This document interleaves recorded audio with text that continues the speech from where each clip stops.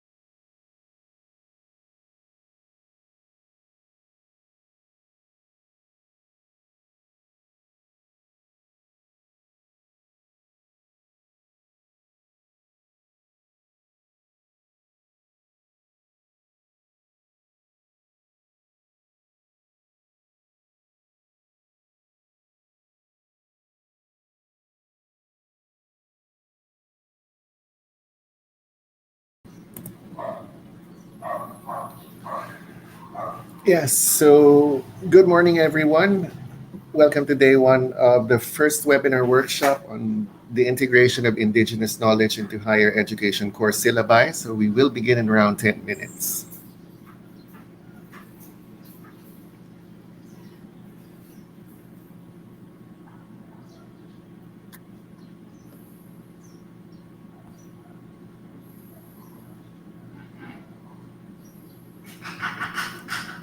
I think we can now begin first. I think we can now begin the program. So let's proceed with that. Let's all stand for the Philippine national anthem.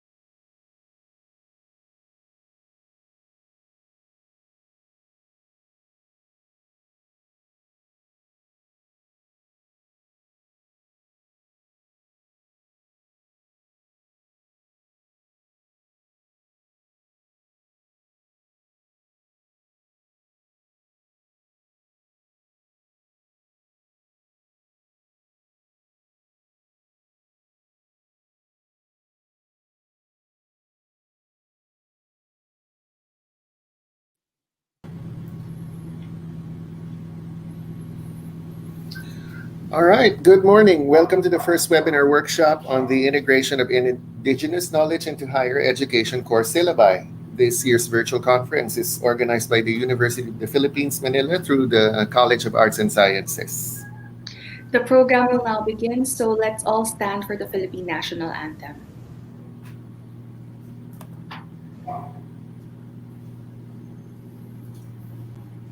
Mga kababayan, ang pambansang awit ng Pilipinas. Kayang magiliw, pero sa silanganan, alam ng puso, sa titik mo'y buhay. Lupang hinirang, kuya ka ng magiting, sa manlulupin, di ka pasisigil, sa nagatang tutok sa simoy at sa langit ng bagaw, ay ginatang tula, kawin sa pagkayang minamahal. Ang isang ng matawad mo'y tagumpay na naghihingi, ang bituin at araw niya kailan pang ay di magtitingin. Luman ang araw ng walhagin pagsinta, buhay langit sa piling mo. Ang inigaya ng pagkay mga amin, at mamatay ng dahil sa'yo.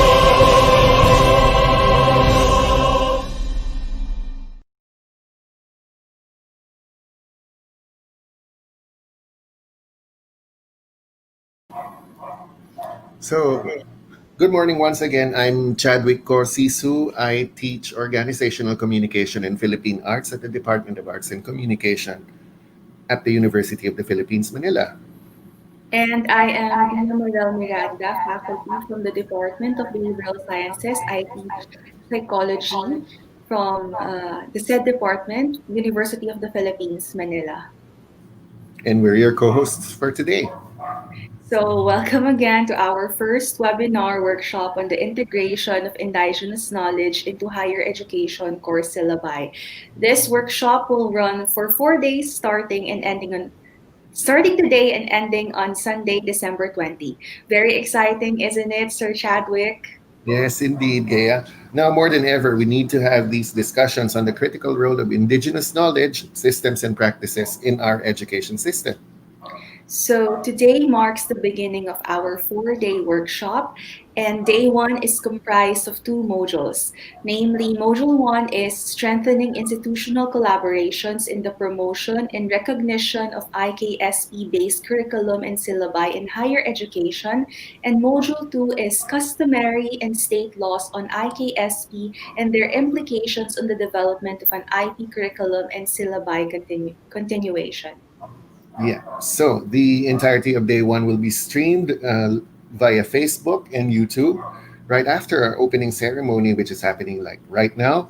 We will be having the webinar on Module 1, and later in the afternoon, we will convene again for Module 2. So that's right. Our webinar will be, of course, delivered by great and knowledgeable speakers who are experts in the fields and have great and insightful presentations to give us. So, as you can see, day 1 of our webinar workshop is packed with exciting activities. And despite our current setup, I believe that this virtual workshop will still provide an opportunity for meaningful conversations and discussions on indigenous knowledge, systems, and practices and its integration into our educational system. All right. So, would we have Dr. Simbulan? Not yet, right? So, to welcome us to our online conference, let's call on our beloved Dean, Apo Jun, Dr. Leonardo R. Estacio of the College of Arts and Sciences for his opening remarks.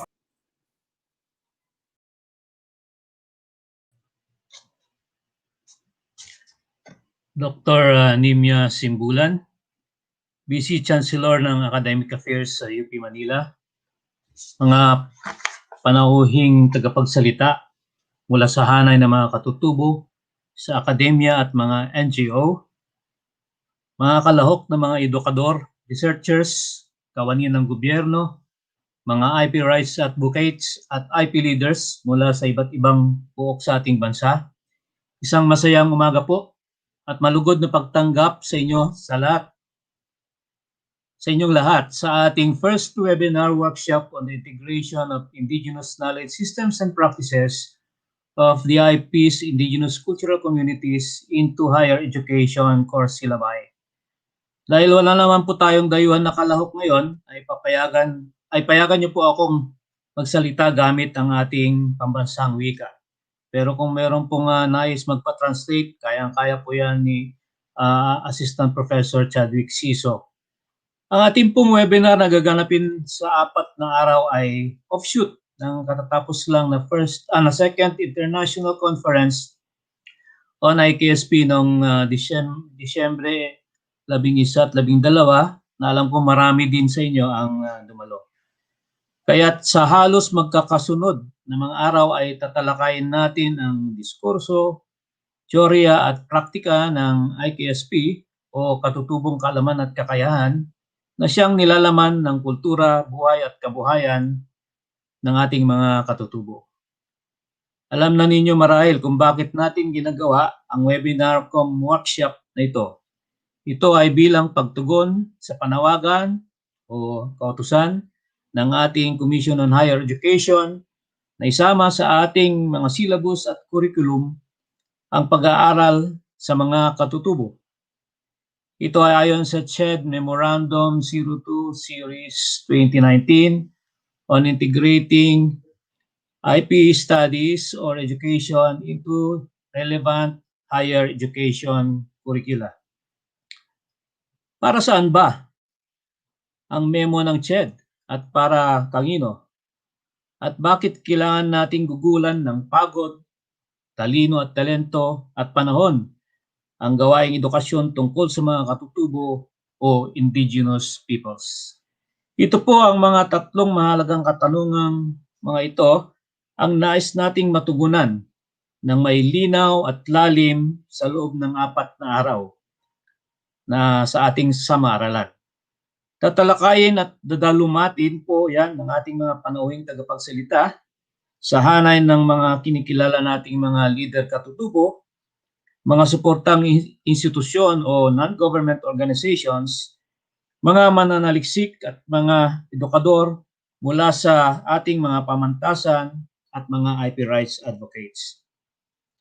Maliban po dyan, ay nais din nating malaman sa mga imbitadong tagapagsalita na nakagawa na ng mga syllabus o curriculum tungkol sa mga katutubo ang kanilang mga naging karanasan at natutunan sa pagdisenyo ng mga syllabus o kurso sa pagpapatupad nito.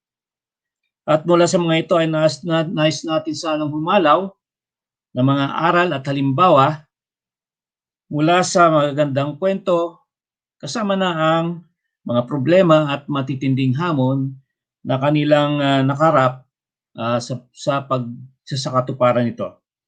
Mula dito ay nais nating mas mapaunlad ang ating kakayahan sa pagdisenyo ng mga syllabus tungkol sa katutubong kaalaman at kakayahan ng mga katutubo mula sa mga lektura, talakayan at bahaginan.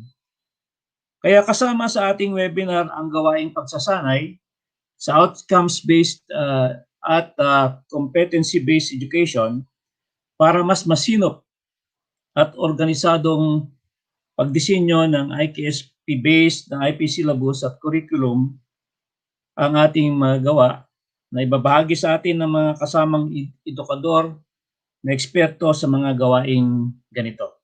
At para maisabuhay natin ang ating mga natutunan ay magkakaroon din po tayo ng asynchronous sessions o sama-aralan ng paggawa ng outcomes-based at competency-based syllabus. Inaasahan natin magkakaroon tayo ng masinop, malaya at masayang bahaginan at pagsasanay sa ating webinar.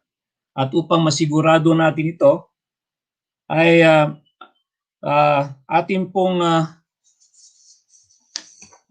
nag-mobilize tayo ng ating mga magaling na mga tagapagdaloy, documenter at technical support providers na mga guro at mag-aaral ng kolehiyo ng Agamat Sining ng UP Manila Nais po natin pasalamatan sila sa kanilang pagboluntaryo sa napakahalagang gawain na ito. Sa puntong ito ay nais kong pasalamatan ng pamunuan ng UP Manila na pinangunahan ni Chancellor Carmencita David Padilla na kinakatawan ngayon ni Vice Chancellor Nina Simbulan sa moral, material at financial support. Marami pong salamat Chancellor Padilla at Vice Chancellor Nina. Kinikilala ko din po ang aming lupong tagapamahala o Exicom sa College of Arts and Sciences na kolektibong nag-endorso at nagbigay todo suporta sa inisyatibang ito. Katunayan, kabahagi po sila sa pagpapadaloy, pagdodokumento at pagiging tagapagsalita. Sa pagkakataong ito, nais kong bigyan ng pagpupugay ang aking kapaguro at kabalikat sa gawain ito, si Associate Professor at Associate Dean Maria Teresa G. de Guzman, na siyang pangunahing punong abala sa proyektong ito mula sa pagpaplano, paghahanda at ngayon sa kabuuang pamamahala sa ating webinar. Maliban dyan, magiging tagapagsalita din po siya. Hindi nga po siya alcoholic, workaholic naman, pero sa kapaki-pakinabang na paraan. Maraming salamat, Associate Dean de Guzman. Higit po sa lahat, nais kong pasalamatan ang mahigit na 300 na mga kalahok sa webinar na ito. Kahit po gaano pinaghandaan ang isang proyekto, kung wala namang participants o nakatulad ninyo, ay di po matutuloy at magiging matagumpay ang webinar natin. Salamat po at God's blessings be with you. Inaasahan natin na magkakaroon tayo ng malaya at makabuluhang bahaginan, talakayan, palitan ng kurkuro at magandang samahan sa 4 na araw ng ating sama-aralan. At inaasahan din natin na sa webinar na ito ay magkakaroon tayo ng mga bagong kaibigan at kaalyado o kakolaborate sa gawaing pagtuturo, pananaliksik at public service including advocacy work. Ginagawa po natin ito para sa kapakanan ng ating mga katutubo sa pagsusulong nila ng kanilang self-determination at self-governance at sa tuloy-tuloy ding pagpapaunlad ng ating kamulatan at kahusayan bilang ahente ng pagbabago at kaunlaran ng ating ili, banwa, bansa. Sa pagkakataong ito, sa ngalan ng aming kolehiyo, ang Kolehiyo ng Agham at Sining ng UP Manila, ay opisyal kong binubuksan ang 4 na araw nating first webinar workshop on integrating Iksp into relevant higher education courses or syllabi. Agyaman ng unay po, mabuhay!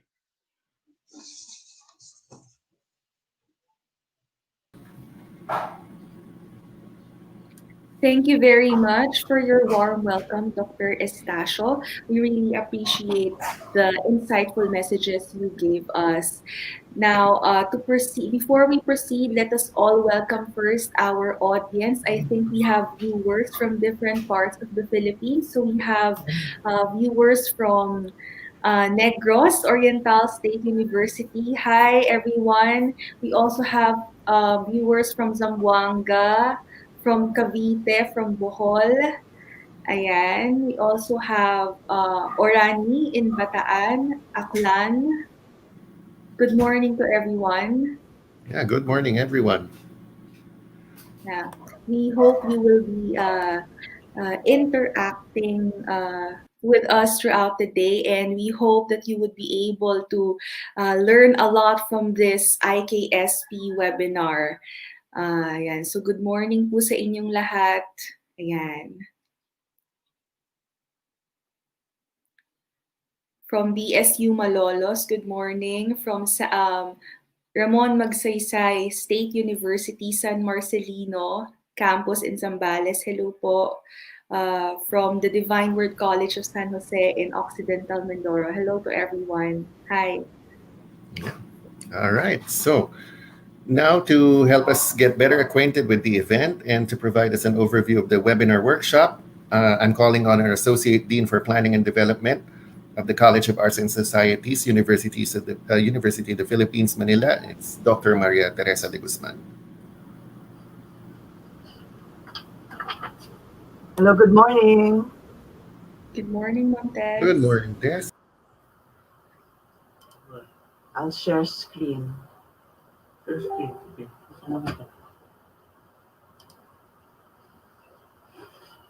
Okay, good morning. About the webinar workshop, okay, CHED Memorandum Order number 20, series of 2013, stipulates that the general education curriculum is composed of 36 units distributed into 24 units of core courses, 9 units of elective courses, and 3 units of life and works of Rizal. The 8 courses include Understanding the Self, Reading in Philippine History, The Contemporary World, Mathematics in the Modern World, Purposive Communication Art, Appreciation, Science, Technology, Society, and Ethics. The elective courses must conform to the philosophy and goals of general education, apply an inter and cross-disciplinary perspective, and draw materials, cases, examples from the Philippine realities and experience, and not just from the other countries. The offering of indigenous peoples education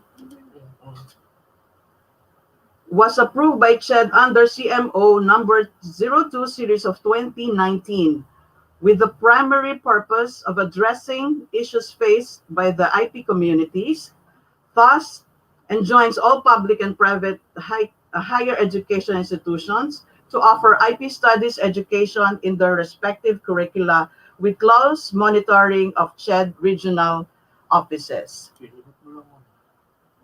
In line with this, HERs are encouraged to train potential IP educators to develop and implement IP studies education program.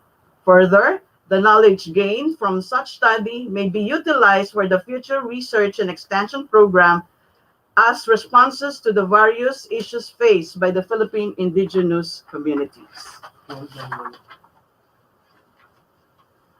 Likewise, CMO number 09 series of 2013, section 32 of article 6 mandates HEIs to provide programs and activities that will address the needs of students belonging to a particular group, such as persons with disabilities, indigenous peoples, fisher folks, farmers, and solo parents. These services may include consultation with life skills training, conflict management, counseling, or testing, referrals, and other intervention programs. Through this webinar workshop, the experiences and needs of IPs will be heard, which is essential in crafting relevant student services program for them. Further, this activity shall serve as an awareness campaign of indigenous culture, an avenue to have the dignity and diversity of cultures, tradition, histories, and aspirations of IECs and IPs, appropriately reflected in all forms of education, public information, and cultural education exchange, which shall help to eliminate prejudice and discrimination and to promote tolerance, understanding, and good relation among the ICCs, IPs, and all segments of society, in accordance with Section 31, Chapter 5 of Republic Act number 8371, also known as Indigenous Peoples' Rights Act of 1997.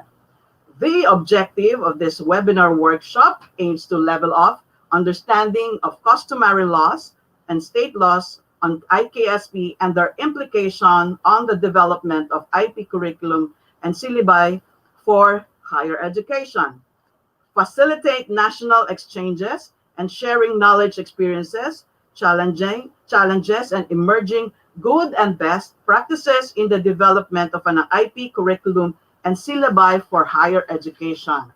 It also enhanced knowledge and competencies in designing and developing IKSP-based IP curriculum and syllabi. At the same time, strengthen collaboration between and among agencies, CHED, NCIP, DILG, academic institutions, state universities and college, and IP communities towards the promotion and recognition of IKSP based on curriculum and syllabi in higher education. What are these thematic areas? These are the customary state laws on IKSP and their implications on the development of IP curriculum and syllabi, strengthen institutional collaboration in the promotion and recognition of IKSP based on curriculum and syllabi in higher education, emerging good best practices and lessons learned in the design and development of an IP curriculum and syllabi, enhancing knowledge and competencies in designing and developing IKSP based on IP curriculum syllabi. So we will be doing this for 4 days. Okay, thank you.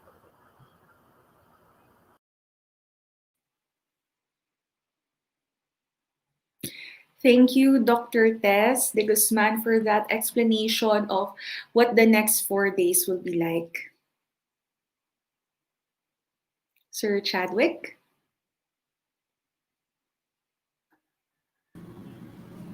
All right, so we won't keep you waiting any further, ladies and gentlemen. We'll now begin with our first module, which is strengthening institutional collaborations in the promotion and recognition of IKSP-based curriculum and syllabi in higher education. So we'll be having two keynote speakers. So our first keynote speaker will be giving us the overview and significant features of RA 10908, RA 8371, CHED Memo number 2 Series 2019, which covers IP inclusion in nationalized spaces of learning. Let us all welcome our first keynote speaker.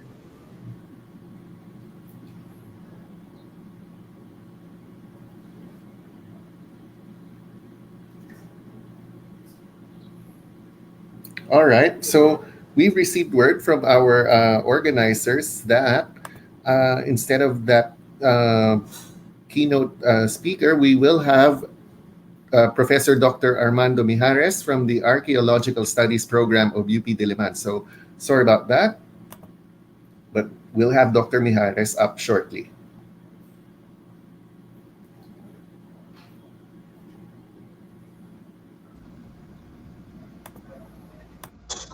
Ako na ba?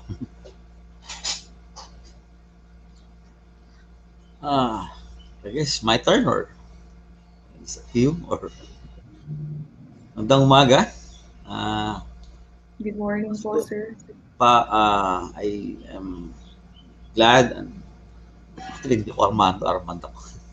I'm thankful that I was invited to give this brief discussion on our current discoveries as it relate to the IP concerns now. So I guess I'm just first going to share my screen. This one, share. Is it clear? Can you find the screen?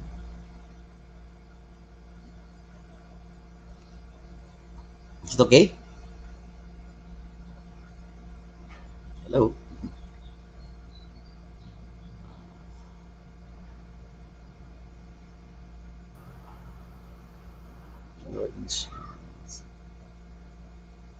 I guess I'll proceed. I hope you see the PowerPoint screen. No? Okay, the title of my talk is The Peopling of the Philippines and the indigenous people. No? I guess the lecture, that's why probably the first one is to more or less situate how the Philippines was peopled, no, from the earliest period into the current stack of people that we have right now. So discussion would focus on our knowledge of the people of the Philippines, primarily in these 5 points. No? The earliest migration by hominids, the whole early Homo sapien or human migration, initial colonization by farming communities, the spread and diversification, and pre-colonial settlement, focusing on the case of Mindoro. Okay, so the Philippines about what was formed during the Miocene. It's about 30 million years ago, and since then there has been a lot of migrations. No, in this slide you can see here the map of our region during the last glacial maximum. We're in more or less the water, the sea level is about 150 meters lower than today, and you can see it's a large sundaland, no, that would partially connect the Philippines to the mainland. Now, in this slide, you see here on this side, on the left, is our current island configuration. It's smaller in terms of land size, but if you again compare it to the Pleistocene, it has a larger landmass. No, like for example, the Greater Palawan is a lot bigger than today, and a lot of the islands are actually connected. No, there are at least there are fewer islands then, no? But by the time. So based on this, no, we have been hypothesizing, no, how did early humans or even early hominids arrive in the Philippines, no, from the mainland, no? The previous knowledge that they were coming from the north, from Taiwan, going down during this time period is not true, no, because there are no land bridges. No? But with this show, this slide shows that two possible ways, no. One is a more direct way from Borneo via the Sundaig Palawan into Mindoro and then Luzon. But that will mean uh, um, having an open seawater crossing from the Sundaig Palawan into Mindoro and a shorter distance from Mindoro to Luzon. Another possible pathway is via Borneo, the bigger Sulu Islands, into Mindanao, and then later on the eastern seaboard via Samar, Bicol. No? That's a longer route, but there's less and shorter distance crossing. No? So we're trying to test both hypotheses right now.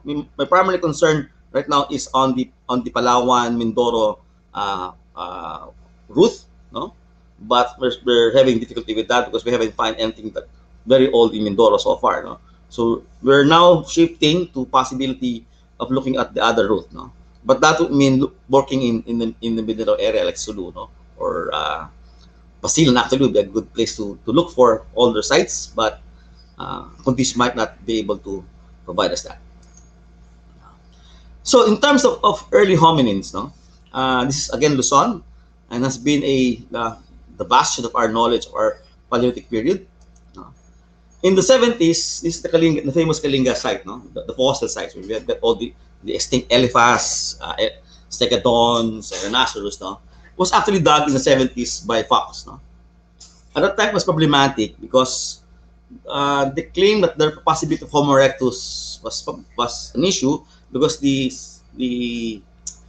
stone tools, no, the one stone tools are actually in the surface, and all the fossils of extinct animals are 6 meters below. So association is problematic. But in 2014, the team of John DeVoe went back in the same area, but dug a different part of it and was able to excavate more. No? So this slide shows the most of the what we call now the chopper tools recovered from the site. No? And it's all unifacial, but of course most of them are surface finds, no? So difficult to date.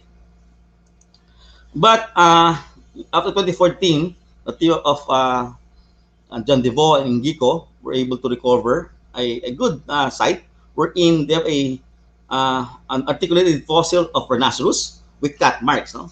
So this is the most definitive data that we have, no? Evidence that we have that there is a hominid roaming around in Luzon by 700,000 years ago. Definitely, there's a hominid here. No, the problem is we don't know what type, no, what species. No, we don't know because we haven't found any hominid fossils for this time period. So that will still remain to be seen in future research. No? But it's definitely by 700,000, there's already people or early hominids in the Philippines. The next hominid site will be in Cagayan, but particularly in the Sierra Madre foothills along the Callao Limestone Formation, where we discovered, of course, and published in 2019 at Callao Cave, a new species of hominid, no? They lived about 70,000 years ago, no? So we call it Homo lucenensis. It's definitely not Homo sapien. It is a different stock. No, it's different from sapien. That's why it's been named Homo lucenensis. It's a mosaic of primitive features and human-like features, no? And a date range of about 70 to about 50,000 years ago. That's the age range, no, that what we have. In Mindanao, there's actually a site called Huluga site, no, where we recovered a lot of surface finds of unifacial core tools, no.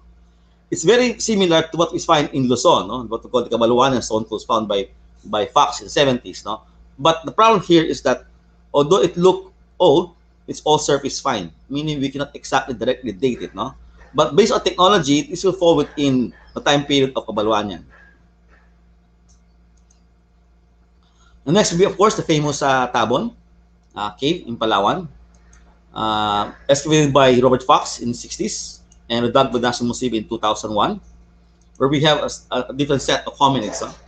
And these are basically two types, a robust Homo sapien and a grassed Homo sapien, meaning a big, malaki at maliit na Homo sapien. No? Based also in some initial analysis by my colleague from Etua, it seems that if you compare it with Philippine negritos, no, there are closer in terms of size, no. So they may be ancestral negritos, no, and they would date around 50,000 at least in the region. Going back again to Luzon, so we're jumping, no, from different places where we have the data, but going through time, no. Going back again in Cagayan,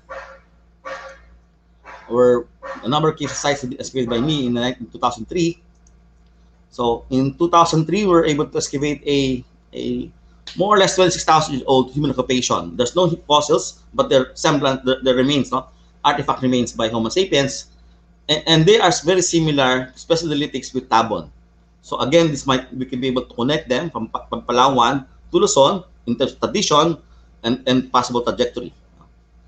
So there is at least Homo sapiens, maybe proto-negritos in Luzon by at least 30,000. We now come to a time period we now initially called Epipaleolithic. Epipaleolithic is a time period between what we call the Old Stone Age and the coming of the farmers, the Neolithic period. No?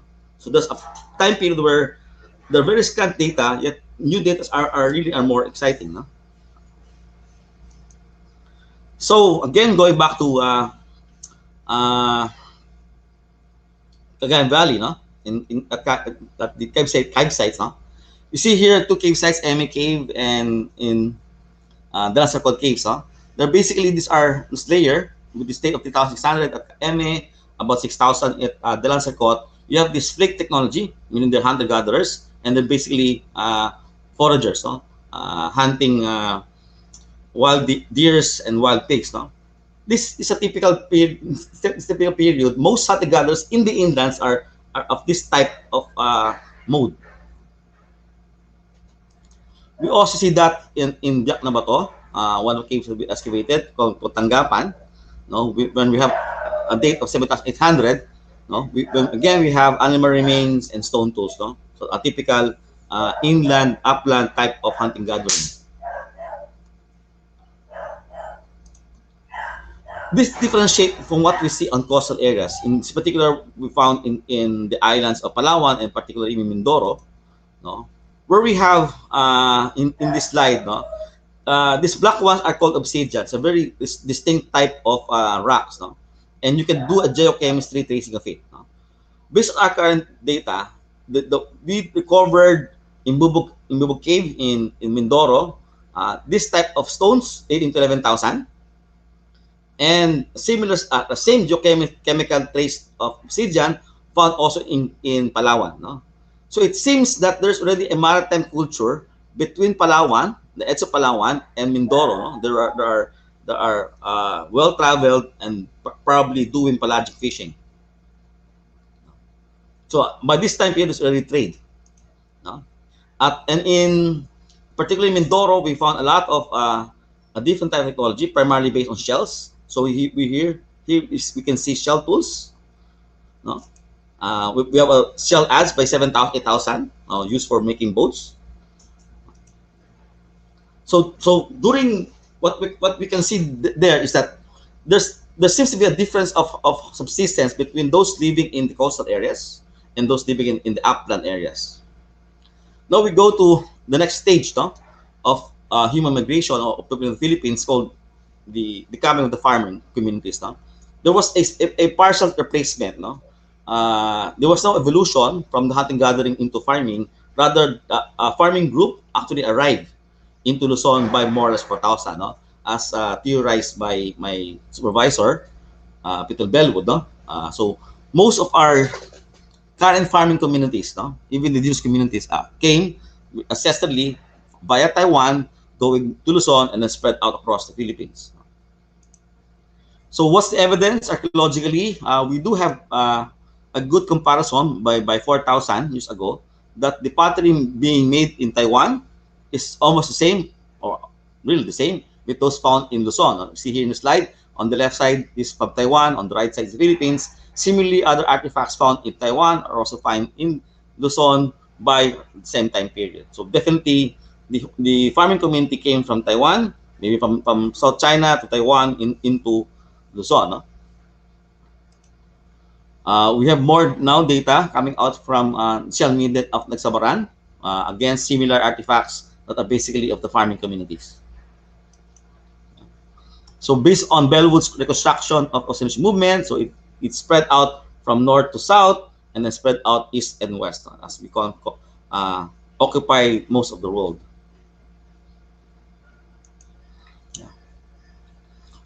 So in this map, you can see here two types of map. One on major IP groups of the Philippines, and on the right, some of the ethno-linguistic groups of the Philippines. No? So what happened after the Neolithic period? No? These farming communities started to spreading out, colonizing islands. No? And in that colonization, created actually a very diverged cultural groups. No? So different groups in an island would have different cultures. No? Creating those ethno-linguistic groups that we have right now. This is a genetic map of the region, and what is important here is the green lines is basically the Austronesian groups. So the Indonesia, the Philippines, Malaysia would have a common ancestry.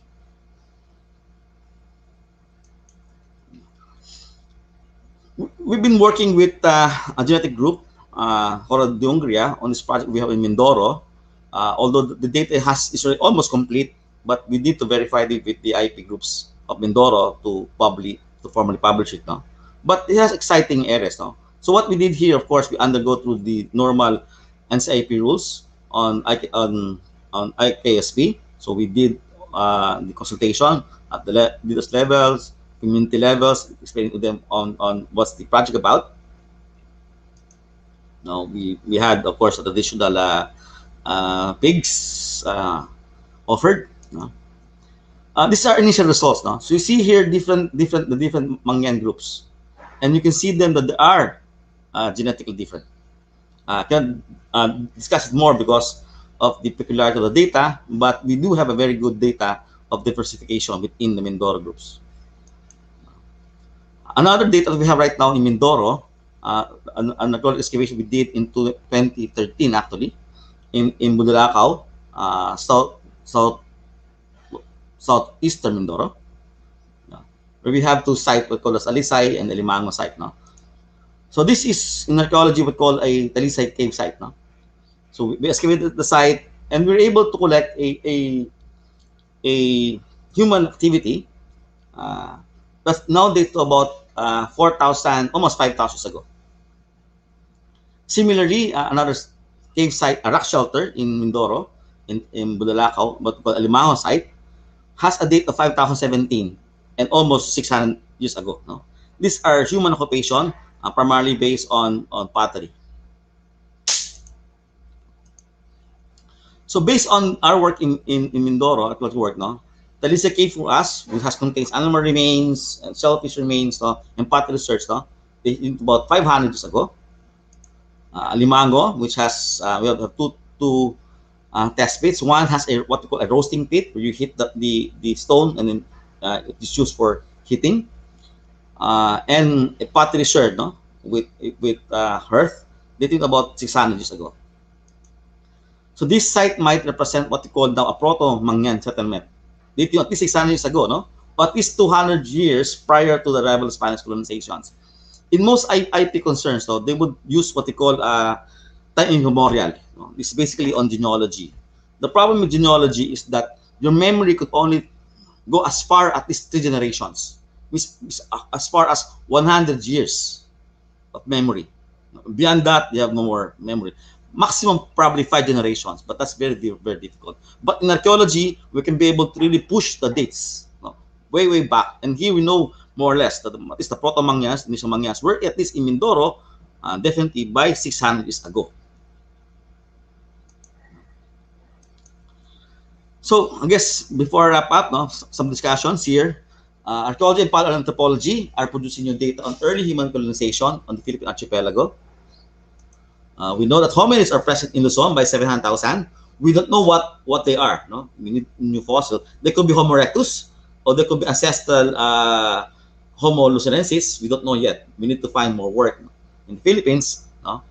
But definitely Homo sapiens are in Luzon by at least 70,000 years ago. So previous data on Tabon fossils shows the Homo sapiens, no, probably ancestral Negrito, were in Palawan by at least 50,000 and into Luzon by 30,000 years ago.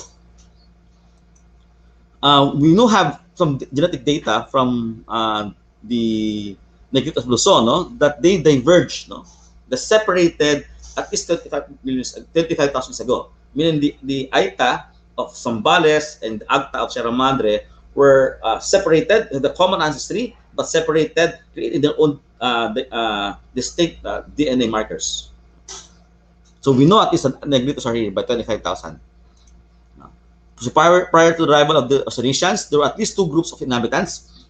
There may be Negritos, no, most probably Negritos, no, and but there are two types of subsistence. Those living in upland were typical hunter-gatherers, no, hunting deer and suids, no. Well, there's a different group along the coastal with a more complex type of foraging. They're now starting to use pelagic fish, which is very complex technology, but living primarily in coastal areas. No?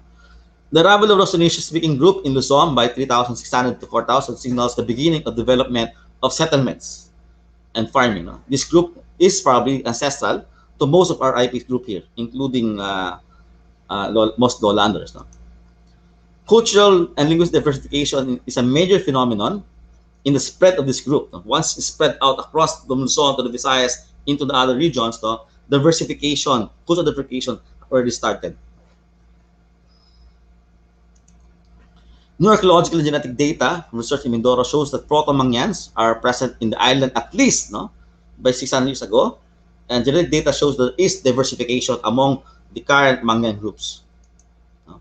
This new data shows that archaeology and genetics can contribute to the growing evidence needed by IPs, no, for the ancestral domain claim.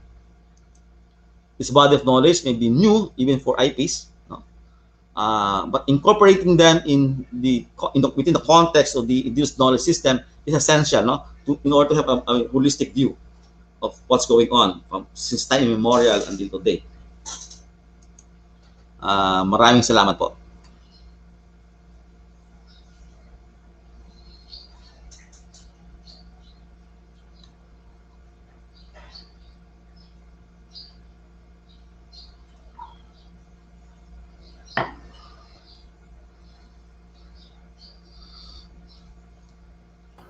Gaya, no voice.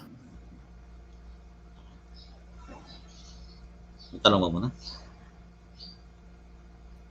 Sorry. Yes, I was muted. Sorry about that. Thank you very much again, Dr. Mandy Harris, for that wonderful talk. We really learned a lot about the talk that you had, and I think we will be able to entertain some questions at this time. So if our audience from Facebook and YouTube could send in their comments, we can do that, and we can have yeah, we can have some. Yeah, so let's read some comments here. I am learning from Professor Mijares. Thank you, po, sir. Your archaeological discoveries and documentaries are good insights to my integration in historiography here in La Union, DMMSU. Maraming salamat po, Sir Mandy. Thank you for that.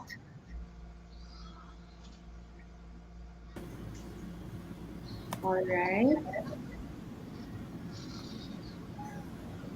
Sir, we have one question from uh, our organizers. There is a question, Sir Mandy, if the wave migration theory ni Bayer ay hindi na raw po ba siya feasible? Uh, that the way of migration, no, if I would, I guess, remind everyone what it is, no, it's the same. We have the forefathers, no, the Negritos, then the Indonesian A, the Indonesian B, and then the Malay. So, yun yung ating, ano. Tapos, makita mo yun, may scheme yun, no, from dark to lighter color. That's been the back long time ago, no, since the 80s, no, this, that, binat, even in the results, the great Malay person, no, actually Malay, kasi the Malaysians came from the Philippines. Even though the Malaysians accept the Indonesian migration, even the Indonesians, so those current farmer communities, no, called Austronesians, came from Taiwan to the Philippines and down. No? So what is only true with the with migration are the Negritos. They really are the first Homo sapiens that arrived in the Philippines. They did about 50,000. But the rest are basically wrong because they cannot be our ancestors when we are their ancestors. I guess I answered that correctly. Thank you, sir, for that. I think we have another question, if I may read it from our Facebook comments. It's from Miss Christine Baniquet de la Cruz. She was asking, sir, if you have updates about archaeological projects in Kalinga. Uh, for the fossil sites, the group there, I'm not working directly there now. So used to work there. I did estimate there before in 2008. But the current group there are of a different group. It's a Franco Filipino team, the National Museum. We do hear rumors, but I don't know I can't verify them. That they might be producing something else soon. No?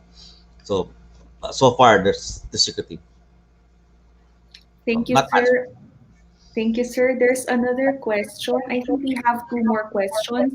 One question is, what can you say? Sorry, we can just read what's written in our screen. So, do we already have archaeological finds in Agta and Aita areas? Archaeologically, not much. No, there was some initial work prior to the Mount Pinatubo in Zambales, no? But unfortunately, the site has been covered down. So, uh, there archaeological evidence minimally, if you're talking about extant Agta Aitas. No? But for me, whatever we recover before the coming of those Phoenicians are definitely Negritos. No? Whether the Agtas or Aitas, no, that does make a difference, right? By that time. But definitely, prior to 4,000, uh, the Homo sapiens here who arrived are the ancestral Negritos until about 4,000. But they were never replaced. They were just, of course, set aside, no, by the more powerful farming communities. No? But for me, the archaeological record of hunting gathering are Negrito data. Thank you, sir. I think we have time for one last question, and it's on the screen right now. What can you say about Hokano's theory? Is it still applicable today, sir? Hokan, which one? No? Nagbago si Hokano ng kanyang mga pananaw. Eh. If you're talking about this chronology, uh, kasi problema nung ating chronology, there's two groups eh. The earlier ones, the evangelista ones, use the European system, Paleolithic linguistics and so forth. And then comes Lucano and Solheim. They prefer using the terms by the Americans, so archaic, so for formation, So medyo ano lang yan eh, it's nomenclature, no? So halos pareho lang, iba lang tawag mo. Our Philippine chronology is still on infant stage now. Our problem has been, we talk about Old Stone Age, we talk about Palawan and Cagayan. The rest of the Philippines are not included. So we lack data to be able to really put in the puzzles. No? So that's why we need to do more work, not just in Luzon, but in the Visayas, in the Mindanao area, to be able to complete the picture. So we talk about Paleolithic, it's not just Palawan or Cagayan Valley anymore, but the rest of the Philippines. And that's, for me, is more important because that will help us develop a real chronology. Kasi napaka, flimsy pa yung chronology, nagkulang yung data. No? And whether you use the Lucano approach or the Evangelista approach, pero lang naman yan eh, same time period. But what you need is scientific data to be able to really bridge it up. Okay. We have another question. What can you say about Manuel's Philippinesia? Philippinesia, no? I'm a student of Manuel. No? Actually, ako yata yung last estudyante ni Manuel, no? In 1992. Tatlo kami sa klase namin, no? O, Philippinesian, well, it is, no? Mayroon namang siyang, contribution, no? Kasi Philippinesian is part of that Austronesian languages. No? Para minagong wala yung mga ilang linguist, no? It's problema, hindi siya ganung well circulated, so hindi siya ganung ginagamit, no? Pero meron siya, may saysay, no? Kasi nga kaya nga nation, kasi pati Indonesia nation, so ganoon lang din yan, no? Pero meron man din yung contribution as if you want to call the Philippine language Philippinesian, pwede din naman. Of course, some people would not agree. Then hindi kasi all linguists I'm an archaeologist. Sir, I have questions here from the Facebook audience. Actually, meron po yatang, I think, dalawang audience na nagtanong, no? Si Ms. Corazon Pama and si si Ms. Sarah J. So, thank you for tuning in. Their question is, Sir, I am just wondering why is it that there are no archaeological discoveries somewhere in Western Visayas? Western Visayas. Yes po. Or meron naman, work on it eh. Sorry, sir. Work on it. Si Peter Coates work on Panay, no? Pero napaka-surface, no? Hindi siya ganun ka lumalim at widespread, no? Na para siyang, kung titingnan mo yung ating map, no? Grabe yung intensity ng kulay ng Palawan in terms of archaeological work and in Luzon. Sa iba, meron mga ilan-ilan eh. Pero kulang kasi to be able to really make up a good chronology. So meron dyan, pero kulang. No? So what we need in the future, those who want to do archaeology, to be able to really work on these areas, no, regions, no. I'm trying to develop now a new program. I'm calling it MAU, no, Mobile Archaeological Unit. No, wherein it's a vehicle complete with all archaeological equipments that you can go anywhere in the Philippines to be able to excavate. That is my way to support my students, no. Kasi problema ng estudyante natin ngayon, mahal kasi mag-archaeology, mahal maggamit, no. If we can be able to provide them what's required to do archaeology, no, and excavate anywhere in the Philippines, then we can be able to produce more data. No? Yun ang kailangan natin, more data. And we will work on it. Thank you, sir. I think we have a question from Ms. Arlene de los Reyes Fernan. It's flashed in our screen right now. Thank you, sir, for that very informative talk. My question is, who do you think may be considered as the real ancestors of Filipinos? If you talk about the first Filipino, that would be the Negritos. Definitely. They were here 50,000 years ago. Definitely. But of course, through time, it's a discourse between who's stronger, no? When the Austronesians arrived, no, to the Philippines, they're stronger. Their farming communities, they were able to take more, they have better technology, no, and they were able to spread across better, no? And those Austronesians became the Cordillerans, no, the Mangyans, the Manobos. No? These are basically all Austronesian, the farming group that spread from north to south. No? Of course, they are also part of our ancestral group. No? So, medyo ano yun, medyo shifting. Ano. Pero sa akin, if you want to be a purist, no, the first Filipino, they will be Negritos. Thank you, sir. So we have another question, and it's from Sir Ariel San Jose, a vlog. May I know, Professor Mandy, yung mga tribal people in Mindanao right now came later after the Negritos? Thanks. Yes, they came. They're Austronesians. The Manobos are Austronesians. No? The Mangyans are Austronesians. And you can see that also not just in language, but also genetically. So they're definitely after the Beatles. And then, sir, we have a question from Sir J. Marluza, watching from Facebook. Hello, sir. Hi, Sir Mandy. In relation to IKSP, how are these archaeological findings help or benefit our indigenous cultural community? There are a number of ways. One is, of course, information. Most of our IPs, of course, are they believe on their the folklores, on this part and part of the culture. No? Uh, they, they would not know about evolution and how humans migrate, no? Because of memory gaps. No? You have 5 generations, 150 years of memory, and that's it. So they cannot go beyond 150 years. No? So informing them also that although they are of different groups, so the Mangyans would probably have now genetically different, but there are ancestral groups prior to what we call a proto-Mangyan, no? That probably have a shared group. No? So on a scientific base, that's one way. On the more cultural ways, I'm said in the lecture, archaeology and genetics can be able to push the time bound of the claim. No? Kasi nga, ang time memorial mo is 100 years. Archaeology could give you 600 years. So if you're claiming a land, seeing sa Mangyan, proto-Mangyan, my ancestor, of course, it will have more impact in terms of time depth for them when you do your settlement claims. So, ano yan, both, it has both ways. Us learning from them and them learning from us. Thank you for that, sir. We also have one question from Dave Edric Ragudos. Do you know some archaeological discoveries here in Negros, sir?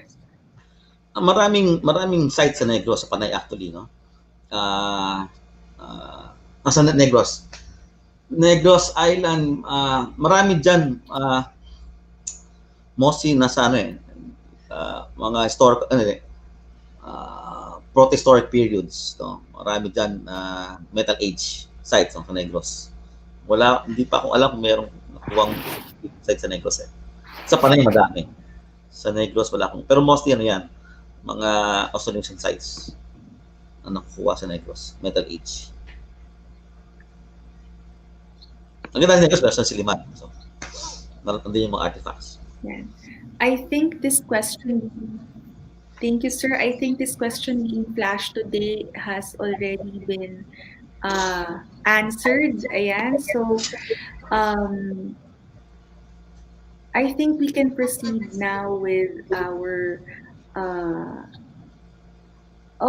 think let me just double check, sir, if we have answered all questions.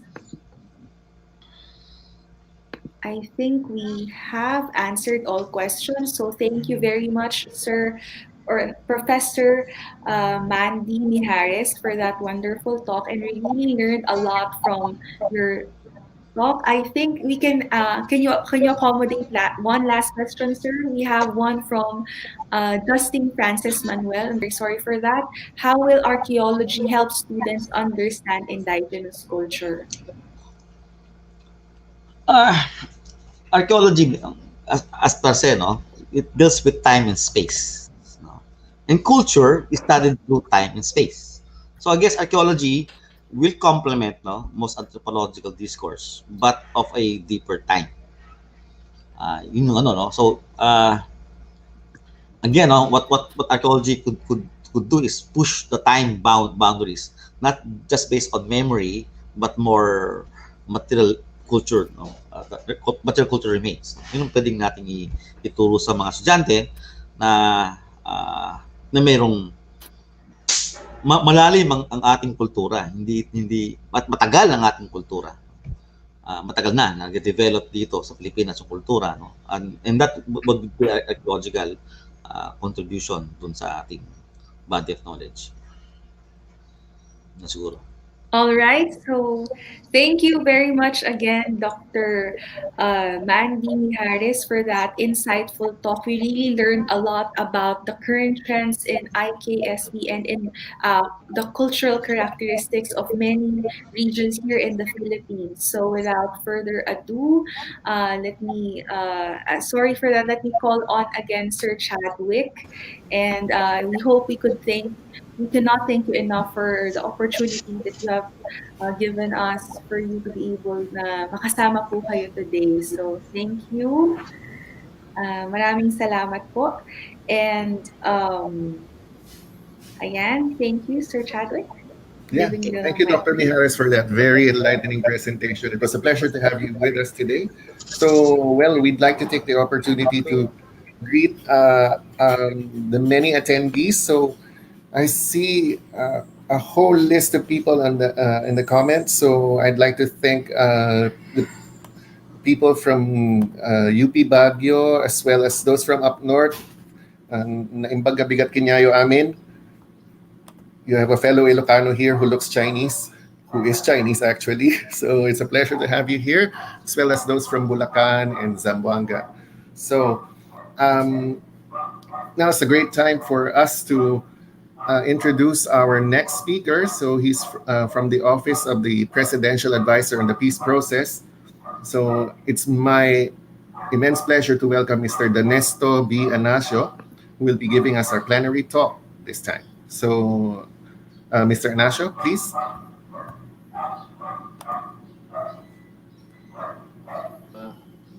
Thank you, sir.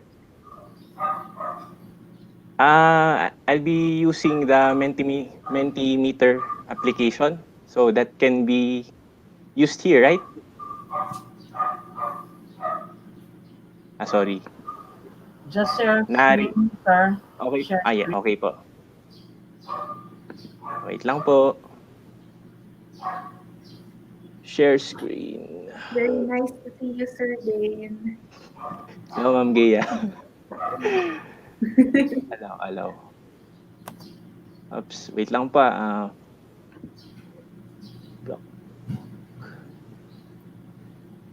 So again, while Sir Dane is setting up, we would like to thank our audience for being here. I think we have more audience coming in from different parts of the Philippines and different institutions.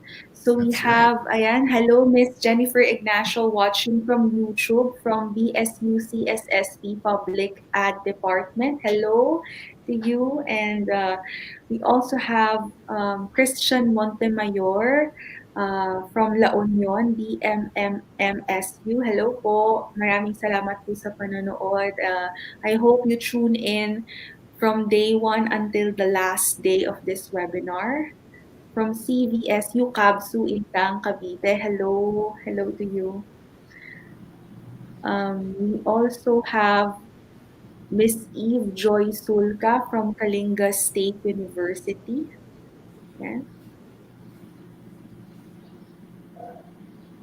And from Severlin Kabiling Maghinay Capusano from Davao del Sur State College from Davao.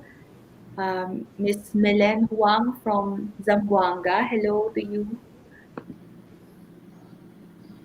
And Yeah, Yami Fernandez Lumugdang from Negros Oriental State University, Gihulngan City Campus. Hello, good morning, and thanks for joining us. Luan Mariorca Pronto from PUP Calauan, Laguna. Good morning. And of course, the contingent from the Philippine Normal we University. also have, wow, Philippine Normal University. Yeah. Nice. Thank you for tuning in. Bern Escorial from Negros Oriental State University. Hello.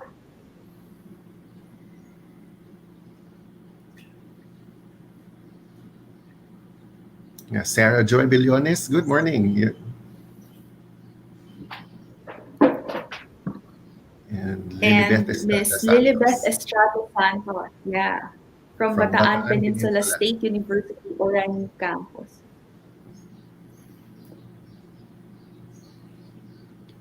All right. Gerald from Zamboanga State College of Marine Sciences and Technology. And then looking at the chat box here, I see a whole group of guests. Joder Francisco from Cavite State University. Then I see Christine Banique de la Cruz from Benguet State University. Naimbanga sa Pakinyayo, Madam. Vilma, who's Sir, watching we us have from the hall. Yeah. Sir, we have a comment here. Glad to know Sir Chadwick and Dean Estacio Ilocanos as well na imbag nga Paano aldaw kami kunyari ni mga Apo sir. Jun? I'm so sorry for ambushing. I don't speak Ilocano, so I'm sorry, but I hope that I was able to read it well. Yes, you Ayan. were. Ah, yay! Yes, you were. Small mercies of the day, my dear. Yeah. Ayan. So we also have, actually, we also have people from other UP units watching. So we have someone from UP Baguio. Hello po sa inyo. And I believe we have people from UP Manila as well. Hello po. Cavite State. From Jose Abrian Casela. Good morning, everyone watching from Iloilo Science and Technology University, La Paz. Hello to you too, and good morning. Yes. I also see here in the chat box Miss Dominique Angela Juntado from the Department of Interdisciplinary Studies, Far Eastern University. FEU was my second home for a number of years before I made the move to UP. So it's very nice to see people from family. We also see here Teresita All Manahas from right. Bulacan State U. Yes, and then we also have um somewhat Elikin Pedillo from Negros Oriental State University. Hello. Neil Renasha Isidro from um, ZSCMST Zamboanga. Hello to you. And someone from Benguet State University, Miss Annalyn Lamigo. Hi. Oh, sir, I think I don't name. We have some Ilocano comments coming in, Yes. sir. If you could Yes, kindly greeting us translate a for us. pleasant morning. Greeting us a pleasant morning. Naibangal daw mat Joshua. Hello, magandang umaga. Ang ganda po ng pagkabasa niyo po, Ma'am Gia. O, Ang di cute ba? po. Solid, di Thank ba? you. I can only speak Tagalog. No worries. Teka lang. Chesney from Romblon State Good morning University. po, Good morning. Thanks watching for from joining us. Romblon University. Hello, good morning. Ayan, I believe Sir Chadwick, okay na po si Sir Dane. Okay. He's ready to present and yeah, we can have him back. Hello po ulit, Sir Dane. Yes, All ma'am. right. Okay po. So, good morning, everyone. Sorry for the delay. I had to fix the Mentimeter. So, okay naman po yung audio?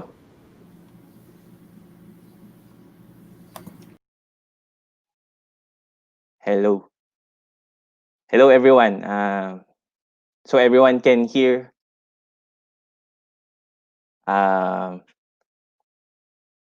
Okay. Thank you, Sir Chadwick. All right. So, good morning, everyone. This will be a light presentation after the theory-rich presentation of Sir Mandy. So we will be having a lighter conversation for now. Yes, yes, okay, copy.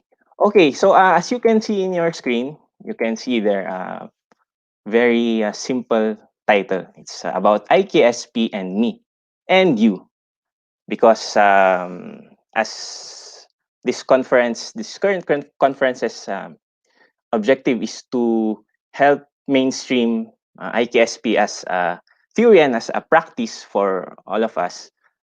We should also understand how do you understand IKSP in the first place. So this is a very participative. Hopefully, you will participate by logging in or accessing the Mentimeter application. So you can see there the code. So please go to menti.com and use the code 9594169. So I'm sorry I can't see the Facebook chat, and so I can't have an immediate feedback. But I hope everyone is having access to that platform. Okay, so just call me Dane. Denesto V. Anasio po ang aking formal name, and for some of the audiences, hello. I can see familiar faces, familiar institutions. You will know later on that I'm somewhere near there. And as you can see in the current banner, I'm currently affiliated with the Office of the Presidential Advisor on the Peace Process, OPAP. But before being here in OPAP, I was former faculty at the DBS, the Department of Behavioral Sciences in UP Manila. So hello din colleagues. So, hello. Okay. So again, this will be a very brief intro. First of all, I would like to know how are you feeling? Of course, it's during this very, very extraordinary time. We have experienced an introduction to a lot of disasters, so to speak, during this year. It started. Yes, gutom, and it connects with our current now. Okay naman po. Okay, so thank you. Yes. Kasi po as we all know, 2020 started with Taal's eruption. So it continued throughout the year, and as the year ends, we are still experiencing a lot of issues, various issues. But okay, overwhelmed, pagod, anxious. Okay, good, busy, inquisitive, nako. Caffeinated. Happy, yay! Maraming nagsasagot ng happy, so that's very good. Yes, happiness is very important in IKSP kasi if you're not doing something that makes you happy, of course, ibang dapat magkaroon na ng intervention po. Okay, anxious, busy. Ano ba naman, parang alam ko po yung nag-comment ng natata. Yan. Maupay. Ayos. Okay. Sige, I'll just wait for a few seconds for others to key in their answers. Excited, contented. All right. So good. Okay. Yung maupay. Ano kaya yung maupay? Hindi ko po alam na ano 'yun. Okay. Okay. Ayan. So thank you everyone for sharing how you feel today. And as you can see there in the word cloud, the biggest word that we can see there is happy. So ayun, maayo. Okay. So thank you that everyone is happy today. Okay. So that's good to know. Yes. Okay. So I'll move to the next slide now. All right. So next question is because we're talking about IKSP and I know that you've heard a lot of concepts already. So I'd like to gauge what do you hear? What do you understand when you see or read or hear or read IKSP, Indigenous Knowledge Systems and Practices? So yes, ethnic groups. So yun yung mga unang pumapasok sa ating busy kaayo. Mukhang nahuli yung busy kaayo. Okay, mountain people. Yes. Okay, ethnic groups. So as the words come, I'll give impromptu comments, okay? So yes, mountain people kasi usually yun yung mga ideas natin na sorry, pwede naman mag-Tagalog naman po, di ba? Wala na yung mga friends natin from Indonesia. Okay. So yeah, mountain people. But as we know, of course, meron din naman po tayong mga maritime indigenous peoples. So let us not forget our sea-based, marine-based brothers and sisters. Oh, unfamiliar. Yeah, in a way. Kasi it's something that kasi minority nga po. So yes, pwedeng na unfamiliar nga. Knowledgeable, yes. Tama po. Overlooked, yes, correct. Exploited, yan na, lumalabas na. Heritage, katutubo, practical, puzzling ideas, yes, pwede. Kasi yun, kung nasa field po tayo and then nakausap natin yung mga elders, pag minsan ma-enlighten ka talaga.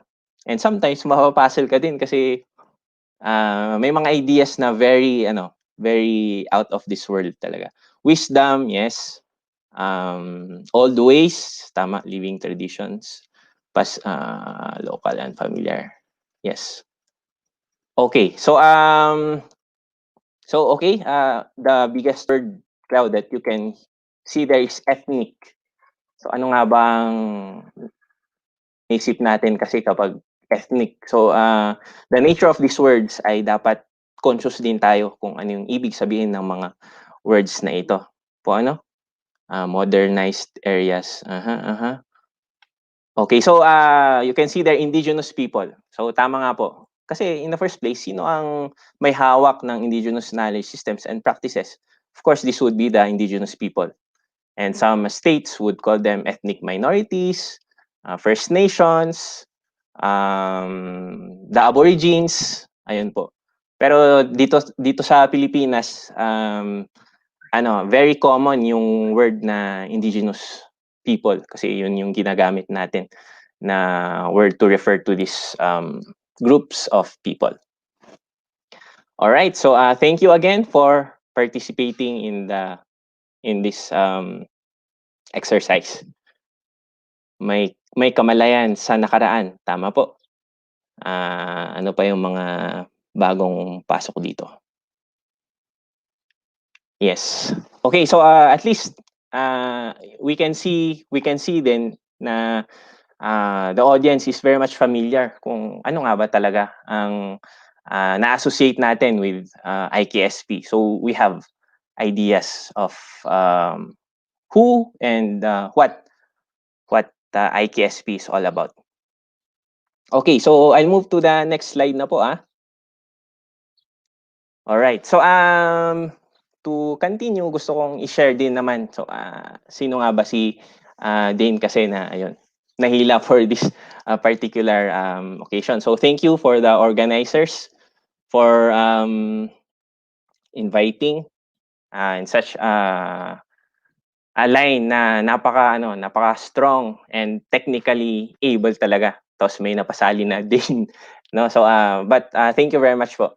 And thank you also to the audience for giving time to listen to this conference and everyone here online. So thank you very much. And again, I will repeat the blessing of happiness to all of you. So be well, be happy. All right. So I will be sharing naman yung context din kung saan din po ako nanggagaling. So, ako po ay isang katutubo. So, my mother is from Sagada. So, nakakaila kay Sagada, Gawi Sayagayo, Sir Giovanni. Ayan. So, I grew up in Sagada in Mountain Province because that's where my mother came from. Bakdayan po yung sa mother side ko. So ayun po, katutubo po from that part of the Philippines. And yung father side ko naman po, which is yun, yung Anasio, is from Bukod, Benguet. So Mapteng siya ako. Sa naman, our roots came from Daklan. Bukod, Daklan, Bukod. So that's where I came from. So having said that, and coming from a family na nagpa-practice ng mga life ways, mga rituals, I can nakaka-relate po talaga ako. And of course, naiintindihan din kung ano-ano nga ba yung mga bagay-bagay na dapat nating i-consider to continue this particular cultural practices po, ano? At the same time po, so I see ancestor spirits. At the same time, food webs, carrying capacities, and ecotones. Kasi my formal training is sa biology, yung undergrad ko, and then medyo nagtra-transition sa social sciences. So my PhD in Los Baños is environmental science, pero more on social environmental theories. Yun yung naman po, yung scope ng mga yung field ko. So that's also the context why I got into this my current affiliation. So it's about the peace process, and I'm at the Indigenous Peoples Division of the Social Healing and Peace Building Department of OPAP. So our current work is about engaging and identifying issues affecting indigenous peoples, because during conflict situations, indigenous peoples are, of course, they belong to the vulnerable groups. But as an academic din, yes, I know there are really lapses, no? But my side naman is I want to make change din. Kaya that's why after almost 10 years sa academic setting, ayun, napasabak tayo sa operational and policy-oriented government work. So, ayun po yung current natin. So, ayun po, having on one hand indigenous ideas and at the same time technical ideas. So, yun lang po gusto kong i-share na it balances this particular fields of knowledge. So, nag-guide ka ng ating contemporary science, and of course, yung mga old ways and practices ng ating mga ancestors. All right. So, and it's the same with everyone. So, let us be aware of our positions and perspectives. Context po, ano? So, we already have listened to a lot of theories, of concepts. Ayun po yung sa lecture ni Sir Mandy sa UP system po. Meron tayong particular course about the peopling of the Philippines. So kung merong mga former students dyan, so ayun, sa mga nag-Antro 185, sana na-review yung mga concepts na na-discuss natin in class sa lecture ni Sir Mandy po. So very interesting din talaga yung history natin, tsaka yung different theories kung paano nag-move yung mga tao sa Philippines.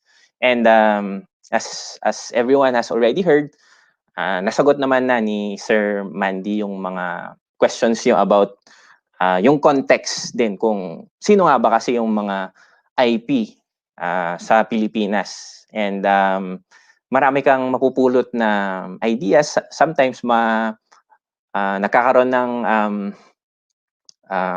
nako-contest mo din yung particular term na yun kasi ayun, it's really hard din to define if you consider the time scale, no?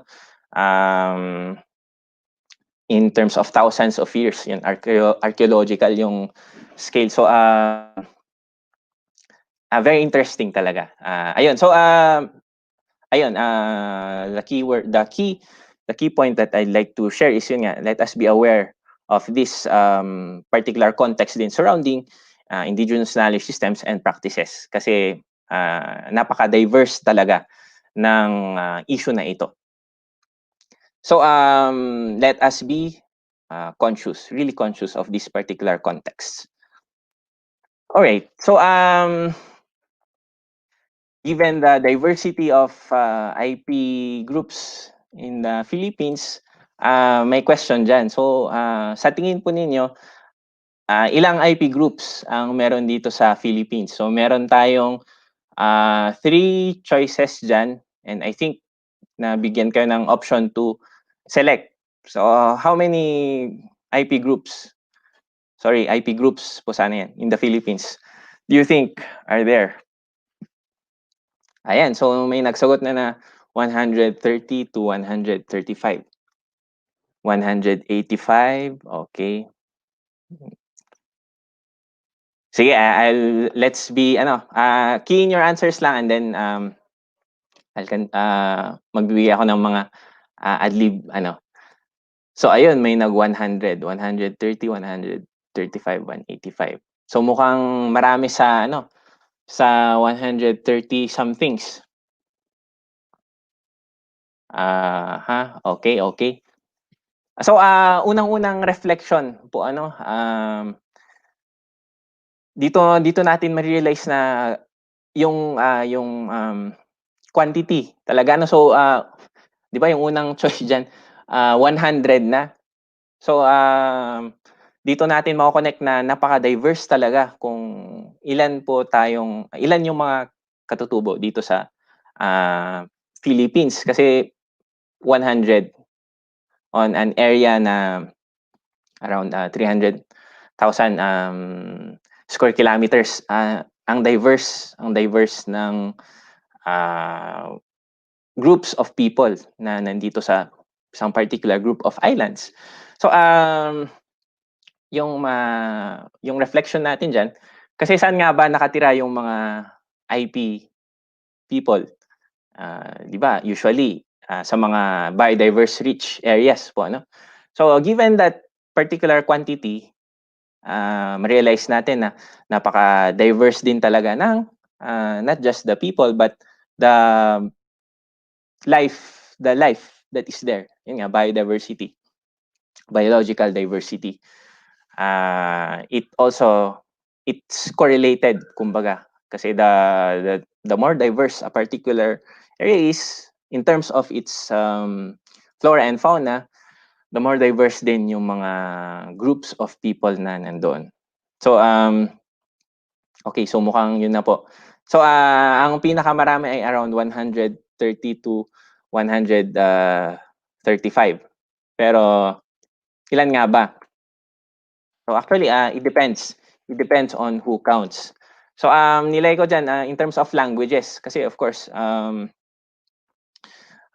correlated din po 'yan kasi syempre bawat katutubong grupo merong particular language kaya doon ko lang inangkla yung diversity.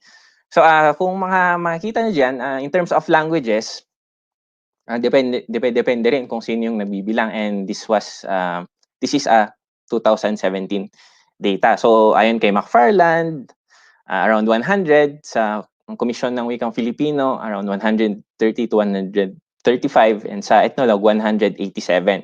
But I don't know if nakikita niyo yung small script sa picture on your left na yun, of the living languages, 175 are indigenous. So ayun ulit yung reflection of the diversity of landscapes na meron tayo dito sa Pilipinas. No, very talaga. And sa mga antromajors or sa kung na-encounter nyo man yung study ni Conklin, yung study niya about sa mga hanunuumang yan, na napaka-diverse talaga ng kanilang vocabulary about plants. So dito natin makita yung connection uli of language, of culture, and of natural landscapes kasi very much interrelated.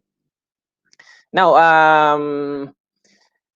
sa for other authors at ito din yung kino-consider ng ating gobyerno officially ay around 110 languages. So kung meron po tayong mga kapatid from NCIP, yun po yung usual na quick answer na yun, ilan nga ba yung indigenous peoples dito sa Pilipinas. Usually 110 yung yung binabanggit. But sometimes ayun medyo yun nako-contest din. But yun, sana at least meron tayong idea yung mga konteksto no kung ilan po yung mga indigenous groups or languages dito sa Philippines. Okay. So sa program po natin kasi and of course for us kasi usually ang nakita ko din sa a list of participants ay from the academe. And given our current mandates, ayun, napaka parang pinupush po talaga yung pag mainstream ng ating kultura. And ayun, sa DepEd, meron tayong mga memorandum circular about yun, teaching indigenous knowledge systems. Ayun, the IPRA, after 23 years, parang recently lang siya, napipick up po, di ba, kung mapapansin natin. So, kung kasi, yun, if for those familiar with futures thinking, nakita natin yung trends. So, yung mga signals na ito. So, these are signals of potential future trajectories. So, ano nga ba yung given these particular signals, ano yung pwede nating ma-foresee na plausible futures? So, in my sige, pasok po. So yan, may nag-answer. We need to help others understand that IKSP is just as valid as other bodies of knowledge. So yes, tama. So ayun, continue lang po inputting your answers. So yan, ituloy ko yung kwento yung plausible trajectories po So given these particular signals, I'm sharing this plausible future. So 100 years from now, 2125. So I'm envisioning Philippines na siguro medyo malakas na talaga yung paggamit ng IKSP. Not just tayo kasi, for the academe, nasa kumbaga knowledge creation, knowledge documentation. Pero siguro 100 years from now, makita natin yung in terms of government systems, in terms of lifeways, in terms of yung kultura ng mga Pilipino sa isang estado na Philippine state.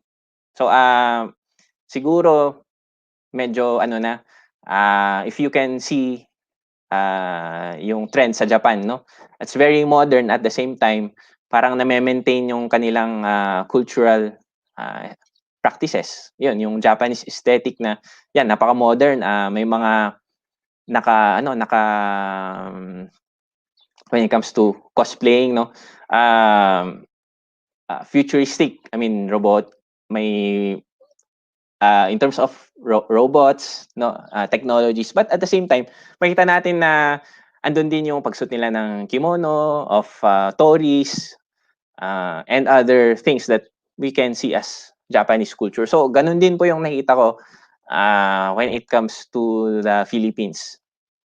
Na siguro masabi nating modern, but at the same time, makita natin dyan yung ating various indigenous groups wearing their own particular ethnic identity. But again, yun, pwede nating i-contest yan kasi nga, if you look the other side, maraming issues din na pwede nating sabihin, no, of discrimination, of development na nag-intrude sa mga ancestral domains. So yun, very contested talaga po, ano. So I'll go back. So yes, we need to help understand IKSP as a culture, material culture. So integrate IKSP on lessons with connections to scientific knowledge. Yes. So sa mga kasama natin sa UP Baguio. Ayan, so si Sir Willie. Yun, alam naman natin. So for others, meron kasi tayong for UP Baguio, meron po tayong faculty doon na ang kanyang field ay on ethnomath. So yes, in connection with connection to scientific knowledge. So for example, ang nakita ko lang na pwedeng pag-integrate natin po ano as educators. So when it comes to music po ano, meron tayong for a lot of groups, very common yung gong as a musical instrument. So when it comes to when explaining physics po ano, so pwede nating i-relate yung diameter ng gong, for example, and then ano yung particular frequency na ma-generate doon. No, so you are teaching indigenous music, how to play the gong. At the same time, if you would like to incorporate concepts about physics, yun. Pwede natin siyang na-relate. So ayun, yung diameter ng gong, anong particular material, ano yung ginagamit na handle, no? So pwedeng pumasok din yung ano, yung botany. So anong klaseng wood 'yan? Ma-relate natin kung anong family ng tree, saan tumutubo yung particular tree na yon, and so forth. So yun, yung ideas natin pwede nating expand. Pero yun, that's just one example of how we can integrate po indigenous ways with contemporary science. So it must be filled with sensitivity as we try to tackle different cultures, traditions, yes, and respect. So we need to know the culture first. And thank you for attending the conference kasi at least nabibigyan tayo ng ways of how to understand this IKSP. So let them understand first and let them watch what it's all about. Yeah, so tama kasi doon din patungo yung ating pinag-uusapan. Help them understand the indigenous such as DRM and climate change. Ayan. So sa for those who attended Mr. Zen Estacio's presentation nung nakaraan po ano, and of course sa mga kapatid natin na agta-aita. Ayun, yung kasi sa ano sa ating contemporary times, 'di ba? Kung may disaster, may siren or may particular signal na nagsasabi na ayun, something is coming. But yun, for the AGTAS and ITAS and other groups, yun, they just observe nature kasi yan yung ano yung alarm that something is coming, for example, a storm. Ganyan po ano. So i-connect po uli natin. Let's think in terms of system. So bakit nga ba may ganitong particular signal when a particular event is about to happen? So yun, pwede nating i-relate uli yung diversity, ano yung behavior ng mga hayop. So in terms of ecology, pwede nating ipasok yung mga ganitong concepts in relation to DRM, climate change. And ayun po, sa ano naman po, sa in terms sa internationally, at least na-recognize naman na talaga itong indigenous knowledge systems for climate change discussions. So meron tayong publications na documenting this ways. So may you can check Nakashima's book about indigenous knowledge and climate change. So maraming interesting cases doon from various parts of the world na-integrate yung indigenous knowledge systems and climate change. It must be filled with sensitivity as we try to tackle, ayun, nabasa ko na pala. By sharing stories and snippets of conversations relevant to major, naku, na hindi na nagkasya. I think marami pa kayong sagot po, pero hindi lang kumasya sa, dito sa slide. But at any rate, siguro marami ding nagko-comment sa Facebook. So, ayun po, ang main takeaway na gusto kong i-share sana with everyone is yun, teaching IKSP talaga requires understanding yun, the culture, understanding yourself, understanding the ways which this particular system operates in that particular location. So yun, understanding talaga. We really need to capacitate ourselves technically and of course sa knowledge systems ng particular group na binibigyan natin ng focus. Kasi yun nga, it's about knowing them and knowing you. It really requires this thing. So pasensya na po ulit, siguro maliit yung funds. Pero ang napag-aralan ko po kasi during my formal studies is yung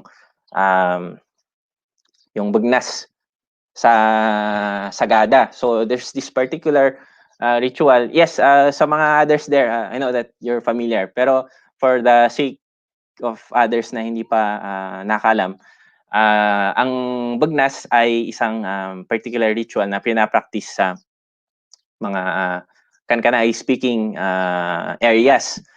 So understanding po So ang gusto kong palabasin kasi dito din is when we talk about IKSP, let's think in terms of systems. So yung ritual na yun pala kasi ay marami siyang components. No, it's not just the ritual itself, but yun, kailangan niya ng particular flora, particular fauna, kailangan niya ng particular landscape po, kailangan niya ng particular groups of landscape. So siguro kailangan niya ng forest, grasslands, shrub areas. Ang practices din, I'm speaking of not just in terms of bugnas din, but in terms of sa mga IKSP. No? So yung mga practices na ito ay talagang proper term. Basta yung talagang sila, yung interlink with various aspects of interwoven. Salamat, Sir Chadwick. Interwoven with various aspects in that particular location. So ayun nga, nabanggit ko yung flora, fauna, yung agricultural practices. So kailangan ng rice paddies, for example. Kailangan ng sacred trees or sacred groves or sacred infrastructure. When for this particular case, kailangan ng tinatawag natin na dapay, which is a structure na very significant culturally. So ganun din po sa other groups po so sa mga kaya galing kasi namin pala sa sa Region 9, and yun, we had these conversations with Subanen. Tapos yun, binabanggit nila yung buklog. Kasi yung context is we go to the field kasi, and then we're trying to find out ano yung mga practices na naapektuhan because of mobility restrictions dahil sa COVID. So ayun, very rich din yung requirements for these particular practices. So the main takeaway again for this particular is yun, interwoven talaga. IKSP is very interwoven that the concept, if we think of IKSP, napaka all-encompassing na hindi lang dapat natin titingnan yung what can be seen with our eyes, but yun, what can be seen with our hearts din. And yung mga hindi natin nakikita. So like yun nga, ancestor spirits and so on. So let's consider these things as integral to IKSP. All right. So it's all about understanding. Yun nga po. Not just understanding what you think they understand, but yun po, it's understanding yourself also, because it enriches the ways on how we understand IKSP. So teaching IKSP, very short answer. It's about letting your students or letting others experience the culture. So experiential learning. Gusto kong i-share, ayun, sa UPM, talagang very, and of course, alam ko naman that also applies with the various faculties sa iba't ibang state colleges. Yung importance ng field trips po So napakahalaga talaga na we expose our students to these realities on the ground. So pero nagka-issue kasi yung nangyari nga sa Bulacan, kung ayun, alam natin kung bakit, 'di ba, nagkaroon ng parang restriction na bawal mo na yung mga field trip. So but it's really important to let our students experience the realities on the field, kasi doon nila talaga ma-appreciate yung IKSP. You really need to experience it to let them understand IKSP. So ayun, si Ma'am Tess siguro to. So ayun, in the case of our students sa department namin, sa DBS, Behavioral Sciences, ayun, may Banawe field trips kami. Tapos nung nag-lockdown, pupunta sana kami sa site ni Sir Mandy, pero yun, sayang, hindi natuloy. But yun, so ganun din po for other faculty. We can identify particular places within our immediate neighbors. Ayun, yung malapit sa atin, for students to really see and observe IKSP. But of course, following safety protocols, coordination, dapat sinasabihin natin yung, ayun, alam nyo naman po yun, yung involving the local government units and other partners in the field. Dapat talaga sinasabihan natin sila na, yun, pupunta kami. So ayun, experiential learning really is the key for IKSP. And I will end that brief presentation on that note. So maraming salamat po, and kung may questions, ayun, mag-aabang na lang sa later after this talk. So maraming salamat. Stay happy and stay safe. Thank you very much.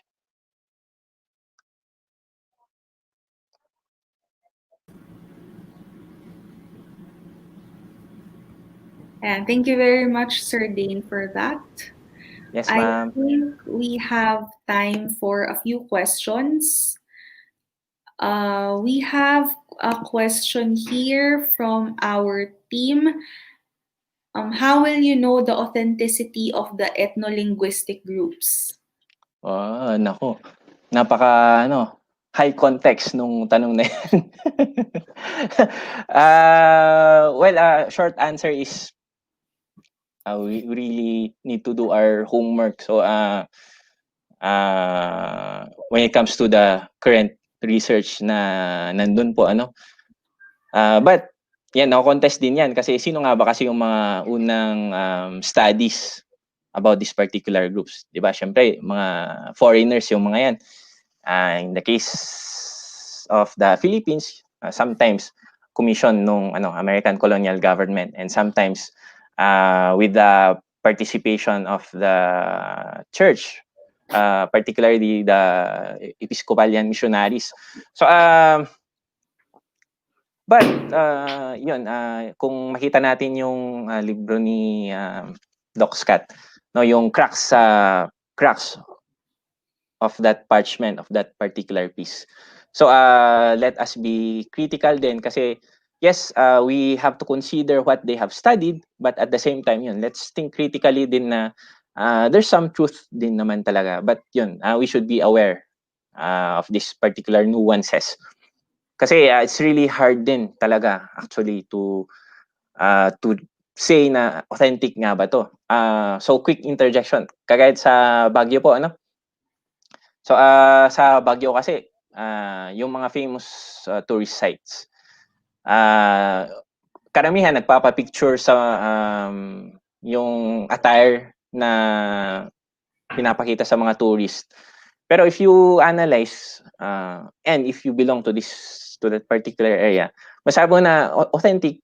Pinag-question mo yung authenticity ng particular attire na yun kasi na parang naghalo-halo na.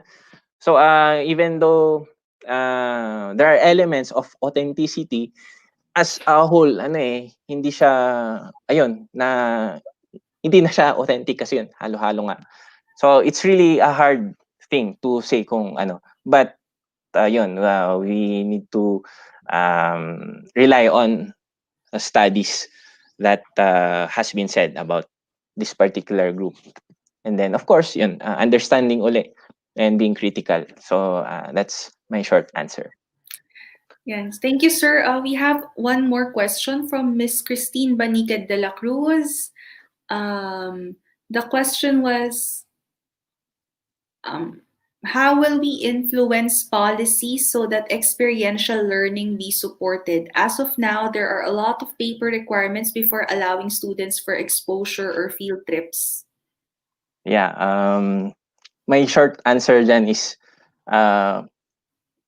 what's legal is not always ethical. So yun, legally kasi may mga restrictions, pero for me if your objective naman talaga is sorry, medyo contested. But what I'm trying to say is, yes, you are constrained din, pero we have to justify or see din the bigger picture. Kasi nakaka-constrain talaga legally kasi ang daming ganun naman talaga usually, top down yung so yun, talagang we have to find ways, no? But on the another way naman is to really influence our policy makers. And sa case kasi natin parang hindi ganun ano ba yung proper term? Pero yan, influencing our policy makers. Sa case ko kasi ngayon, at least medyo strong kumbaga kasi yung ginagawa naming fieldworks ay namin na napapa-vet namin agad sa mga tao sa taas. So ayun ba, working closely with our policymakers and yun yung research, how do we yung impact ng ating mga research, no? So dapat hindi siya natitigil sa libro lang. So dapat we use this on our own ways to inform our policymakers. So there are various ways naman. Pwedeng conversational, pwede kang gumawa ng policy paper. But for me, ang masasabi ko lang is yung approach natin ay maging personal na. So talking with our with our policymakers. So I mean, as sa mga academics, you have the power we have the power na sabihin na ito kasi yun, if you rely on the evidence of our research to guide this particular policy and say na dapat sana or ganyan, meron tayong ganong power, kumbaga. Yun po. Thank you, sir. We have a question from Orly Magno Pastedio. Is there any other alternative way aside from experiential learning for we knew that field trips are prohibited? What can you recommend? Sa personal experience ko, ano talaga yung sa first, I really require them to do parang mini ethnographies. So let them do the discovering, the experiential learning. So iside ko lang yung particular case sa nung nagtuturo pa. So yung student talagang naghanap sila ng badyaw, yung may isang group na So chinat nila through Facebook. Nagkaroon ng online dialogue, online chats para malaman pa yung culture nung that person. So ayun, talagang involve your students and let them discover things on their own. Ayun po. Thank you, sir. In relation to that, a question from Ms. Corazon Fernandez. Good morning, Doc Dane. What is the relevance of teaching or learning IKSP in the modern times such as ours now? Nako, ma'am. Yes, Ma'am Fernandez. It's very crucial talaga kasi yun nga, we are living during these extraordinary times. No, and actually if we look at yung COVID literature, nag-uusbong din yung application ng IKSP sa pag-manage ng COVID. So yun, if we look at yung trend, no, medyo nag-spike siya kasi nakita nila na yung restrictions, for example, mas parang nabuhay uli. And that has been practiced by indigenous peoples way before this pandemic. So nakakaroon ng realizations din na kailangang i-apply yung particular knowledge system na ito for this for this particular situation. So ayun, very important kasi yung application naman ng IKSP is always there. Maging creative din tayo on how it plays with our contemporary life ways. Ayan po. So very important talaga. Thank you. Thank you po, sir. From Mark J. Trinidad, pwede po ba magkaroon ng iisang subject na intended lang po sa study for IP?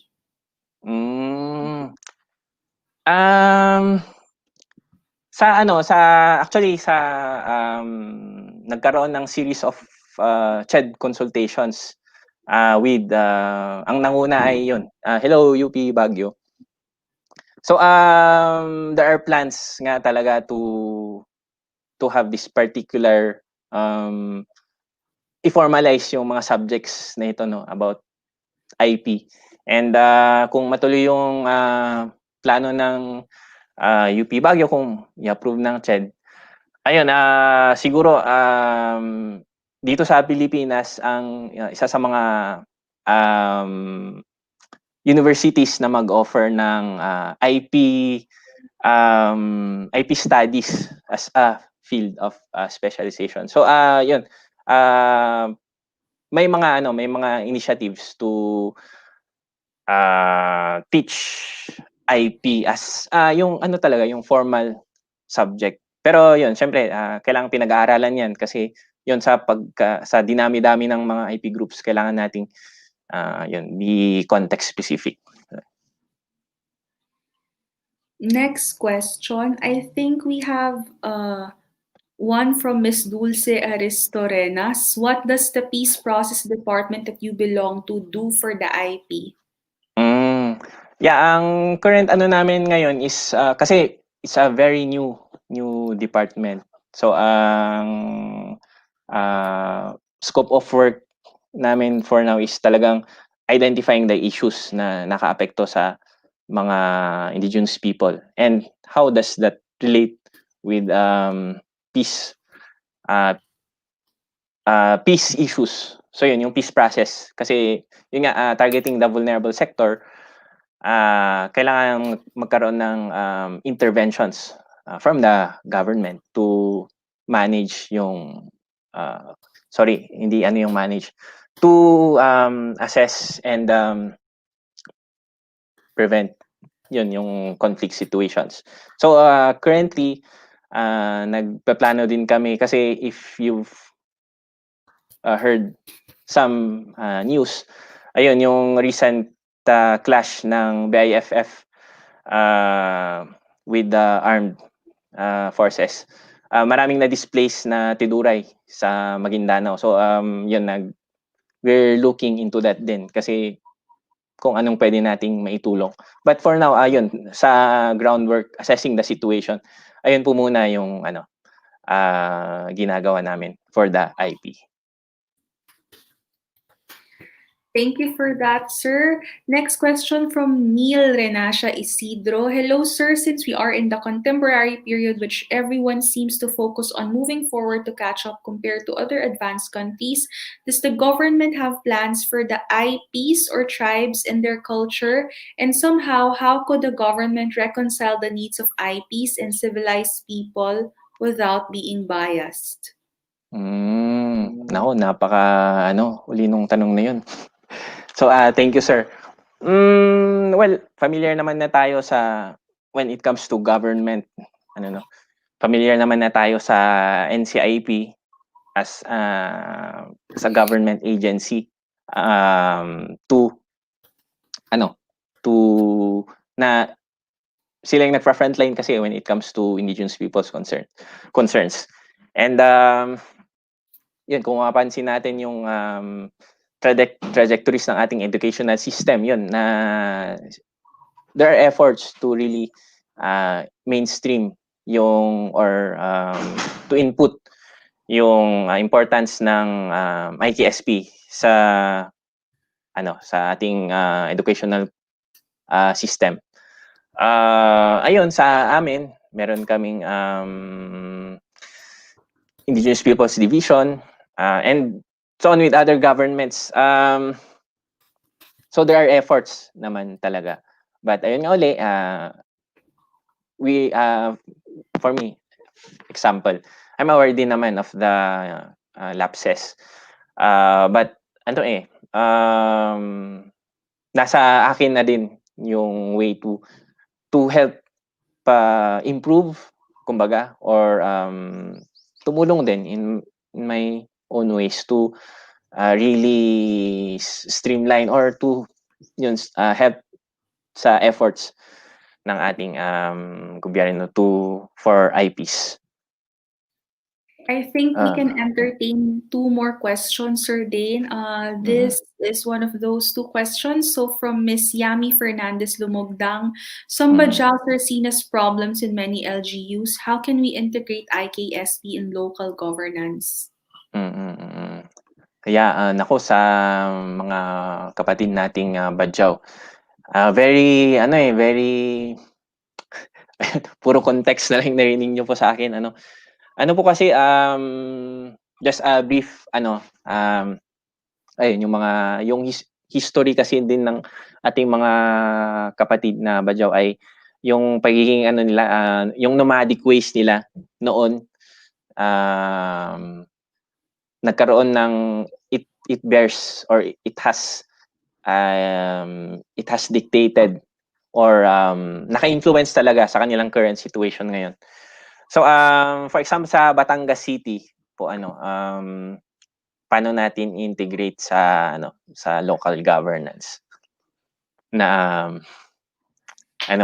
marami akong gustong i-share pero syempre very sensitive din kasi yung mga bagay na ito. But there are diba, a safe answer. Dialogue and being sensitive na lang if you are working with this particular local government, no, and be aware of their histories in order to come up with good plans. Ayun na lang yung short answer ko. Pasensya na ma'am, yun lang po yung masasabi ko. But you can you can find ways to integrate their particular concerns sa local governance. All right, thank you for that, Sir Dane. And our last question for this segment is from Miss Mary Ann Balayan. How do we reconcile helpful innovations and IKSPs? Ano kaya yung ibig niyong sabihin, ma'am? Pero as I understand the question, when it comes to like traditional medicine. So ayun, meron din tayong mga co-faculty sa DBS na nagkaroon sila ng series of workshops yun sa incorporating traditional medicine sa ating healthcare system. So yun, that's one way of reconciling, kumbaga, yung recognition na itong particular IKS piece ay applicable talaga sa ating current health system, for example.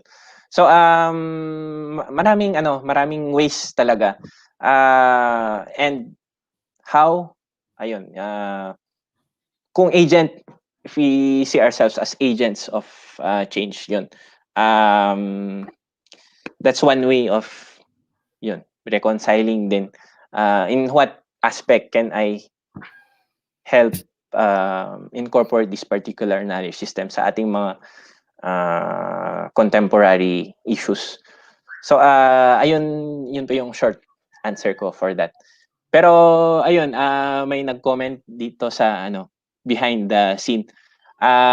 Pwedeng naman po, for further details, nyo sa email ko, which is dbanasio@yahoo.com. So ayun po. D Thank Delta. you, Sir Dane. Ayan. Sorry, sir. Sige, please go on. Lang yung email, yun lang, dbanasio@yahoo.com. So pwedeng i-flash din naman po sa as a banner if you want to ask further questions. And so again, if the audience wants to ask Sir Dane relevant questions regarding his talk today, you can email him at dbanasio@yahoo.com, which is already flashed in our screen right now. So please just take note, and Sir Dane, I'm sure will be very happy to answer your questions. Yeah, so maraming salamat po, Sir Dane. Thank you very much for having the time for us to talk about your topic for today. Moving forward, ayan, maraming salamat po again. Moving forward, we have an intermission from one of our students at the Department of Behavioral Sciences, Miss Jocelyn Macapagal. So I think she will have a short intermission for us before we proceed with our next speaker. So let's all welcome Ms. Macapagal.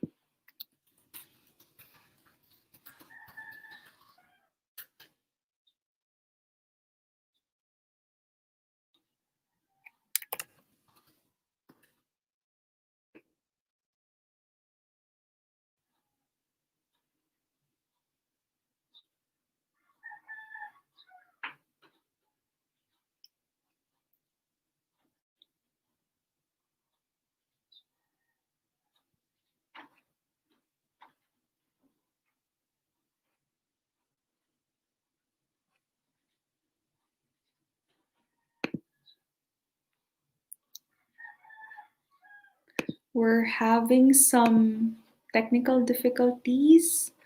I think we can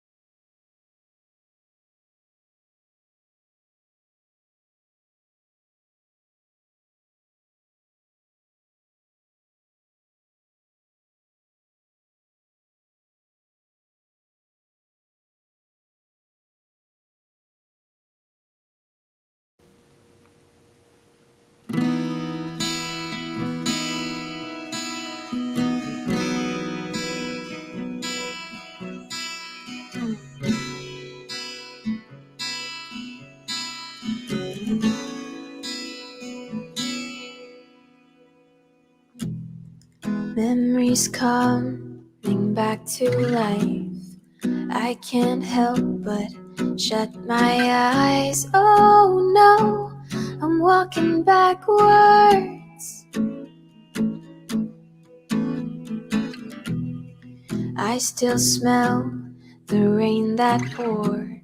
Look to find you by the door. Oh, I swear we vanished. We escaped the world we knew. You held on of me and you. You still do, you still do, you still do. 'Cause until now it hurts me so. Why'd you let me let you go? Embrace your pride up in the air. I see you when you aren't there.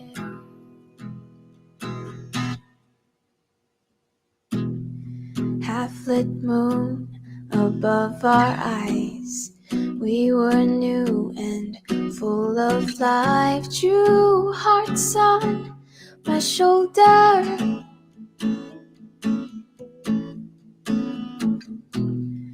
Never-ending little talks. Now the words we spoke are lost. Oh, now it's gone colder.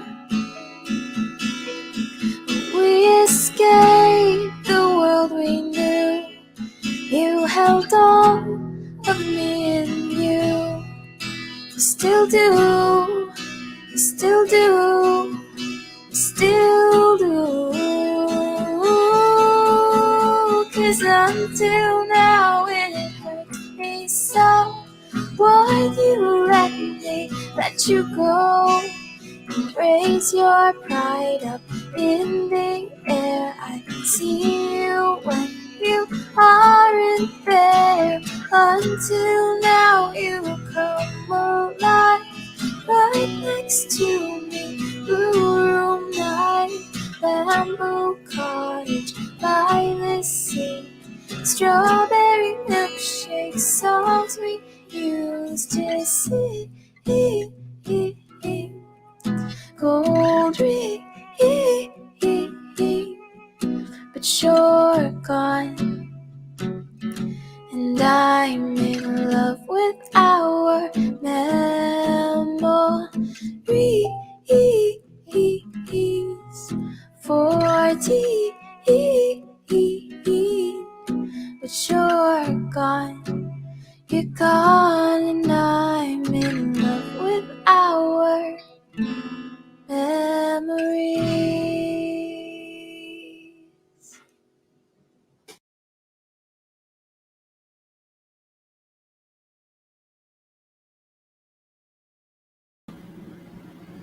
There you go. So, hi everyone. Thanks to Jocelyn for that very inspiring intermission number.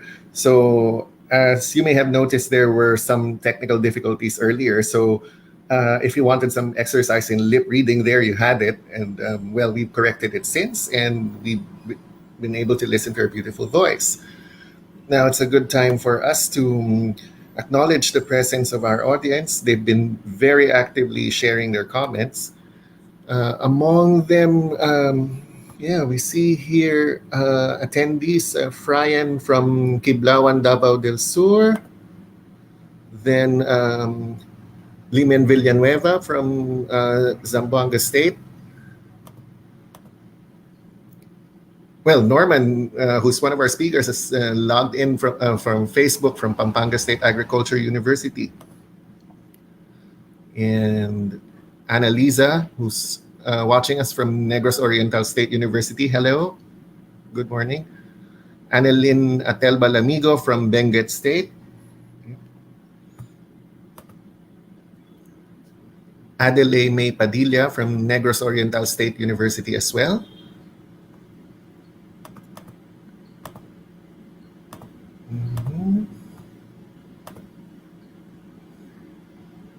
And we'd like to thank Miss Jennifer Ignacio for her kind comments about Jocelyn's performance. We appreciate it, and we'll make sure that these comments get to her.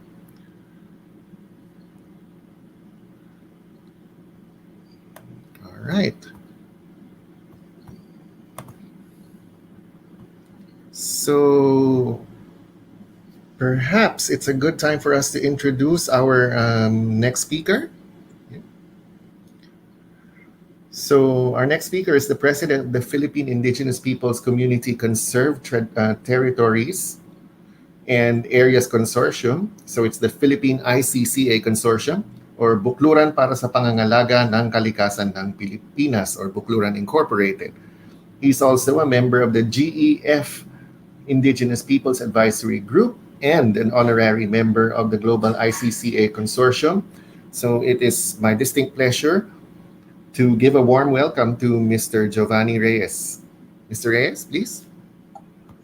Yeah, thank you and good morning. Thank you for the privilege again. This is my second speaking engagement for this UP event. It's making an echo.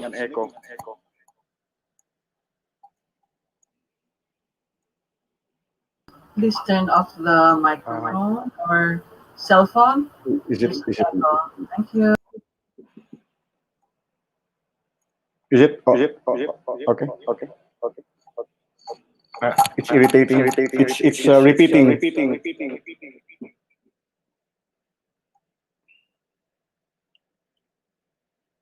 Do you have cell phone, sir? Hello. It's echoing.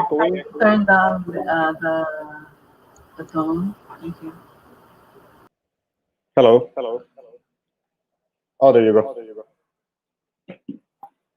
Okay, I was asked to make some kind of a deconstruction of the CHED memorandum order number 2. Sir, please turn off the other monitor. There's an echo. Thank you. Which monitor here? You have cell phone, sir? On?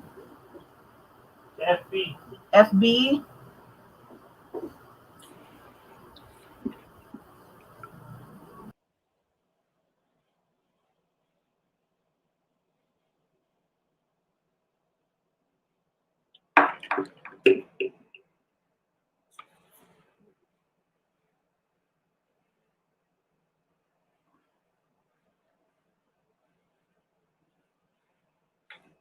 Yeah, I've turned everything. Still it is there.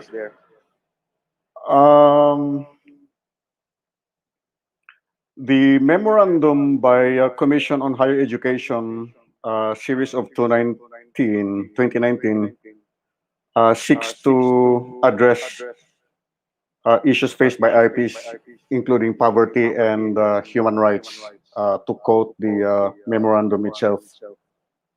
It goes further by stating that all public and private higher education institutions should offer IP studies, not only as an awareness campaign, but to have the dignity, traditions, history, and aspirations of indigenous communities appropriately reflected in public information and exchange programs.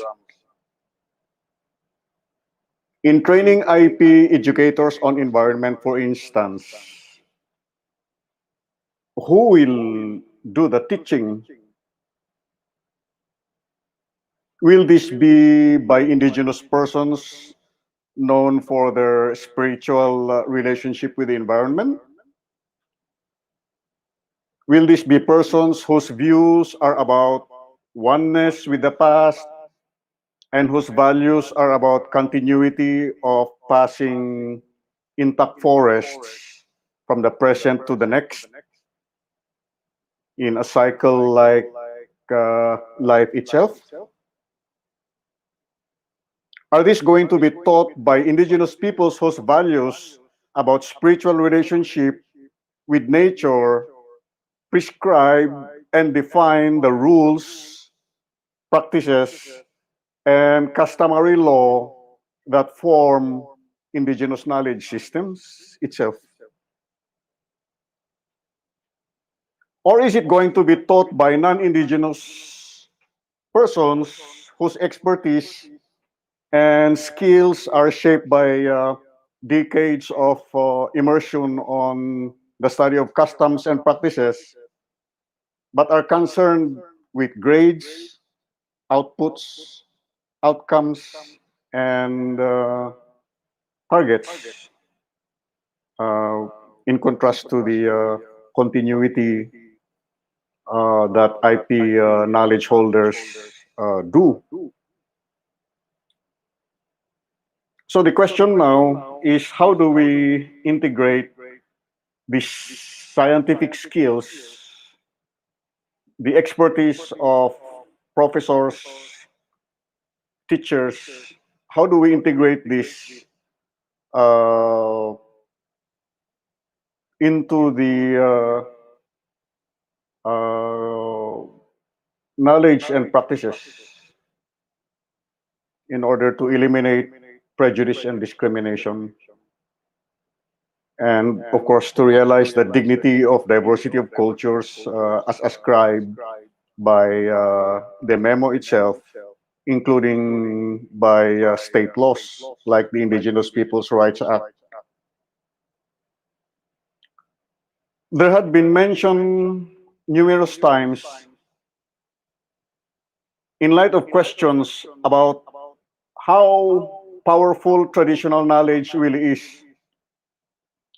And it bears repeating here to state the recognition that was recently reported by the Intergovernmental Science Policy Platform on Biodiversity and Ecosystems Services, or IPBES, of which the Philippine government is a signatory. And I quote, "Indigenous peoples are often better placed than scientists to provide detailed information on biodiversity and environmental change."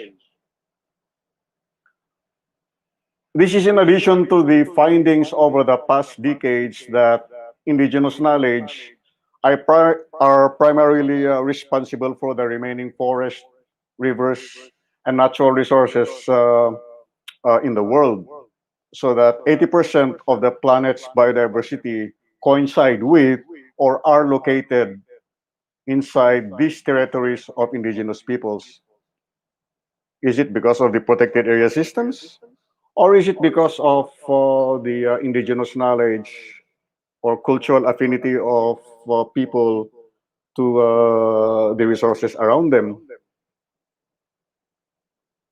So in the past 5 years that we have attempted to pilot a mix of science and traditional knowledge in coming up with community conservation plans, the identification of indigenous peoples' community conserved areas brought together indigenous peoples leaders, traditional holders, science analysts, and policy authorities, at least at the provincial and the local government unit level.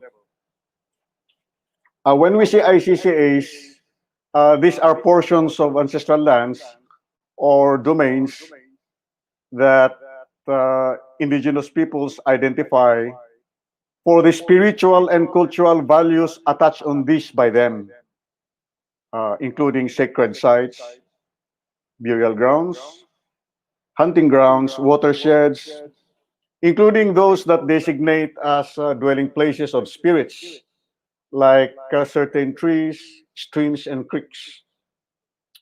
These are built-in controls in a culture that resulted in prevention of overexploitation of resources. So it did not come from a vacuum. They are the result of many years of interaction and observation of nature around them. Cases of people getting sick of incurable diseases, for instance, have been attributed by elders to roaming or wandering around in places considered taboo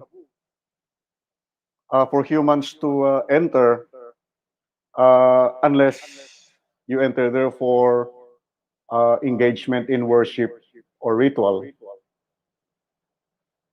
So they designated these areas as purely for dwelling places of spirits, and no alteration should take place.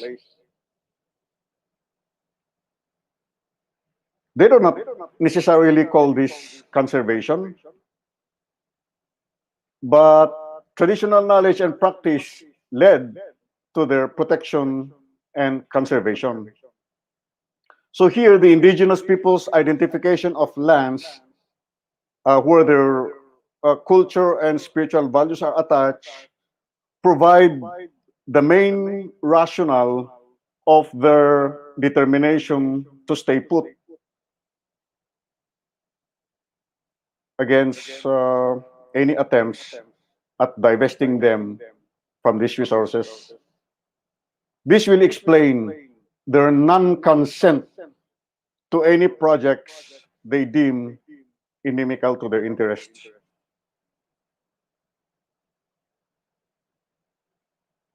And so, as a result of this determination and non-consent by indigenous peoples against destructive projects, thousands of hectares of agricultural and rice fields are supplied with water flowing from indigenous peoples' conserved areas, thereby ensuring food security for some 20 million to 25 million Filipinos who live downstream or adjacent to these domains. So, if to a human body, the most protected is the heart, the same would be for indigenous community conserved areas within an ancestral domain. Destroy the heart, you destroy the whole body. Destroy an ICCA, then you render an ancestral domain not only as a lifeless landscape, but that the lives of millions downstream are put in jeopardy. This is another rationale to understand why they resist, must they shall resist all forms of development aggression. So given this immense role of indigenous knowledge, the identification and mapping of these areas uh, during the last 5 years of our mapping exercise was itself an educational tour of some sort, or assimilation, especially for authorities who must come to grips with reality that, as mentioned a while ago, indigenous knowledge is primarily the reason we still have forests and rivers left. And the realization that, yet again, as stated numerous times, territories governed under traditional knowledge have higher levels of biodiversity compared to strict protected zones or protected area systems managed by government alone. In a project piloting the documentation of ICCAs using indigenous knowledge, science, technology, and policy, an exchange and transfer of knowledge took uh, two directions. Two directions. The training of indigenous peoples, youth, and women leaders in using geographic positioning system, technologies for mapping, inventory of resources, while science-based technical staff from different agencies were able to learn and respect indigenous knowledge. So there was an interaction of learning from science by indigenous knowledge holders and science-based technical experts learning from indigenous knowledge. This has increased awareness and visibility of ICCAs and positioned the Philippines as a leading country in terms of inclusive conservation, at least for the Asia region, as exemplified by the UNDP Myanmar, um, including its environmental authorities, who made a visit to the Philippines to learn our experience about implementing and mapping ICCAs. When they came here to the Philippines, providing the information and sharing were made by IP leaders, while these visitors became the learners. Our CSO partners provided facilitative and technical support, while relevant government agencies like the Biodiversity and Management Bureau, as well as representatives from the House Committee on Indigenous Peoples and Local Government Units, where project sites are located, provided the hosting for the learning exchange. From this experience of IPs providing the lessons, experience as resource persons and teachers, we thought of the idea of uh, setting up indigenous peoples academies aimed at improving responsiveness to the needs and aspirations of indigenous peoples. But unlike CHED Memo number 2, that enjoins higher education institutions to offer IP education, the IP Academy that we are trying to develop is aimed at local scale by tapping institutions of self-rule of indigenous peoples and their communities. In particular, the Academy seeks to enhance capacities not only of IP leaders engaged in mapping ICCAs, but to include indigenous peoples' mandatory representatives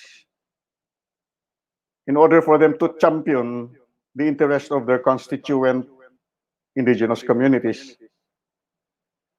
In one big gathering national conference that we held before the pandemic, our IP leaders expressed unanimous desire for their knowledge to be improved to more effectively engage the formal process in pursuit of their community's interest in their respective localities. This desire came out also as a result of the first IPMR training in 2014, which we conducted at the University of the Philippines National College of Public Administration with the then Senate President Nene Pimentel and the then UP Vice President for Public Affairs, now CHED Chairman Dr. Prospero de Vera, as key resource persons. As a continuing activity, this capacity enhancement is through the IPMR system in legislative councils. So we are focusing on local legislative councils with this idea of IP Academy. Because we thought this is going to be an avenue where IPs can maximize political participation with appropriate modules and learning materials developed to provide IPMRs the necessary knowledge and the skills to analyze and formulate policies. Of course, to be able to express their points in accordance with parliamentary procedures and good practices in advocacy. I tried to invite an IPMR to speak here today, but he declined. these are the people who have been voted to sit in legislative councils that need to be trained para hindi ulit sasabihin sa next na hindi ko kayang gawin. So by improving the capacities of IPMRs and ensuring that their legislative agenda is faithfully to the interest of constituent communities, they shall be able to exercise considerable influence as a member of the local legislative council, as well as other possible spheres of influence that they, as IPMRs, have access to.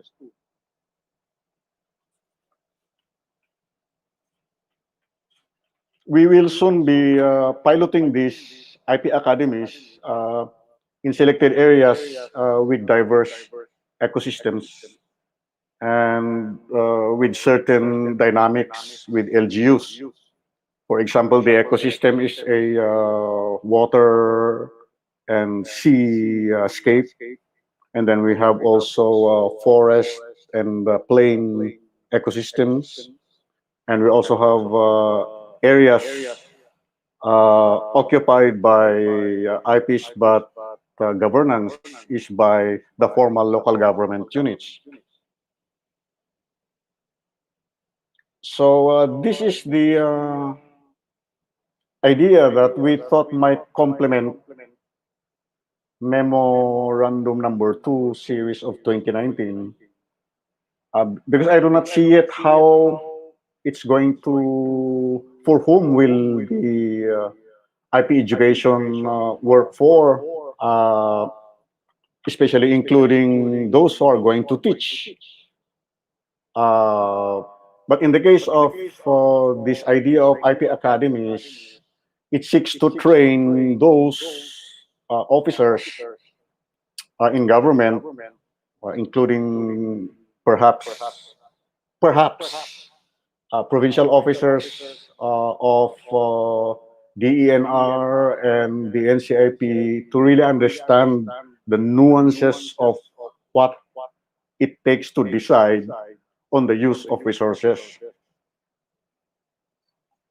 So with that, I end my sharing. And thanks again for the Department of Planning and Behavioral Science of UP.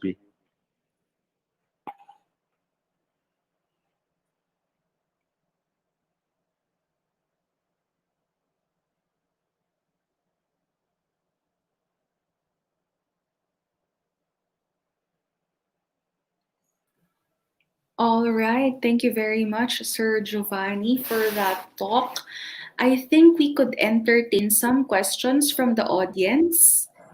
Hello again to our viewers from we have viewers from Davao, Negros, Visayas, um, in the mountain province, I think we also have. Anyway, ayan.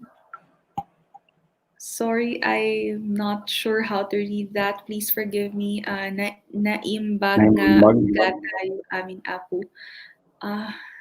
Thank you for that. Question, I think. Sir, we have a question from Miss Christine Banique de la Cruz.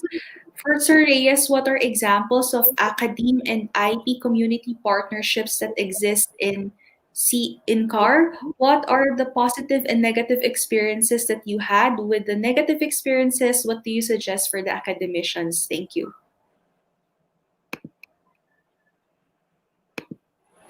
Well, we still are thinking of setting up these academies in light of the interest expressed by IP elders and leaders who have been engaged in mapping. That is to say, indigenous knowledge by them was translated into its physical dimension in the form of maps so that they are able to see in physical form or as proof the knowledge that they bear for generations. These are the examples of learning exchanges we had in Balbalasang, in Tinglayan, in Tinok for the Cordillera, and in Imugan, Santa Fe for Region 2, in Bataan and Maporac, Zambales in Central Luzon, in seascapes in Palawan, and of course mountain regions of the three regions in Mindanao. Uh, the positive aspects was that there was some kind of a shift in paradigm by authorities, especially the Penros and Senros, so that when IP elders showed them the map and told them that these areas are no more of any other use other than conserved areas, and that basically these spiritual values attached to this are the reasons for their protection, nag-iba yung thinking ng ilang mga penros. When you say penro, this is the provincial officers of the DNR, and senros also. We take into consideration their positive remarks that translation of indigenous knowledge into its material proof, like maps and inventory of resources, in order to determine the state of health of forests, was a very important education times for these authorities. Also, the local government units, especially the members of the environment committees of each LGU, were there to listen to the IPs as they describe why the need to protect certain zones in their territories. The negative experiences is that after you finish with the planning, and then here is an imposed development from the outside, which are basically large scale, and previous participants in mapping are somehow participant to this uh, entry of or introduction of certain ideas that are inimical to local conservation practices.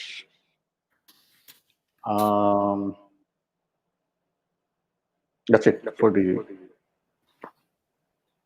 first question. Thank you, Sir Giovanni. We can entertain more questions from the audience, so please just comment down your questions, and we'll forward it to Sir Giovanni so that he could answer. Oh, I forgot to answer the last line about the academicians. All right, sir, please do. The difference between an academic, an academician, and an elder is that the IP elder has a spiritual relationship with the environment, while the academician may not necessarily have that special relationship, because what he's concerned about is grading of students, outputs, outcomes, and targets, while the IP elder who will teach is about continuity of providing the next generation of IPs and society of an intact watershed. So it's like indigenous knowledge systems, after all, backward, uncivilized according to Western thought, is going to save civilization from extinct.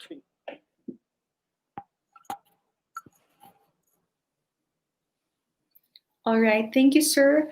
Do we have more questions from our audience?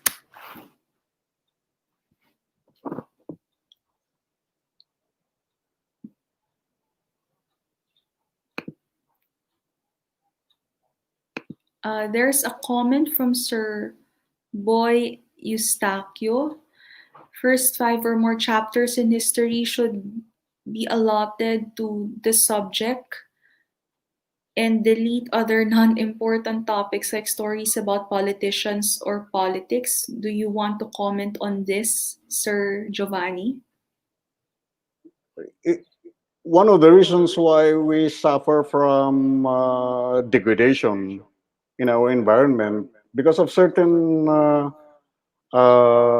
interventions from formal politics that make it possible for projects to come in without the free and prior informed consent of indigenous communities. And even if there are FPSC process, it is done and defined in state process of FPIC and not customary process of FPIC. Uh, so when Happy Hollow of Baguio, for example, applied for certificate of ancestral domain title to recognize 250 hectares of its ancestral domain, there were some political maneuverings inside between NCIP and certain residents in the area. That what happened, what was uh, surveyed in the final end of the recognition process was that it became only 159 hectares from 250 hectares to 159 hectares because of non-involvement or supposedly the non-participation of Ibaloys, who are the actual and real historical people who are in possession of that land. What the NCIP did was to recognize elders who are intermarried to Ibaloys in Baguio, and not the Ibaloys who were customary holders. That is a difference. That is the outcome of work when the formal political or processes get through ancestral domains uh, instead of by customary law. All right. Uh, I'd like to ask a question from Miss Yami Fernandez Lumogdang. Hi, sir. How can we integrate in our curriculum these practices of IPs that would help us in environmental assessments such as biodiversity inventory? I would suggest that if this curriculum were to take place in HEIs, higher education institutions, maybe the resource persons or the teacher should come from a practitioner of customary law. Maybe you hire or make a process by which the possibility of him or her as an elder teaching in the classrooms will take place, or better still, an exposure time for students to spend some learning exchange or lessons in the areas where these institutions of self-rule may be located. All right, sir. A question from Joshua Atienza. If in the research and gathering of IKSP, how is your process of securing documents from NCIP? I'm not from NCIP, but this is the government agency that provides the so-called permission for researches to be conducted in IP communities. But if researchers have established their trust and confidence with uh, the resource persons, maybe you can go directly to the area as long as that trust is there. Uh, And the role of NCIP would then to monitor this interaction, but not for Thank you. NCIP to decide whether you have that right or not to make documented. That decision belongs to the Council of Elders in that community. Thank you, sir. We have one question from EJDC Grande. I am grateful for Mr. Reyes' discussion on IKSP as used in legislative process, community-based initiatives, and projects of government agencies. May I ask if there has been an endeavor or effort to connect or streamline IKSP among and across basic education, technical vocational education, higher education, and how are these applied in communities just like the ones discussed or shared? I'm not aware of any teachings from higher education institutions that redounded to an application within IP territories. Of course, I know about academics making research in ethnic music, biodiversity, and how these are connected together to strengthen the position of communities against any destructive projects introduced in their areas. But as I've said a while ago, the role of the academe, the science-based technical staff from government, from the local government units, and from such relevant bodies as the DNR, they participated in the mapping exercise that we conducted, where the IPs were the resource persons, they were the educators.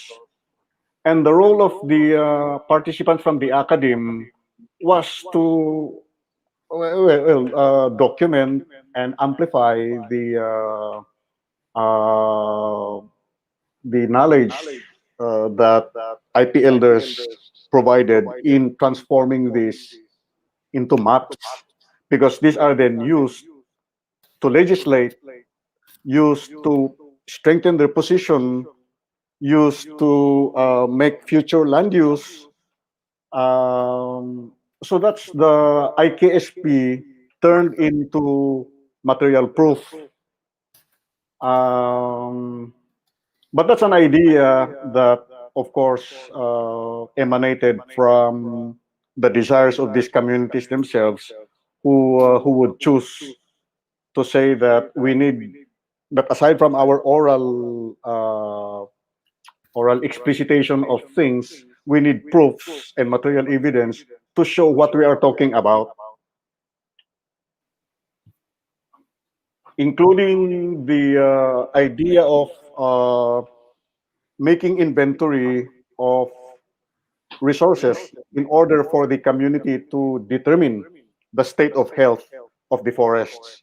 So there is this very systematic way of identifying species block by block, plot by plot, meter by meter, kilometer by kilometer, so that at the end of the transecting, the community will validate that there are intrusive species, and the trees that were there to allow other species to grow is no longer there. Why is this?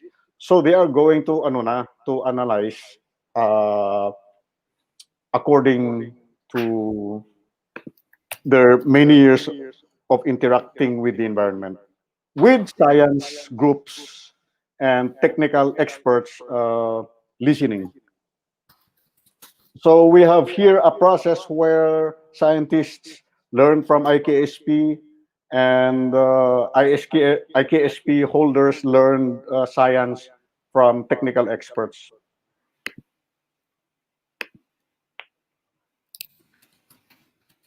Thank you for that, sir. We have a question from Red Basilio. Sir, I have a question po. If IPs is required to be integrated in the curriculum, what are your suggestions as to the specific topics to include as we make our syllabus? Well, the culture-nature affinity is an important aspect of learning. Uh, how is it that in this country, the only remaining forests are found, 6.5 million hectares are found only in territories of indigenous peoples? And from a $28 million, 28 million hectare of forests in the 1900s to only 6.5 million hectares at this time. And these are located indigenous. That's where the power of indigenous knowledge show up. This is the experience that should be taught in in the school.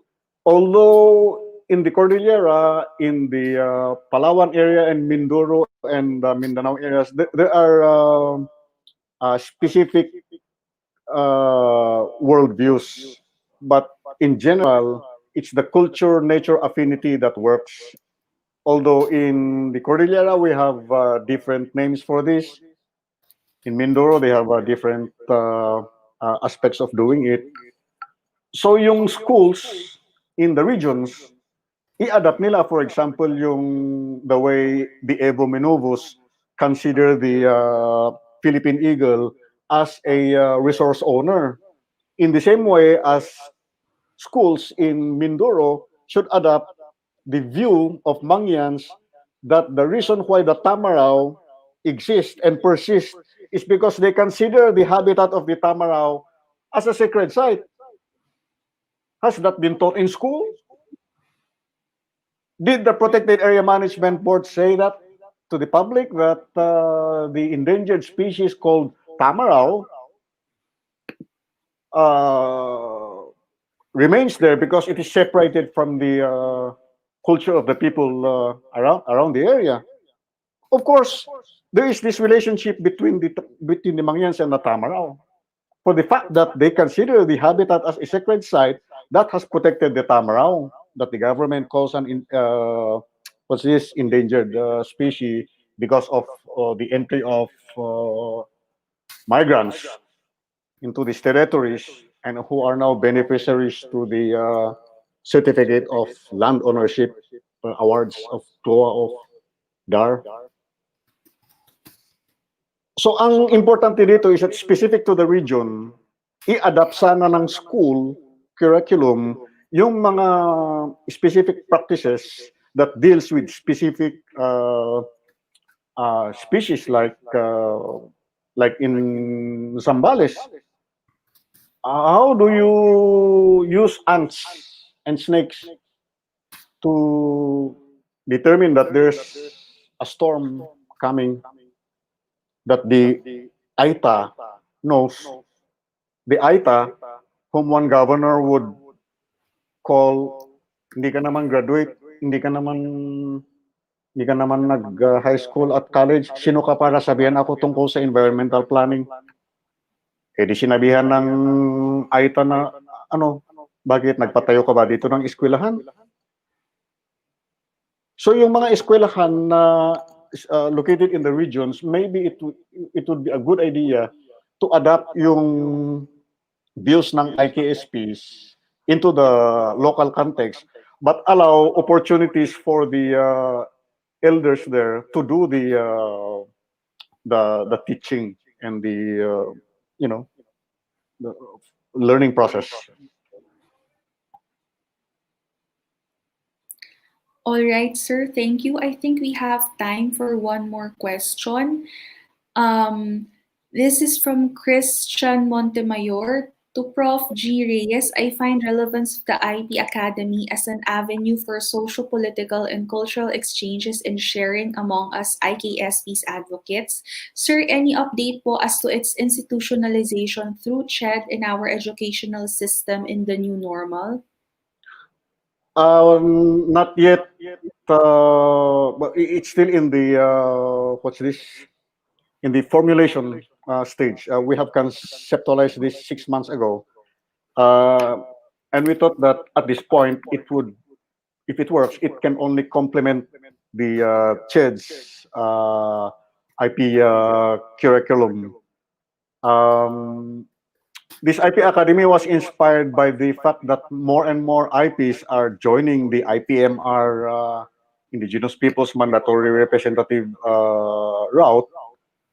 Uh, but we noticed in the last 3 years that they were there only as statistics, no agenda to bring into the local legislative councils.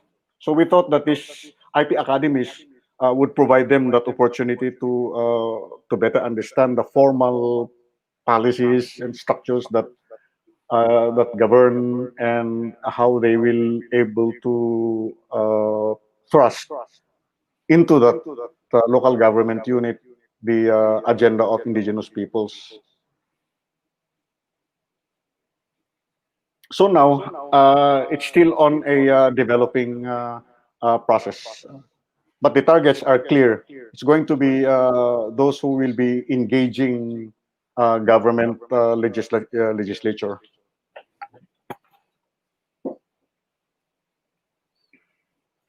All right. Thank you, Sir Giovanni B. Reyes. Maraming salamat po sa pagpapaunlak sa aming imbitasyon na mag-talk ngayon dito sa ating webinar. So thank you everyone for being active participants and asking your questions to Sir Giovanni B. Reyes. May I call on Sir Chadwick as well to join us? Hi there. Hello again. Jose Agnina, Apo Giovanni for that talk and answering the audience's questions. We appreciate it very much. So, well, before we introduce our next speaker, I'd like to acknowledge the presence of many of our guests who have stayed with us. You know, it's always very easy to disappear into the woodwork, especially when people don't see you. But when you see comments like these on the chat box, you know, it gives a pleasant feeling to all of us, especially those of us who are in the back office organizing things for everyone. So, Kathleen Piampong from Negros Oriental State U, good morning. It's very nice to see you here. Mark J. again from Negros Oriental, and then Nino Fabia from Davao del Norte State College. Dave Edric Ragudos from Negros Oriental State U as well. And among many others, we appreciate your joining us today, and we hope that you will join us again later in the afternoon. Right? Ayan, So, and also to add, Sir Chadwick, special shout out din po to our faculty from UP Manila. I think we yes. have faculty from the Department of Behavioral Sciences and the Department of Arts and Communication as well. So, Yes. good morning po sa inyo mga sir at ma'am, and we hope that you're enjoying the webinar. Yes, I'd also like to acknowledge the presence of my department chair, Alice Adeva, my sister from another mother. Hello, hello. Yeah, so there you go.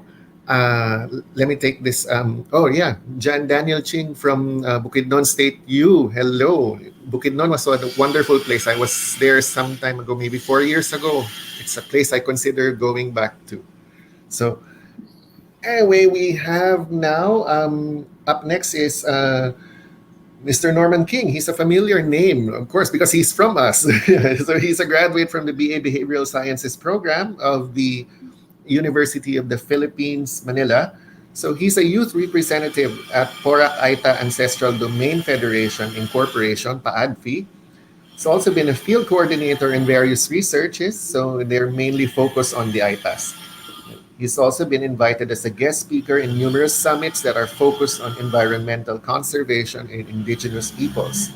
So, Norman is a Renaissance man because, well, he's an instructor at Pampanga State Agricultural U and teaches a wide variety of subjects. Mind you, he teaches general education ethics, apart from art appreciation, philosophy, SOC Sci 4, which is, well, psychology and anthropology, as well as cultural anthropology. It's my great pleasure to be the one to introduce Norman King to everyone in this conference. Norman? Hello, good morning. Good morning, Norman. Hello, Is Kuya my Norman. hello. Okay. Malinaw na po ba yung feed ko? Malinaw naman, Norman. Okay, yes. Good morning, everyone. So, yun po. Okay, let me start with.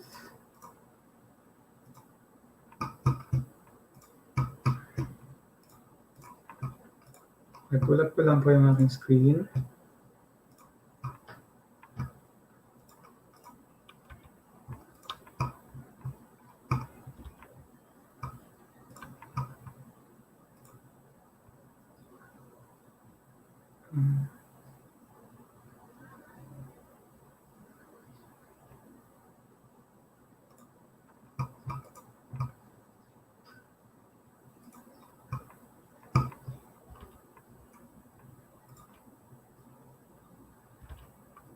Ayan, nakikita niyo po ba yung screen ko?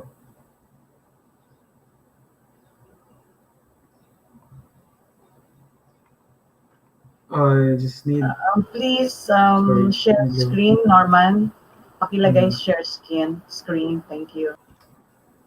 Po?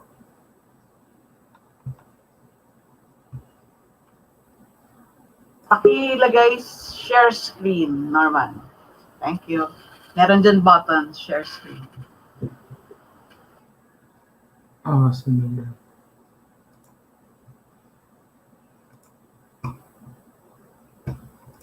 Ayan po, okay na?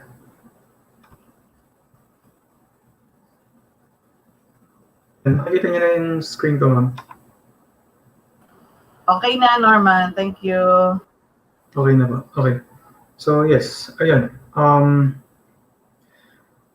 I'd like to... before I start, actually, yung akin pong isi-share sa inyo ay mostly ang focus dapat nito is yung mga issues and dilemmas.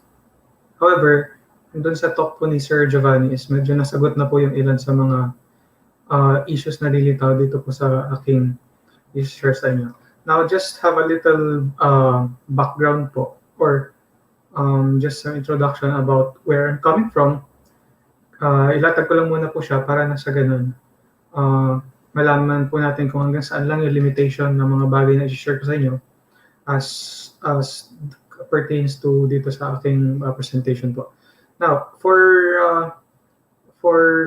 right now, I am a teacher and instructor 1 in Pampanga State Agricultural University, wherein nabanggit na po I teach GE subjects, and to which these are actually something to do with the social sciences.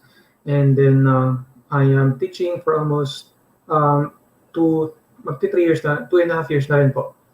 So yun. So my presentation would be, ang pinag-ugatan po nito ay aking experience first from teaching, and then for some of the experience that I have during my student days in the university in UP Manila. So why is that? Bakit ito yung gusto kong tingnan? Kasi as a teacher right now, I have seen some issues and kung saan nakita ko rin yung kaibahan on kung paano ba talaga kung paano ina-apply ang pagtuturo ng IKSP sa loob ng eskwelahan, at kung ano yung mga applicable ways of or ano yung mga suggested ways of teaching IKSP. And then right now, as being a teacher, ano yung mga issues ko or yung mga struggles ko on how will I be able to teach IKSP naman sa mga students ko. Well, for me, as incorporating IKSP dun sa pagtuturo ko is, wala naman akong masyadong dilemma. But in terms of, for the experience of other teachers, lalo na yung mga non-IPs, dun nagkakaroon tayo ng gap or dun nagkakaroon ng konting issues.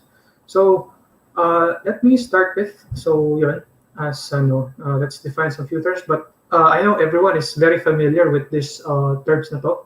So within our state laws, we have the RA 8371, and then yung customary law na definition is, ito ay kinuha ko po sa administrative order ng NCIP, order number 1, series of 2012. So nakalagay naman po doon kung ano po yung ibig sabihin ng mga terms na ito. Now, lampas muna tayo. Okay, let's pertain first this to itong nasa screen ko ngayon is, Ito, in-outline ko lang to kanina, just for the sake na makita or para lang i-trace natin, okay? Kung gaano ba kalawak ang IKSP. Kasi when it comes to IKSP, we alam natin na ang tawag dito? Alam natin na malaki siya. And when it comes to when we say culture, we actually tinitingnan din natin yung we try to base them on ethno-linguistic groups. And when we say ethno-linguistic group, there is a 130 plus ethno-linguistic groups dito sa Pilipinas. And come to think of it, na itong ethno-linguistic groups na ito, scattered sila all throughout the Philippines. Now, meron sa mountain, meron sa coastal areas, we have the islands, and then mountain river, and then mountain coastal, and then agricultural plains. Now, bakit ko kinategorize ng ganito? Well, this is just a rough na parang a rough description so kung ano yung nakikita ko na or kung ano yung na-obserbahan ko. So for the mountain, this is actually sa Cordillera Administrative Regions, and for the coastal, makikita naman natin to. Every community, especially yung mga nakatira talaga or na nagdodwell sa mga coastal areas. And for the islands, in Visayas, and then mountain, bakit nakahiwalay pa rin yung mountain river? Kasi iba yung practice ng mountain river doon sa mountain coastal na combination. For the mountain coastal combination, one of the communities that I do, ang alam ko dito is yung mga nasa mga kasiguran, yung mga agta doon. And then for the agricultural plains, ito naman yung mga kapatid ng katutubo na nagpa-practice ng kanilang IKSPs doon sa mga kapatagan na may kinalaman sa pagsasaka. Okay. Now, so ito na siya. Now, for the state laws, pag pinag-uusapan natin, sinunod ko ng dalawa as just to trace down, okay? Para lang magkaroon ng clarity yung since pinag-uusapan natin yung IKSP at gusto nating integrate ito doon sa education system na meron tayo. Now, for the state laws, ayan, nakalagay na po yung NCIP Administrative Order. And then for the CHED memo, na nagkakaroon ng inaatasan ng mga higher education institutions para i-incorporate nga itong IKSP sa pagtuturo. And then you have the administration and of course the teachers and the professors na magkakonduct ng mga teachings na to. And then for the indigenous people, you have the customary laws. Now, when you say customary laws, these are not just basically a basic or simple laws. Kasi kaakibat na dito lahat, okay, lahat ng mga batas na mga nauna, mga nasulat man o hindi pa naisulat na batas. At kapag sinabi mo 'yun, hindi 'yun natatapos lamang sa kung ano yung mga bagay na naririnig natin sa kasalukuyan ngayon. Meron pang iba na hindi pa naisulat kasi nga alam naman natin na some, if not some, is most of our indigenous communities are actually oral-based tradition ang nangyayari. Ito ay ang pagsasalin ng kaalaman ay nagmumula sa pagsasalin sa mga kwento. Okay? Hindi ito yung klase na nakasulat siya in record na kung saan babasahin na lang ng mga susunod or ng mga bata yung may kinalaman sa kanilang kultura. At ito rin ang kadalasan yung nagiging dilemma when it comes to indigenous communities, lalo na in my part as a student at the same time a cultural bearer, is that when nung estudyante ako nagkinakonduct yung thesis ko, nang hirap ko humanap ng mga readings or publication materials na may kinalaman na sinulat doon sa perspektibo ng mga katutubong Aita. So kadalasan kasi ang mga articles na to or ang mga research materials na to ay naisulat dahil doon sa perspektibo ng nag-research at hindi doon sa perspective ng mga katutubo mismo. So doon nagkakaroon ng konting dilemma when it comes to understanding kung ano ba talaga yung IKSP. Now, for the leaders, of course, you have the Council of Elders. Hindi lang po yung mga community leaders na alam natin. Like for example, the barangay captain, yung nag-exist, kundi mataas pa rin po yung respeto and at the same time pag-consider doon sa desisyon ng mga nakatatanda. malaki po ang deciding factor ng mga council elders sa mga community. And of course, yung mga community representative representative and speakers, like for example, ito na nga po, pumasok na po kanina sa nababanggit ni Sir Giovanni Reyes with regards to IPMR, to which binigyan na ng, kumbaga ito po ay actually, it's one good thing na may IPMR po kasi binigyan mo na ng kakayahan ngayon na para kumbaga nagbigay ka na ng playing field para sa mga kapatid ng katutubo kung saan para mailatag din nila yung kanilang boses sa lokal na pamamahala. At isa itong magandang bagay. And then kasama na rin dito is yung mga representative speakers or yung mga cultural bearers na tinatawag, kung saan sila yung mga kadalasang iimbita natin sa mga university para mag-talk at magbigay ng paliwanag or magkwento sa kung ano ba yung mga bagay na gusto nating matutunan. Now, itong nasa indigenous people side, ito actually yung mga bagay na kabilang sa IKSP na at some point gusto nating i-integrate doon sa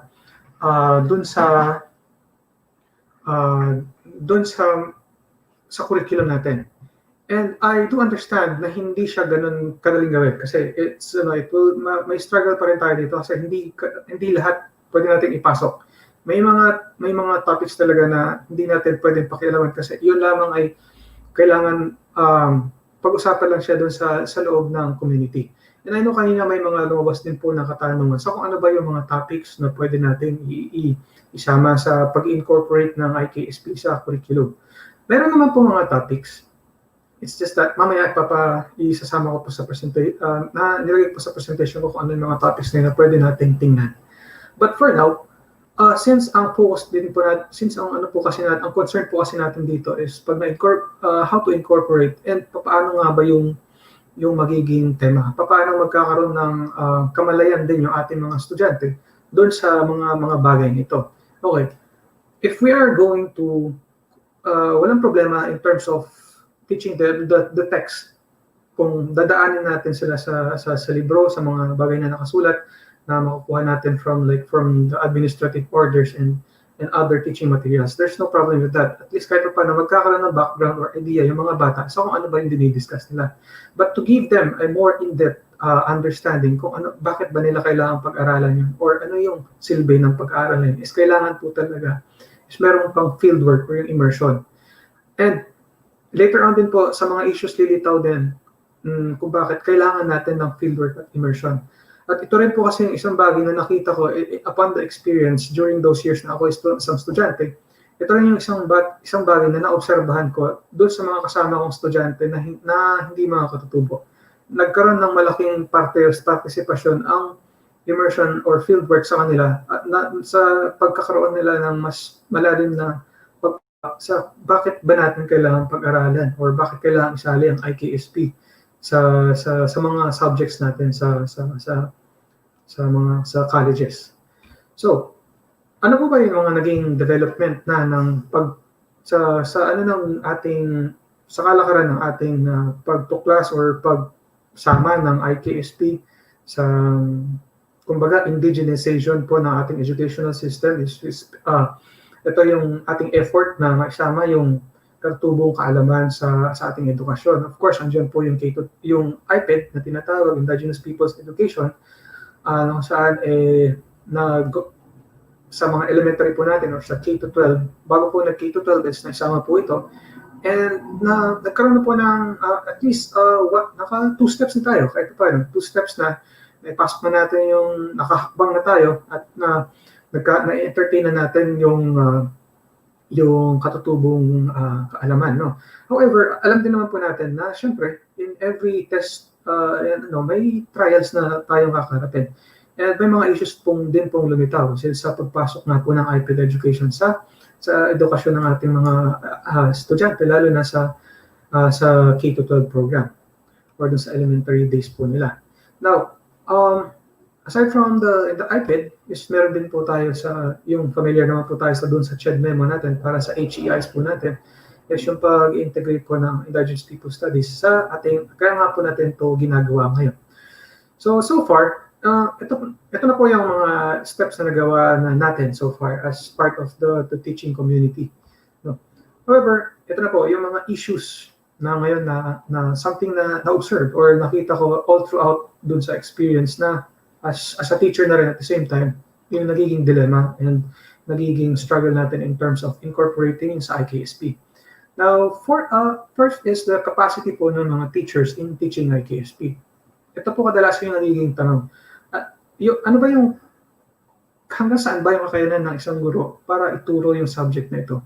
Okay? And in my case po kasi, may pagkakataon minsan na, like for example, pag nagkukwentuhan kami during some break sessions sa faculty, there's still a dilemma in teaching paano ba magkakaroon pa ng in-depth understanding yung mga ng discussion inside the class, lalo na nga po, kultura yung pinag-usapan, IKSP yung pinag-usapan. Which is, hindi ko rin naman masisisi or nothing in but ang ano lang is, yun talaga, ito yung sitwasyon natin eh. Hindi naman talaga kasi, yung mga teachers naman is, wala rin naman kasi masyadong oras to have more time or an immersive activities sa mga communities para magkaroon ng at least kahit paano konting kaliwanagan dun sa konting kaliwanagan at the same time para mas mapalalim ng konti yung discussion in the class in terms of teaching the IKSP. Ikalawa po is yung mother tongue. May typo lang po. In teaching. Ito po ay lumitaw in my observation pag nakakausap ko po yung mga estudyante ko, lalo na yung mga pinsan ko, mga pamangkin ko na nasa sa bundok, and amin pong karanasan is yung kami po ay may sarili kaming lingwahe which is Mag and Chi, and you have the Mag Indi. So sa PORAC meron kaming dalawa. Now, since walang masyadong teachers walang masyadong teachers na nakakapagsalita ng Mag and Chi, is that ang nagiging kanilang lingwahe sa pagturo is Kapampangan.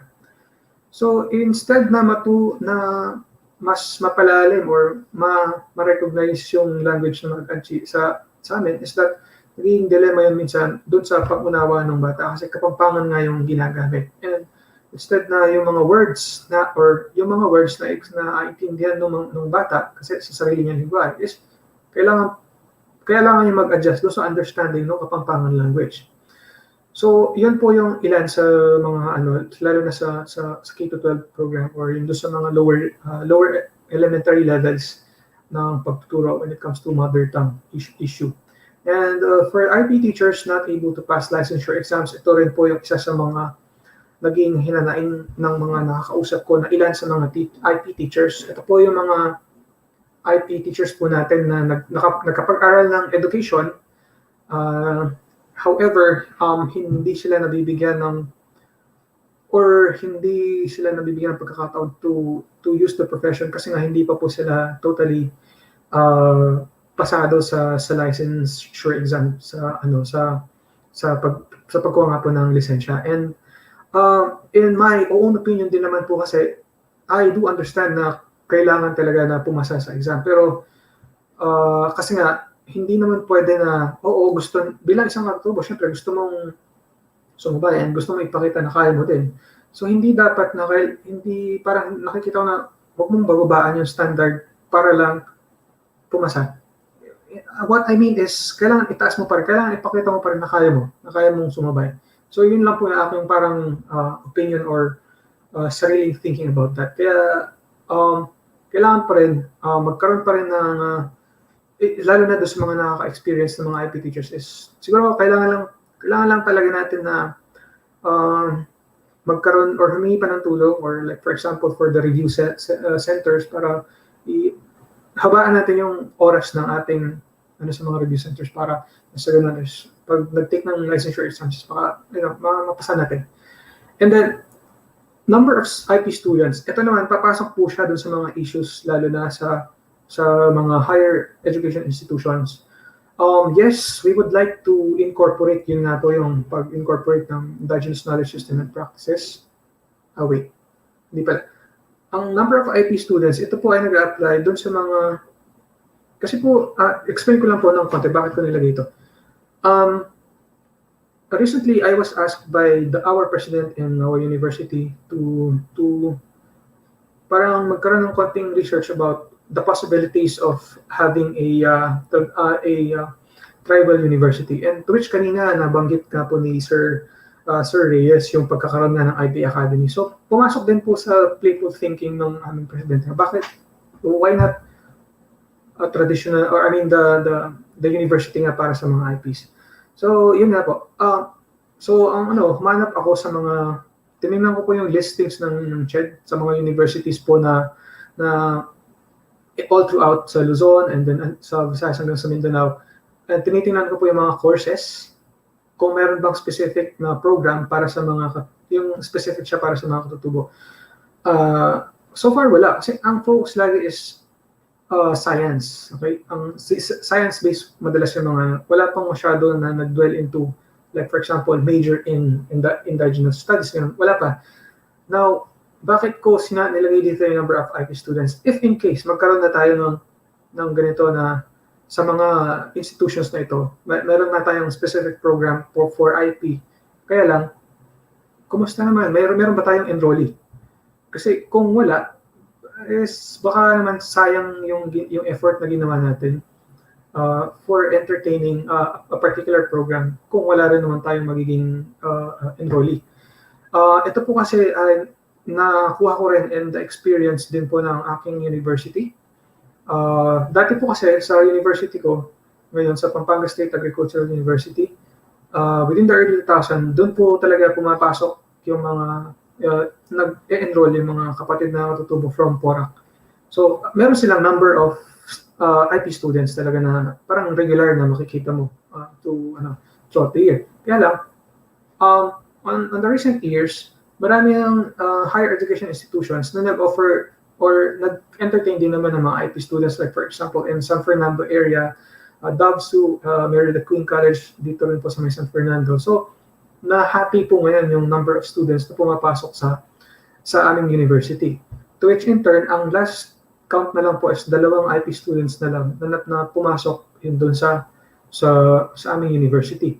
So yun po, I mean, if we were to create a particular program, yun nga po yung baka maging another issue would be yung number of IP students naman na mag-enroll for that program. Although, another would be sa focus din po ng university. Ito na po, papasok na po doon on a larger context ng konti kasi ano po ba yung focus ng university? Pag medyo science-based or science yung focus, kadalasan na pag-iiwanan po yung social sciences at hindi masyadong nabibigyan ng suporta. I'm not saying this because hindi ko siya inaano para lang sabihin na bakit iba yung focus or yung thrust ng university. But the thing is, ito yung something na observable. If it's social science kasi, kadalasan hindi ito, lalo na sa mga HEIs or I mean even doon sa mga ating mga students, they would always go for a courses na merong kinalaman sa science, like for example engineering, and bihira mag-dwell doon sa, for example, bihira yung gustong mag-take ng mga courses like for example na may kinalaman sa social sciences kasi nga yung preference nila for doon sa kurso na gusto nilang makuha. And then lastly is nilagay ko dyan is IKSP versus science. Yun nga po. Minsan parang for others hindi nila nakikita hindi nila nakikita na ganun kabigat ang IKSP.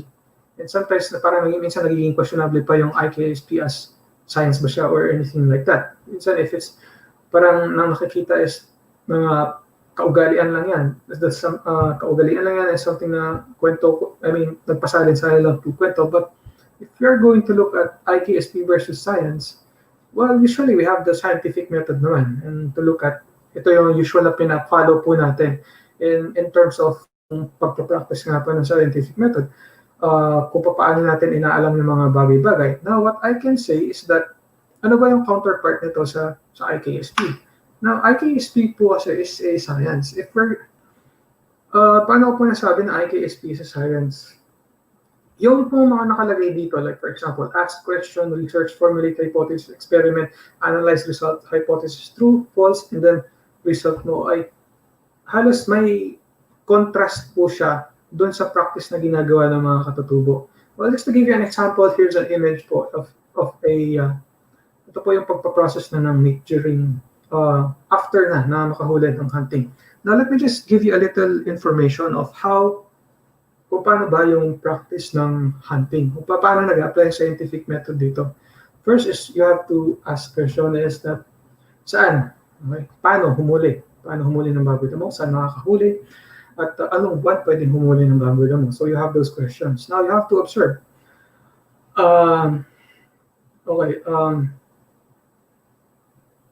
Ito po, ang pag-ano is you cannot learn how to catch wild pig in a short period of time. Like for example, a month or two, matatapos mo yung matatapos mo yung program or yung training mo para makahuli ka agad ng baboy mo. No, hindi po. It's a longer process because hunting it takes a lot of time for you to master the environment. Okay, and dyan po yung, of course, you have to, kailangan mo maunawaan yung takbo ng hangin sa paligid kung saan ka magkahunt. Kailangan mo malaman kung anong klase mga puno yung mga kinakainan ng baboy na to at kung kailan at anong buwan namumunga ang punong ito at kailan mataba or kailan, and of course may kinalaman din po dyan yung buwan. So lahat po ng ito ay kailangan mo i-consider, and that is actually observing the environment. So hindi lang observing yung behavior ng baboy doon, but you have to consider also yung season and then yung time. Okay, papasok din po dito yung oras kung kailan namumunga at kung kailan ang mga punong ito ay nahihinog yung mga bunga niya at kung kailan dumadating yung mga baboy na po para manain. So lahat po nun ay something na you have to really observe and you have a direct contact with the environment para malaman mo, you have to master. Kasi kapag hindi mo master yan, kumbaga, magkaroon ka lang ng siwang or like a gap between those knowledges na kailangan mong ma-master, hindi ka po makakahuli ng baboy mo. So, in essence, it's everything that IKSP has something to do with the activity ng mga katutubo is science. Kasi po, ito ay, kumbaga, ang kaalamang ito ay pinanday all throughout time. Kumbaga, nagpasalin-salin itong mga kaalaman na to through observation and kasi kung hindi nag-work itong mga to, kung hindi nag-work yung method na yun or yung particular practice na yun, hindi yun magpro-progress hanggang doon sa mga bagong generation. And in my time, up until now, it progressed kasi it works before. It works for the survival of those people who came before us. Nag-work yung idea na yun, nag-work yung process na yun sa panahon pa ng mga ninuno ko, kung paano maghuli ng baboy damo, at kung paano lahat. Okay? So, technically, IKSP is a science. Now, sir, what if sa community namin, gusto namin magturo ng IKSP, gusto namin ituro kasi nakikita namin yung essence or yung impact ng IKSP in teaching or sa pag-incorporate nito sa curriculum. Pero sir, wala kami kasing community na malapit sa aming community or sa region namin. Yun yung dilemma namin. Well, actually, it does not necessarily mean to say that when you say IKSP, it's pure na indigenous slang alone. You have the local knowledges within the respective communities na meron kayo. Let's say, for example, if you actually live in an agricultural plain area, and then what are these local knowledges? Ito yung mga kaalaman ng ating mga farmers. Like for example, kung paano mga practice dati. Okay? And I'm sure there are still local knowledges out there na intact pa rin sa mga communities na to. And local knowledge is not limited to economic activities alone ng mga communities na to. You have the family relations. Later on, ipapakita ko po yung mga topics. You have family relations, leadership system, and other that has something to do doon sa kung paano nabubuhay ang isang community. Kasama local knowledge sa IKSP. Because these are very important and ito yung mga bagay na bumubuo. These are the things that make us who we are as Filipino. Okay? So yun po yun. Now, ito po yung some topics na nakikita ko and I think there's, if we talk about IKSP, ito po yung mga possible topics. Pero hindi po lahat yan ay pwede natin pakialaman. Now, I'll just run through some of the topics and sasabihin ko rin kung alin yung mga hindi, mga medyo maselan pakialaman dito. Well, for child reading, pwede natin pong explore mga bagay na to. And I think this would also apply to nursing sa mga white colleges or sa mga health colleges na we could look at the child practices ng mga sa IKSP. For the marriage system, social sciences, pwede po tayo dito. And then for leadership system, for politics or pol sci, pwede. We can look at how the leadership system ng mga matutubo. And mind you po, when it comes to leadership system, magkakaiba po yan. Lalo na, kanina, hiniwalay ko yung category ng sa geographic location. Now, each and every one of them has their own leadership systems muna na sinusunod. For the Mindanao, for the southern, we have the Datu, and for our community in area, we have the Apo, and in some other places, they have, may iba-ibang sistema po tayong sinusunod when it comes to leadership systems. For material culture, anything, depende na kung aling college yung pwede mag-handle dito. Food, you have the food preparation, of course, may kinalaman sa food diet, sa nutrition, sa nutrition. May kinalaman po yan. And then, of course, the economic activity. So, hindi lang naman kasi nalilimitahan or natatapos dun sa activity. Like, for example, agriculture. Kasi across naman, meron din po tayo yung sa coastal areas, yung fishing community. So, we have to consider that. And for the fishing community, dyan yung mga IKSP, yung mga knowledge systems po nila or local knowledge na pwede natin tawagin is how they read the signs or paano nila na-navigate yung sarili nila kahit na malayo na sila. Paano nila na-navigate pabalik dun sa kanilang sa playa. Okay po. And then you have the justice system. Ito po ay isa sa pinakamabigat at hindi natin pwedeng basta-basta pinakikialaman kasi ito po ay may kinalaman sa buhay at hustisya ng mga kapatid na ito. Although kailangan po talaga ito na ma-document kasi dito rin po kasi minsan nagkakaroon ng issue ang mga communities. Okay po. Lalo na kapag ang justice system ng isang community ay medyo intact pa at medyo buhay na buhay pa. And then, andito rin naman yung batas na umiiral, lalo na yung ating batas na umiiral sa ating konstitusyon pagdating sa justice system natin sa kapatagan. So, minsan nagkakaroon ng clash, lalo na kapag may mga instances na nagko-cross ng line.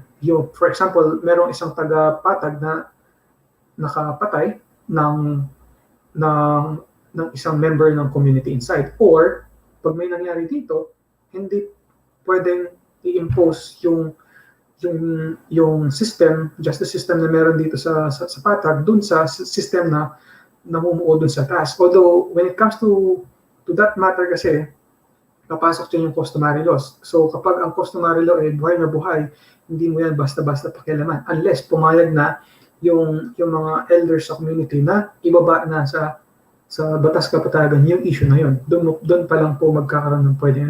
But in terms of teaching it as an IKSP, medyo sensitive po tayo dyan kasi buhay po ang pinag-uusapan and we don't want our students to be na maipit sa ganung klaseng conflict. Lalo na buhay po yun.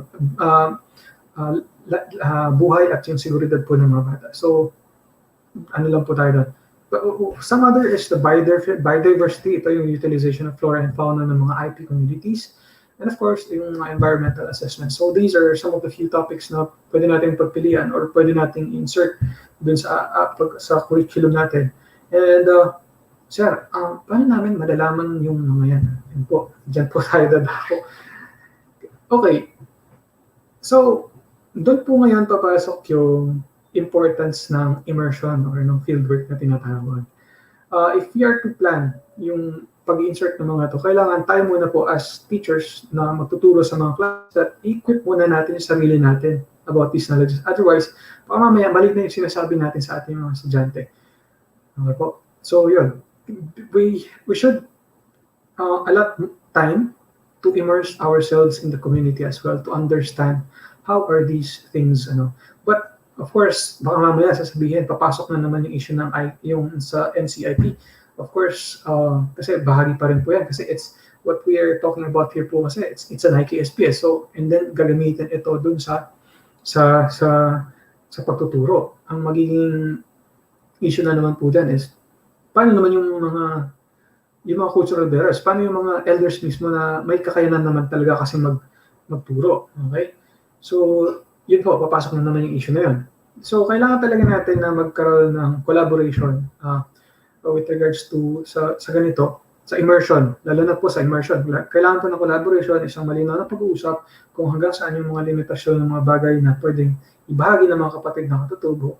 And kung ano lang hanggang saan lang yung pwedeng ituro ng ating mga teachers, of course, with the monitoring po ng ating mga officials na nasa NCAP po. Kasi kailangan din po i-monitor itong ganitong klase ng collaboration. Okay po? So, yan. So, right now, how do I teach in my part yung IKSP? Paano ko ba siya ini-insert sa aking pagtuturo sa mga estudyante? Well, as of the moment, since we are in the lockdown and hindi naman tayo makakaano po, what I do is I try to watch them pinapapanood ko sa mga documentaries. Some of the good documentaries that we have here in the Philippines po is yung mga documentaries po na hindi ko naman po pinapromote, pero it's one of the quite accurate documentaries ang meron po ang Eyewitness. And basta yung mga documentaries po ng Channel 7. I've been watching every documentary na meron sila, and as a perspective po ng isang katutubo is nakikita ko na nagmamatch naman yung mga perspectives, and when it comes to sa pagbabalita nila, paglalahad is hindi naman siya yung tipong pagpe-present na ginagawa na parang iba yung, instead na mapakita yung perspective ng mga katutubo is parang nagiging minsan mas nag-heighten yung nagiging iba tuloy yung treatment dun sa ano. So hindi naman ganun yung mga documentaries na napapanood ko sa channel na. And then I do pre and post reflection, lalo na kapag bago ako magpapanood, papapanood ko sa kanila, and then after that reflection paper. And then pagtapos nun, di-discuss ko siya the next meeting, yung with regards to cultural relativism at kung ano ba yung mga bagay, bakit ganun yung mangyayari. And then right after the discussion, post-reflection paper. In that way, nakikita ko if kung meron ba silang nakuha or may naintindihan din sila doon sa bagay ng mga pinanood nila. I do as much as possible watch them documentaries kahit medyo some are medyo minsan nabibigla rin sa mga estudyante, lalo na kasi it is something na hindi sila familiar. But those are the things na ginagagawa ko po yun kasi may background. I mean, I have that kind of perspective as part of the indigenous community. But ang magiging dilemma lang po nito, if you were to teach that, if you are not an IP or you don't belong to a particular community, is that yung explanation on how are you going to discuss sensitive topics sa mga estudyante, yun lang po yung isa sa mga bagay na pwedeng maging issue. And then, minsan, of course, yung leaning towards the experience of the zone-based IPs, yun po yung madalas ko na na-explain kasi yun lang po yung medyo abot ng aking observation. Now, for the observation, well, sometimes nabibigay or nasishare ko rin sa mga students yung some topics from the South, pero hindi ko siya masyadong in-expound kasi wala akong masyadong experience or hindi, kumbaga, ito nga po, yung immersion na tinatawag. Wala akong masyadong immersion experience sa South or lalo na sa Mindanao. Kaya although hina-highlight ko lang minsan yung kumbaga binabagit ko siya sa discussion, pero hindi na ako nagdi-deliver kasi ayoko na may masabi ako sa mga estudyante ko na something na baka mamaya iba yung masabi ko at mag-iiba naman yung dating sa kanila with particularly sa IKS or sa indigenous knowledge systems ng mga mga kapatid na katutubo na nasa Mindanao. So, yun yung aking teaching experience po na nagiging maingat din po ako as a cultural bearer and a teacher, but nagiging maingat din ako, nagiging sensitive din ako sa pagtuturo ng ganitong sa pagtuturo ng IKSP as part of the curriculum ng mga bata or ng program sa subjects. Now, as a student learning naman po, this actually is an experience that I have during those UP Manila days. Itinuro sa amin, we have a particular subject and some electives na pwede namin kunin. kapag nasa higher year levels. Now, for Antro 1, I think this is actually yung pinaka-foundation na in understanding yung as part of understanding yung origin ng tao, and at the same time, papasok na rin po yung culture dito. Now, kasama na rin, I mean, in my observation, ito yung parang naging entrada na subject na lahat halos na sa UP Manila noon, lahat ng colleges or lahat ng courses is have to take Antro 1 para nang sa ganun is may yung awareness ng or yung they have the knowledge of IKSP. Nagiging part po niyan. And then, sa mga electives, higher years, ito yung mas detailed discussion po ng mga bagay which pertains to some practices ng IKSP po. And, nung nagturo ako, as teacher, parang I was expecting na may Antro 1 na subject, but wala. Kasi naging naging social sciences na mas pumasok siya, mas nag-lean towards siya sa social sciences na subject. And if this subject will be kung magiging subject din ito sa ibang universities, I think magkakaroon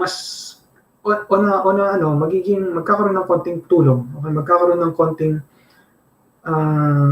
kumbaga allotment yung IKSP sa mga subjects. Kasi in the practice of UP Manila in teaching anthropology, naka-allot ko talaga siya sa human origins, and dun sa malaki rin po yung part ng understanding sa culture and dun sa IKSP ng mga tao.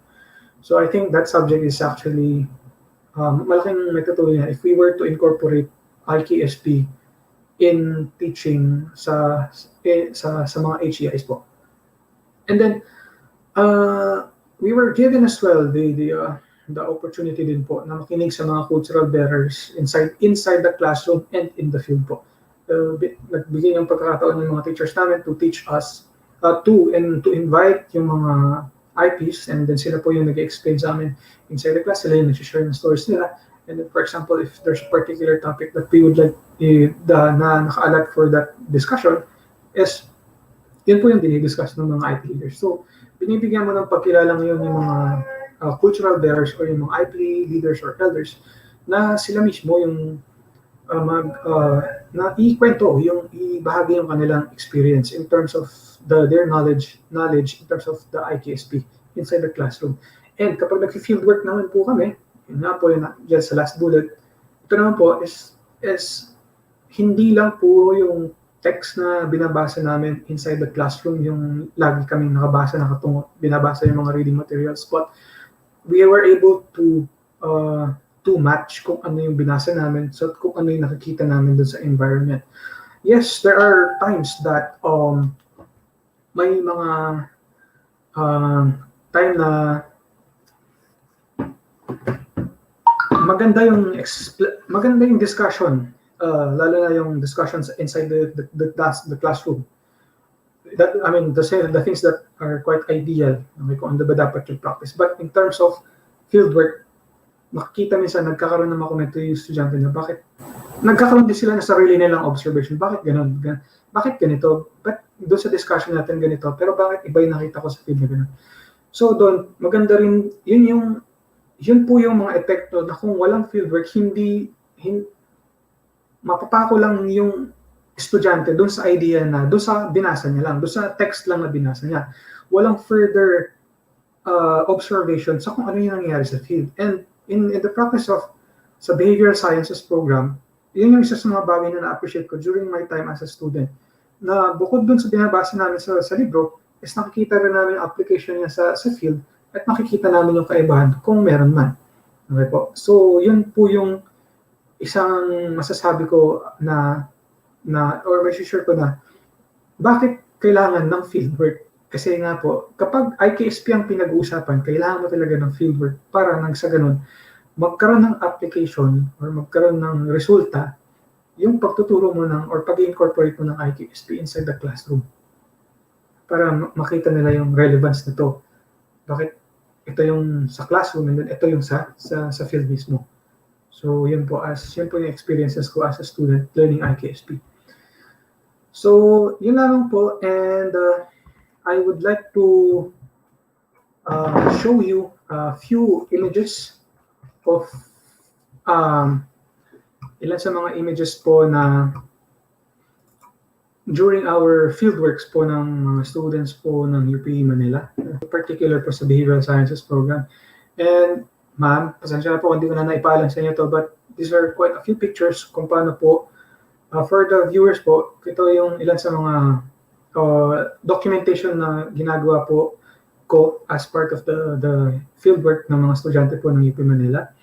So yan po, may mga facilitators, and then for the vehicles, of course, kasama na po yung seguridad nila, and then may lodging naman sila, and then direct experience po na makikita nila kung ano yung settings ng environment.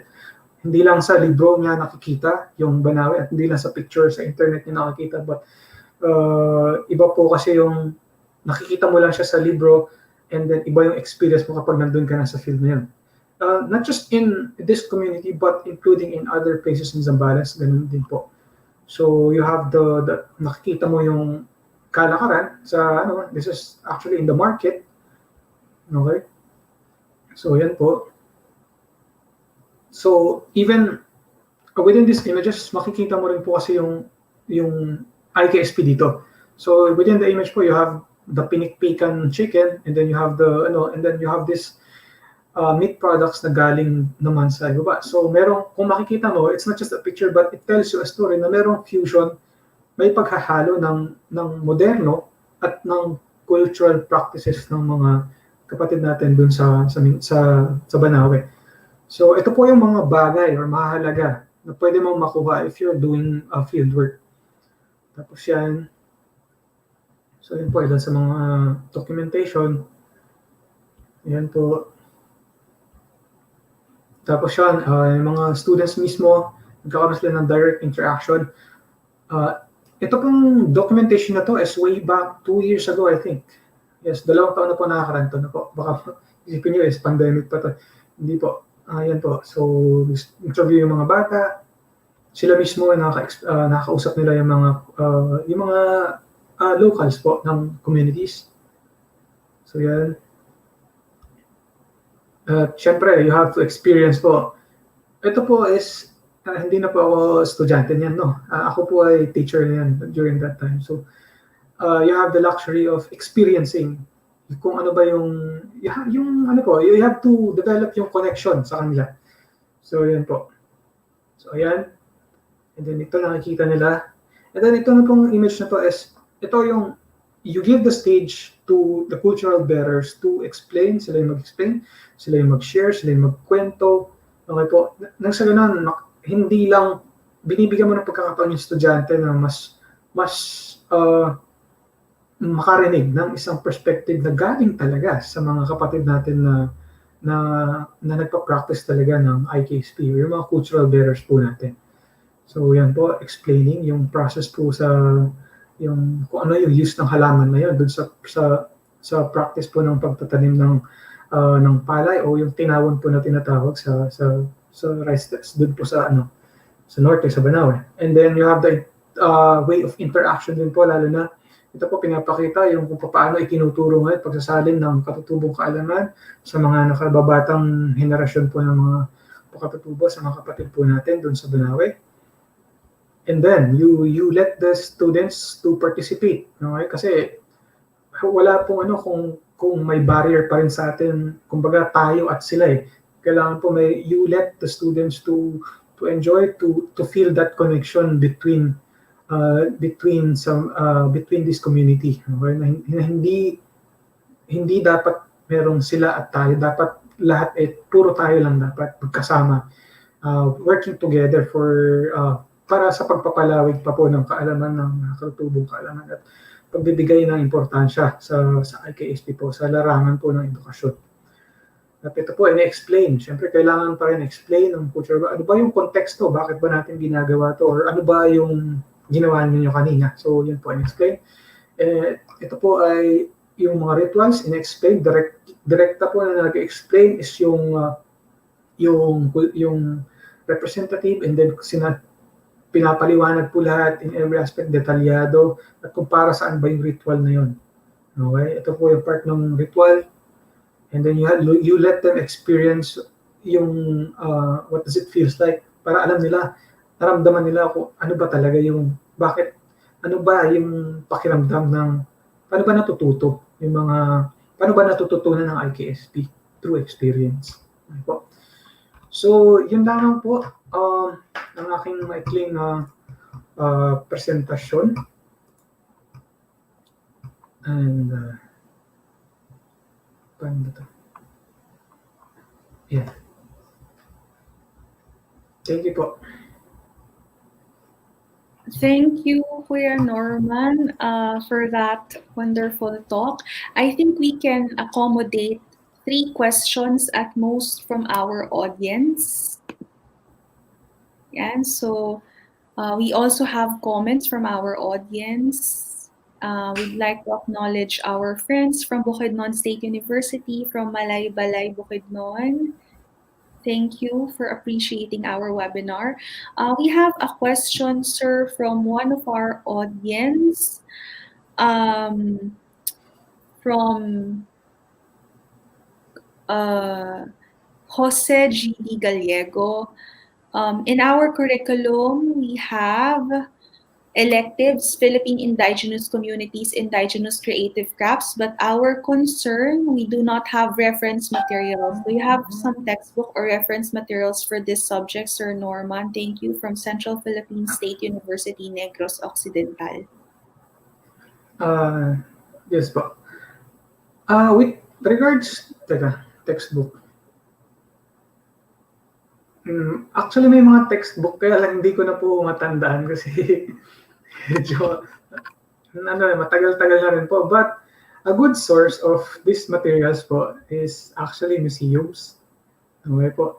And museum actually, marami po actually sa museum kayo na makikita na pwedeng maging materials for ano. Now, kung wala pong malapit na museum, there's usually po kasi mga textbook kadalasan nanggagaling sa ito ay mga international or galing sa ibang bansa na mga materials.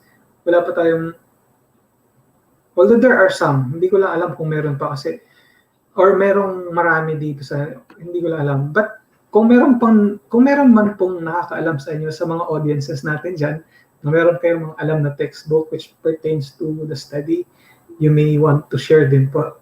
Kasi sabi ko nga po kanina, limited po yung experience ko dun sa kung ano lang po yung nangyari within the past years of my life, from learning IKSP hanggang ngayon, na tinuturo ko na siya, yun lamang po yung ano ko. But we try to museums po, kasi I know may mga materials po sila with regards to some IKSP, lalo na dun sa mga study ng mga katutubo po. All right, thank you for that. We have another question from Justin Francis Manuel. Good day, Sir Norman Freeman. How do we address the perspective of faculty members that the ACTA in our province are not real ACTA because they are not dark-skinned or curly-haired? They even make derogatory remarks or jokes about IPs without realizing that some of our students are in fact IPs. Okay, so yes, perspective faculty members at okay, first of all, what makes you think that your claim or your questioning as sino ba yung real ACTA? I mean, the mere fact na tinatanong niya yun as part of the is, sino nagbigay siyang karapatan ng questioning yung identity ng isang tao? No one. Okay, who is to Because the thing is like this, all throughout time kasi may mga intermarriages din pong nangyari, no? Even sa amin, sa community po na dito sa Pampanga and in Zambales, there are intermarriages that have happened during the early days po. Lalo na ang mga panahon ng Kastila, dito po nagkaroon ng simula ng pagkakaroon ng intermarriages. Now, ang lola ko ay may lahing Kastila, partly. Yung sa lola ko po sa tatay. But to question, if ang concern niyo po is paano natin masasabi na tunay na katutubo or agta ang isang through the practice. Kahit po ako, minsan, ang tanong ko rin po sa sarili ko yan, paano ko matatawag sa sarili kung tunay na katutubo ba ako o hindi? Is through the practice. Oo, katutubo ako masasabi sa physical na aking anyo, pero ang ipinapractice ko ba yung aking, yung pagiging katutubo ko? Nagsasalita ba ako? Nagsusuot ba ako ng bahag and all? Kumbaga, fina-follow ko ba yung rules and regulations na meron kami sa inside the community? So those are the questions that lies in between. That might pertain to the question na, or dun sa sentiment or dun sa komento nila na kung tunay ba talaga silang katutubo. The thing is, kung nagiging yun lang ang komento niya, parang dahil na-observe niya is, feeling ko kulang pa. I mean, kulang pa in the sense na parang hindi ako nag-agree doon sa ginagawa niya. But the thing is, you have to look more bago masabihin yan. Otherwise, yung parang ang nangyayari nun is, nagkakaroon lang ng, ang tawag dito, parang nagko-contribute ka lang doon sa discrimination nila. So, yun. And that is not something good if we are to, kung inaano natin na maisama sa curriculum ng IKSP, at kapag ganun yung treatment sa mga dahil sa tingin mo hindi sila tunay na katutubo dahil hindi nakaitim yung balat nila, sa tingin ko may mali doon sa way of understanding nila ng kung sino ba yung mga tunay na katutubo. Now, to tell you some, in Zambales, merong mga kapatid na katutubo doon na hindi mo mahahalatang katutubo kasi nga maputi siya, straight na rin yung buhok nila minsan, pero pag nagsalita, mas daig pa yung hindi katutubo sa pagsasalita and mas kabisado niya pa yung mga practices. So, hindi dapat natatapos dun sa kung ano lamang yung nakikita natin. So, kung gusto natin maunawaan yung pagiging sa case ng source AGTA, is dapat we have to dig deeper. And yun nga po. Kasi may mga estudyante, minsan na ayaw nilang magpakilala na katutubo sila kasi nga nagiging tampulan minsan ito ng katatawanan. At imbes na makapag-motivate ka ng mga IPs na mas magpatuloy pa sila sa pag-aaral, mas lalo ang nagko-contribute dun sa dun sa feeling nila na, ay, bakit hindi ako tanggap? Okay? So, ganun po. Next, thanks, leadership Alright. and justice system. Thank you, Kuya Norman. We have a message from our beloved faculty, Dr. Jo Del Mundo from Department of Behavioral Sciences, UP Manila. Norman, hello. Paigtingin mo pa ang pagtuturo at kahalagahan ng geographic approach in learning and understanding and conceptualization ng may kinalaman ang IKSP. So, yan po ang message ni Ma'am Jo para sa iyo, Kuya Norman. Hi, Ma'am Jo. Hi, Ma'am Jo. Thank you po. Yes, ma'am. Makakaasa po kayo na pag-iigtingin ko pa kasi especially po yung interest, yung pagka-interesado ko po sa actually ma'am, nagiging ano pa rin, yung andun po lagi sa akin yung ang tawag dito, curiosity ko. No? Andun pa lagi yung curiosity kasi gusto kong kasi po, lalo na yung pagtuturo, lalo na kapag ikaw nasa Luzon, kadalasan ang ituturo mo lang is yung mga bagay na may kinalaman sa mga Luzon practices. Like, for example, the IPs. But nakakalimutan natin na isama yung practices sa Visayas and Mindanao, which is, it's very rich. Okay? Marami pa po na pwedeng actually isama in discussion inside the class para mas magkaroon pa ng mas malawak na pangunawa yung mga estudyante. Kasi hindi lang naman Luzon ang Pilipinas, meron tayong Visayas at Mindanao. So mahalagang malaman din inside in the discussion na kailangan din balanse yung pagdi-discuss mo sa kanila kasi para hindi magkaroon ng misinterpretation yung mga estudyante sa pag-unawa dito sa mga communities na to. Lalo na nga po ngayon sa mga news natin kadalasan yun sa Mindanao, just to give understanding sa mga students bakit ganito yung nangyayari sa ganitong area. So yun po. Yes ma'am, makakaasa po kayo ma'am for the effort of highlighting this ano po. Yung sa ganitong stage po ng pagtuturo po. All right. Thank you very much, Kuya Norman, for that wonderful talk. Let's bring back in Sir Chadwick, and we will wrap things up for the first half of our session for today.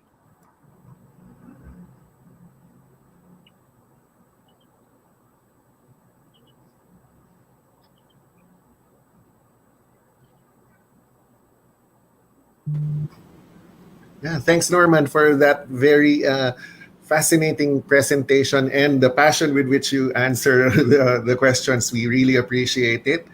At this point, we'd like to thank again our guests for staying on. It's a bit late, but nonetheless, we appreciate it. I'd also like to thank those of our audience who joined us from Zamboanga. Buenos días a todos los que vienen de Zamboanga. I understand that you speak Chabacano, and well, I've been asked to speak the closest possible match to Chabacano, which is Spanish. I do fluently speak it. So, tal vez entendemos muy bien en español. Well, we've reached the first half of day one, and I'm certain that everyone has gained a lot of new knowledge from this first module.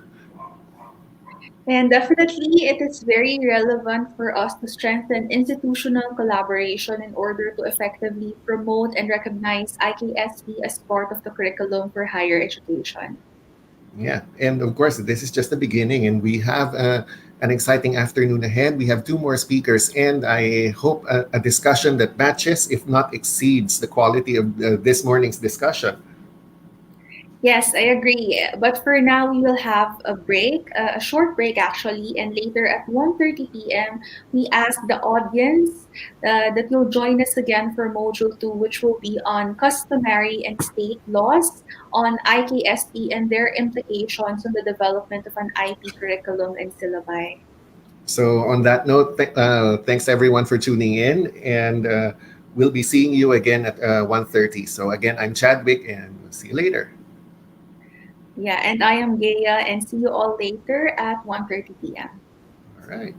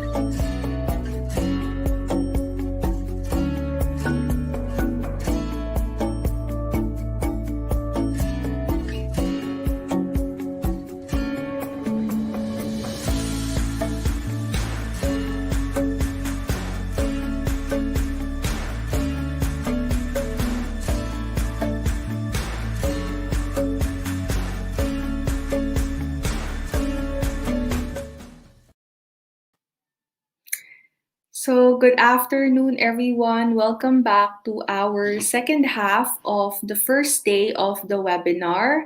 And today we will be continuing our program. So before we proceed with our next speaker, ayan, hi, Sir Chadwick. Hello, Gaya. How was your lunch? Quite fine, thank you. How about yours? I didn't have lunch yet. Okay. All right. Anyway, later na lang. All right, so before we proceed, let's just have a quick shout out from our audience who are tuning in. So hello, Miss Justina Lantajo from Leyte Normal University in Tacloban. Hello po sa inyo. And Hello hello din. to Donna from Romblon State University. Good afternoon. And yeah, and hello to uh, Elsa Grande Navales. Hello, watching from Serap Yonsi Basalo Memorial Colleges Inc. in Kiblawan, Davao del Sur. Hello po sa inyo. Ayan. Tapos, we also have um,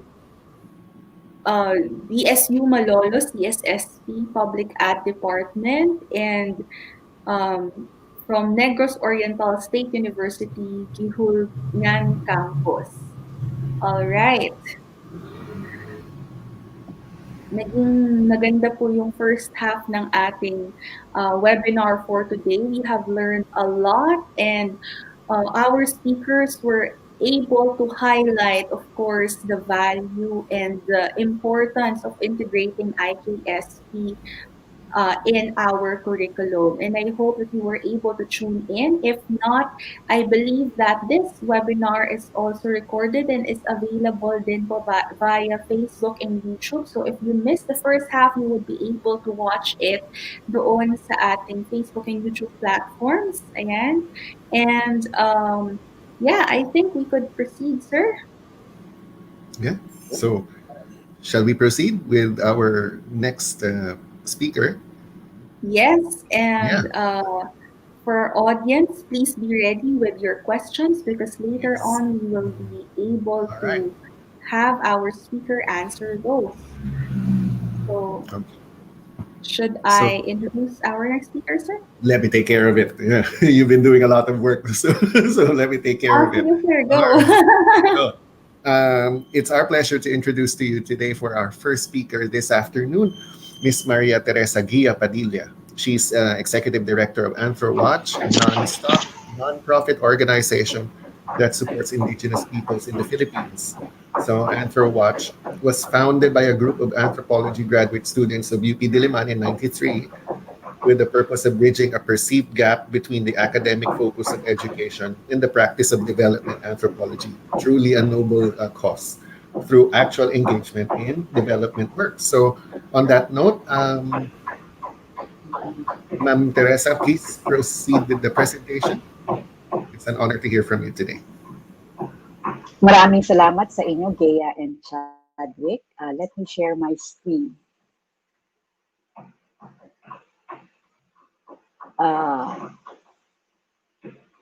Okay.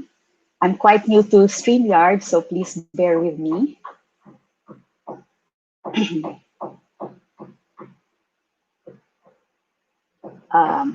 Technical. Oh, I'm being asked to follow certain steps. Ma'am, yung share screen lang po. Share screen. Okay po. And then share. Okay. Hindi ko pa nakikita po. Kasi may lumabas na message na Chrome has lost permission to capture your screen.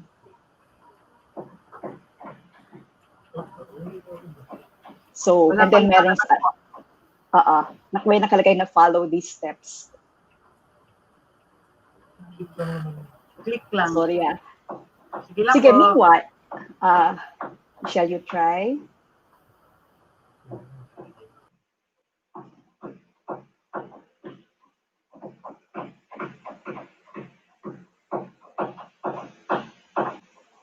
Wait a minute. Can you give me about 2 minutes? I'm being asked to do something to my settings. So I'll try that. Yes, Paul, we can do that. And meanwhile, while we are waiting for Miss Mix to address the settings on her computer, again, let's do some quick shout outs. We still have participants watching from Emelisa Cruz, CVSU Indang, Cavite. Ayan, kamusta po sa mga taga-Kabsu? From JH Cerilles State College, from ZSCMST Zamboanga. Hello po sa inyo. Kamusta po? Maybe you can share in the comments your insights and your and what you would want to expect pa for the following days, and we really hope that you would be still be able to join us later and in the future sessions natin. Remember, we still have sessions from today until the 20th, so please tune in via Facebook or YouTube.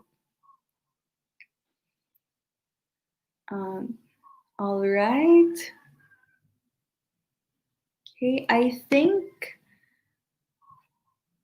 think Miss Mix is okay. All right, Miss Mix is okay na po with her settings, and we can proceed now with her talk.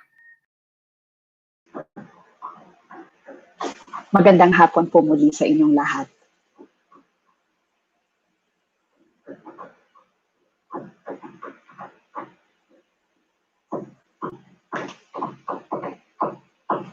Okay na? Can you see my screen now? Not yet po. Iba yung naka-feature sa screen. Aha. Okay. So ngayon, paano ako? Sandali lang, hanapin ko naman paano pumunta sa PowerPoint mismo.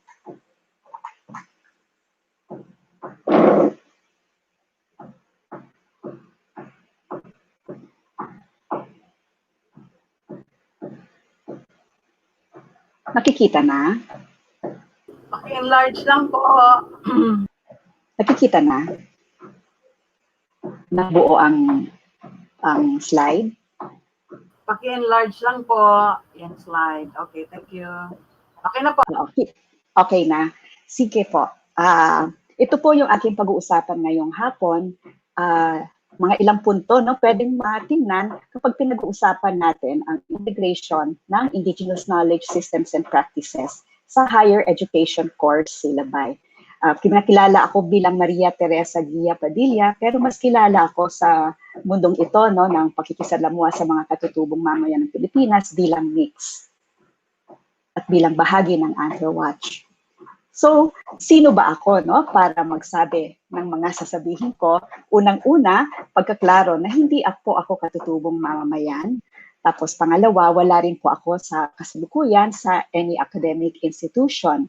At pinipili ko po yung ganitong pagpapakita para makita ninyo siguro kung paano siguro ako nag-iisip o paano kumikilos, no, sa larangan ng pakikisalamuha sa mga katutubong mamamayan ng Pilipinas.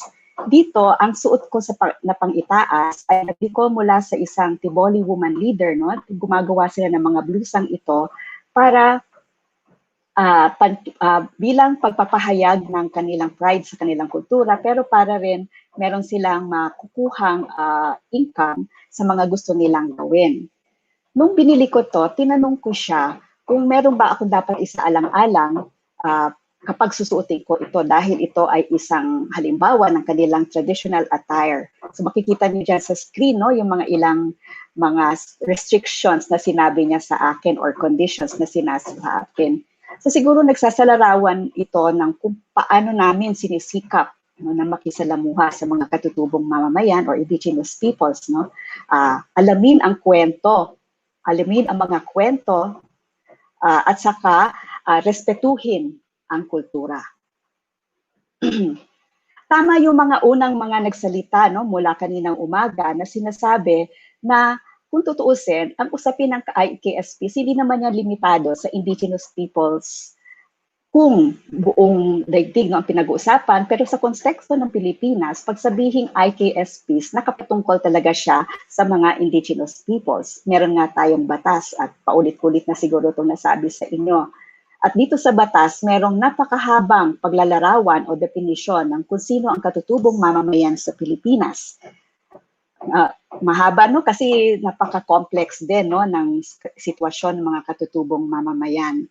Sa amin sa AnthroWatch, parang ito yung mga linagay namin ng mga katangian ng katutubong mamamayan or indigenous peoples na lagay namin simple, no? Pero hindi naman siya nalalayo sa nakalagay sa batas. Unang-una, nais namin i-emphasize, walang-wala kaming karapatan para magsabi na sino ang katutubo at sino ang hindi. Ang ibig sabihin lang ng paglalahad namin ng ganitong paglalarawan ay ito po ang mga katutubong mamamayan na binibigyang pansin ng AnthroWatch at ng mga nakasalamuha ng AnthroWatch. So familiar na kayo no, sa unang dalawang katangian na sila ay miyembro ng mga komunidad na may sariling kultura na naiiba sa mainstream at kalimitan ay meron silang sariling wika. Tapos sila ay tinatawag na katutubong mamamayan ng ibang tao o sila mismo dinedeklara nila na sila ay katutubong mamamayan. Para sa amin, ang talagang matingkad na ibig sabihin, no, na talagang nagde-define ng pagiging katutubong mamamayan sa konteksto ng Pilipinas ay yung last two na katangian. Yung isa na sila ay associated with a defined territory, tinatawag nilang ancestral domain o lupaing ninuno sa Pilipino, yutang kabilin sa Bisaya. Ito ay pwedeng land or waters. At yung defined territory na yan ay naging bahagi ng buhay ng kanilang grupo noong unang panahon kung minsan ginagamit ang terminong since time immemorial. At dagdag nito, no, kasi kung titingnan natin, alam na rin natin dito, lalo na sa mga sananggaling sa social sciences, na kung tutuusin ay yung kwento ng mga katutubong mamamayan, umusbong yan dahil sa usapin ng colonization. Kaya tama yung ibang sinasabi na wala naman, lahat naman tayo dito raw sa Pilipinas ay katutubo, no? We are all indigenous to the Philippines. Tama yan sa isang banda. Pero may specific na ibig sabihin yung indigenous peoples sa konteksto ngayon kasi ito yung mga tao nung naunang nanakop ang isang banyaga, yung mga taga-Espanya, dito sa Pilipinas, may mga grupo na hindi pumayag na maging assimilated sila o magpasakop sa mga banyaga. At dahil nag-refuse sila, no, they resisted assimilation by the colonizers, na-isolate sila physically and socially, at yung isolation na yon ay nag-result sa kanilang marginalization at hindi sa pagbebenepisyo sa, kumbaga, sa development na tinatawag natin. At kahit na walang colonization, tayo na ay supposedly a republic na, Republic of the Philippines, ay yung marginalization na yon ay nagpapatuloy. Kasi makikita na yung pagkakaiba nila, nagdulot yan ng pagpapatuloy ng marginalization sa kanya. Kaya nga, no, sa usapin ng Indigenous Peoples' Rights Advocacy, ang panawagan palagi ay we want to correct historical injustices. Ito nga ang naging core of the theme of the National Commission on Indigenous Peoples na nag-celebrate sila ng IP month noong Oktubre. Sa konteksto ito dapat, no, na kailangan palagi nating nire-respeto ang tinatawag na karapatan sa sariling pagpapasya or right to self-determination ng mga katutubong mamamayan. So yan po yung konteksto ng IKSPs dito sa Pilipinas. So yung isang consideration na gusto kong ipalabas ay ano nga ba ang formal education para sa katutubong mamamayan? So ilang dekada nang nakakausap namin ang mga parents, no, na katutubo, malimit naming marinig noon. No? Ngayon hindi na I think masyado naming naririnig, pero noon talagang malimit mong maririnig kung paaralin namin ang aming mga anak. Mawawala sila sa aming tribo. So dati, ang dahilan kung bakit hindi nakakapag-aral ang mga katutubong bata ay hindi lamang dahil sa napakalayo nila o wala silang financial means para makapasok ang mga bata, Pero may takot sila na kapag pumasok sa formal education ang kanilang mga anak, ay parang gini-give up na nila ang pagka-indigenous ng kanilang mga anak. Kasi bakit? Anong nangyayari pag pumasok sila sa formal education system? Na parang napapahiwalay sila sa kanilang katutubong kultura kasi yung isa, dahil sa tinatago nila, kuminsan tinatago nila yung pagkakatutubo nila dahil sa diskriminasyon o kaya ay ang napag-aaralan nilang mga kurso ay mga kurso na hindi bagay, hindi nila magagamit no, para sa katutubo o hindi nila mapapractice sa kanilang sariling mga teritoryo. At yung isa rin ay naging traumatic para sa marami ang experience nila sa pag-aaral no, sa formal educational institutions. Meron nga kami nakatrabaho minsan sa Anthro-Watch na siya ay isang manobo, no, nakaabot siya sa college at parang hanggang sa adulthood niya, napapaiyak siya pag naaalala niya yung kailangan niya daanan na diskriminasyon para lang to be able to stay in college, no, nakaabot siya ng kolehiyo. So yun, no? Tapos yung about a decade ago, nagkaroon ng balita sa TV, sinabi, siya ang unang sa kanyang indigenous group na naging bahagi ng isang profession.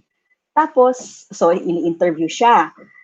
Ang medyo nalungkot ako kasi nung kinakausap na siya, pag meron na siyang reference sa kanyang pinanggalingan na indigenous group, ang ginagamit na niyang salita ay they, no?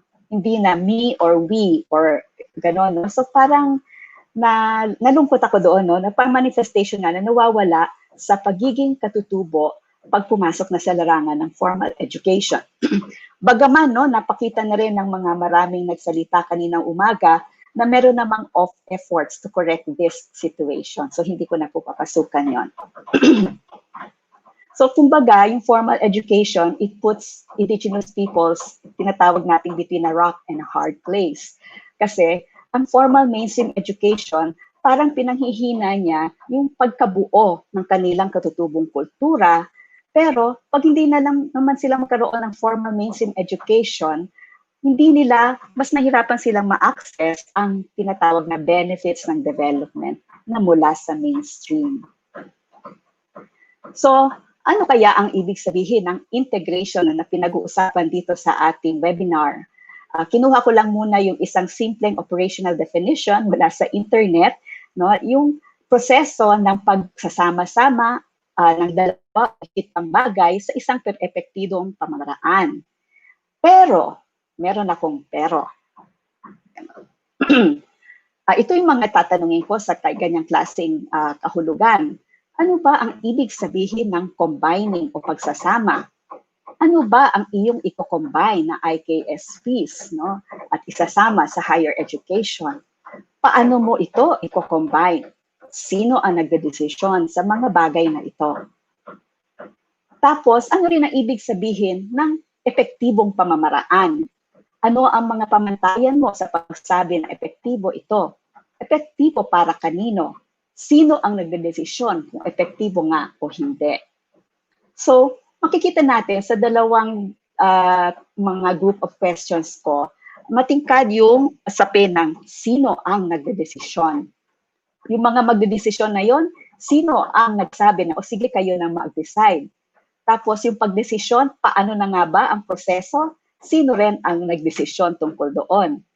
At titingnan ba rin ba natin kung ng mga katutubong mamamayan sa paggagawa ng desisyon para sa gusto nating mangyaring integration. Kasi siguro makikita naman yun, no, sa kulay na aking buhok na ilang dekada na rin kami, no, sa development work, no, mula nag-umpisa sa peasant farmers, tapos moving on with including women's health, no, movement, tapos in the past years mas nakatutok sa mga katutubong mamamayan. At nakapansin-pansin, no, this is not original to me. This is something that is felt by many development workers, no. Kapag hindi pantay ang power relations between two groups, no, ang ibig sabihin ng integration ay yung mas tinatawag na mas mahina o mas marginalized na grupo ay nasa-subsume, no, o na-assimilate, or para mas powerless sila to decide on what should matter in the integration, no, in favor of the more dominant positions in the mainstream. So ito rin ay sa palagay ko ang dapat na pag-ingatan kung pinag-uusapan natin ang integration. At katatapos lang the other week, no, busy-busy yata ang UP Manila and the College of Arts and Sciences in particular, katatapos lang ng second international conference on IKSPs the past week, at nagkataon ako binigyan ako ng pagkakataon nung Sabado, magbibigay ng ilang kuro-kuro sa usapin ng paano ba pwedeng makatulong o ano ang papel ng IKSP sa pagbuo ng tinatawag nating new normal na sana ay hindi lang new normal or going back to the old normal, pero sana we think in terms of a better future. At isa sa mga parang linagay ko na punto doon ay bilang sa mga academic institutions or bilang mga mananaliksik, kasi ako nga po ay wala sa academic institution but involved in social research, sa paghubog natin ng better future na ito ay tingnan natin ano na yung mga ating palaisipan sa usapin ng research methodologies. Lalo na pagtitingnan natin ano ang sinasabi ng mga indigenous researchers mismo. Dito ay ina-acknowledge ko yung two main references ko sa pahaging ito. Ayun, nakikita niyo sa slide ngayon, no? Si Dr. Smith and Kovacs. Si Dr. Smith ay isang Maori at si Dr. Kovac naman, siya ay Native American sa Canada. So, anong nakita ko medyo pareho sa mga binabanggit nila sa usapin ng research methodologies. Alam ko na hindi to education per se, pero nakikita ko yung mga puntong lumabas mula sa kanilang paglalahad ay baka sakaling makita ninyo na may relevance, no, sa pag-uusap ng IKSPs in higher education. So yung isa na lesson, no, na nakikita kong relative, medyo similar, no, sa various readings on indigenous research methodologies. Palagi mong linulugar ang iyong sarili at ikinakwento mo ang iyong sarili. Yung hindi lang nag-extract ka ng knowledge or information about your informants, pero dapat ikaw din mismo i-reveal mo saan ka nanggagaling, not just in terms of geography, but in terms of how you look at things in life. Ganon. Tapos, syempre kasi, ito siguro mas alam natin to na bibigyan natin ng importansya kung ano ang lokasyon at kwento ng mga katutubong mamamayan. Sa mga social sciences, alam natin ang ibig sabihin ng location ay hindi lamang yung geographical location. Ito rin ay merong patungkol sa paglulugar, no, sa ating pag-iisip, sa pag-iisip, sa ating personal na mga kasaysayan at iba pa. So isang mahalagang punto pa na sa palagay ko mahalagang tingnan kapag pinag-uusapan natin ang IKSPs ay tingnan natin paano ba natututo ang mga katutubong mamamayan. Pareho ba ng pagkatuto sa atin? Let me digress a bit of my personal history, no. Yung isa sa mga anak kasi still has a learning disability, and parang sa kanya ko natutunan na parang mas naramdaman in reality na parang, you know, ang tawag sa kanyang learning disability ay moderately severe reading disability, ganon, ano. Tapos malimit na magbibiruan na, yung anak ko natapos niya yung kanyang college in 10 years, tapos bibiruin niya ako na 9.5 years naman, hindi naman 10 years, no. Tapos kinikwento ko, no, kung paano kami nagdila sa family, tapos siya rin mismo, tapos we were privileged enough na natulungan siya ng development pediatrician at development psychologist. Kung kinikwento ko ito sa ibang kawimenan, no, nakasama ko at the time nung bata pa siya, sabi nung isa na taga-urban poor, ay nako mix. Sa amin, ang ganyang bata, hindi na yung mga ganyan-ganyan learning disability, bobo na lang ang turing sa kanya. Ganon, no? So, it was striking to me na pag hindi natin ina-acknowledge kung paano yung tinitingnan yung mga bagay-bagay, paano yung pinanggagalingan, no? At saka paano rin yung pagsuporta, base so kung paano sila matuto, ay medyo marami rin na disenfranchise sa ganitong usapin. And I'm happy to note actually that my child is doing well. doing well, no, at na-overcome naman yon. So it also gives me additional inspiration.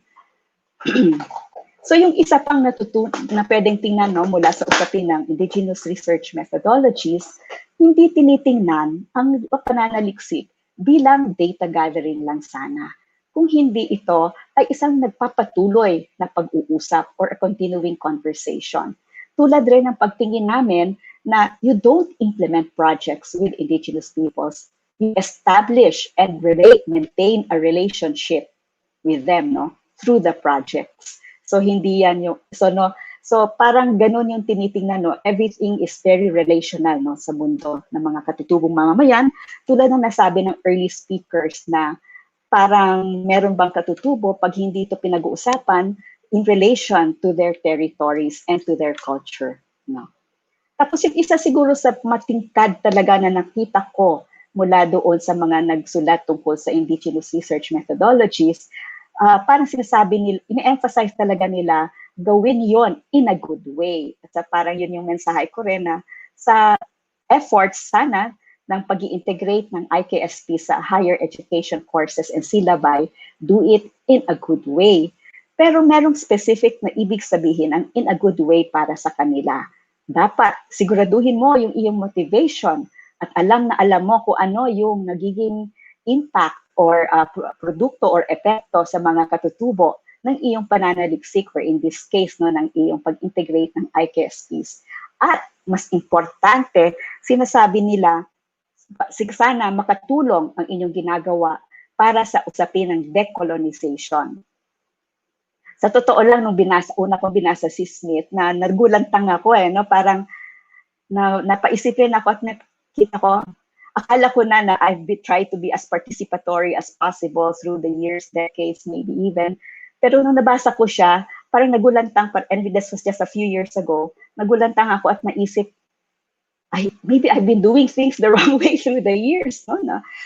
Tapos, kasi yung she started, one of the more bombastic statements that Dr. Smith said was, parang research is one of the dirtiest words, no, for indigenous people's vocabulary, no?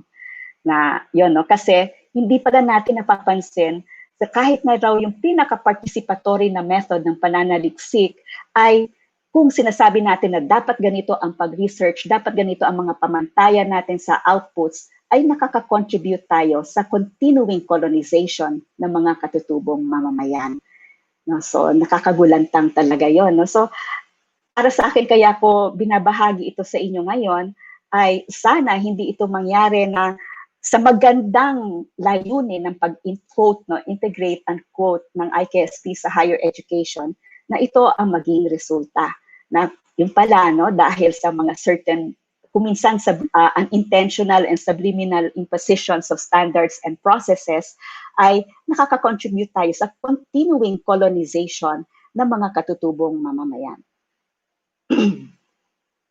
So yung isang usapin, parang babalik-balik para sa akin, no, babalik-balik talaga tayo sa isang matingkad na usapin, no, na pag-usapan na to sa ugnayan ng pang-agham tao, no, Anthropological Association of the Philippines, no, yung sa isa sa past conferences na ang naging topic talaga sa kalaunan o sa ultimo, kanino bang kaalaman o dunong ang tinitingnan natin na authoritative o may dagok o merong epekto, no? Kasi so yun yung nababanggit kanina nila Norman, nila Jovan, no? At saka I truly also appreciated the sharing of Dr. whom I did not have yet the privilege of personally meeting.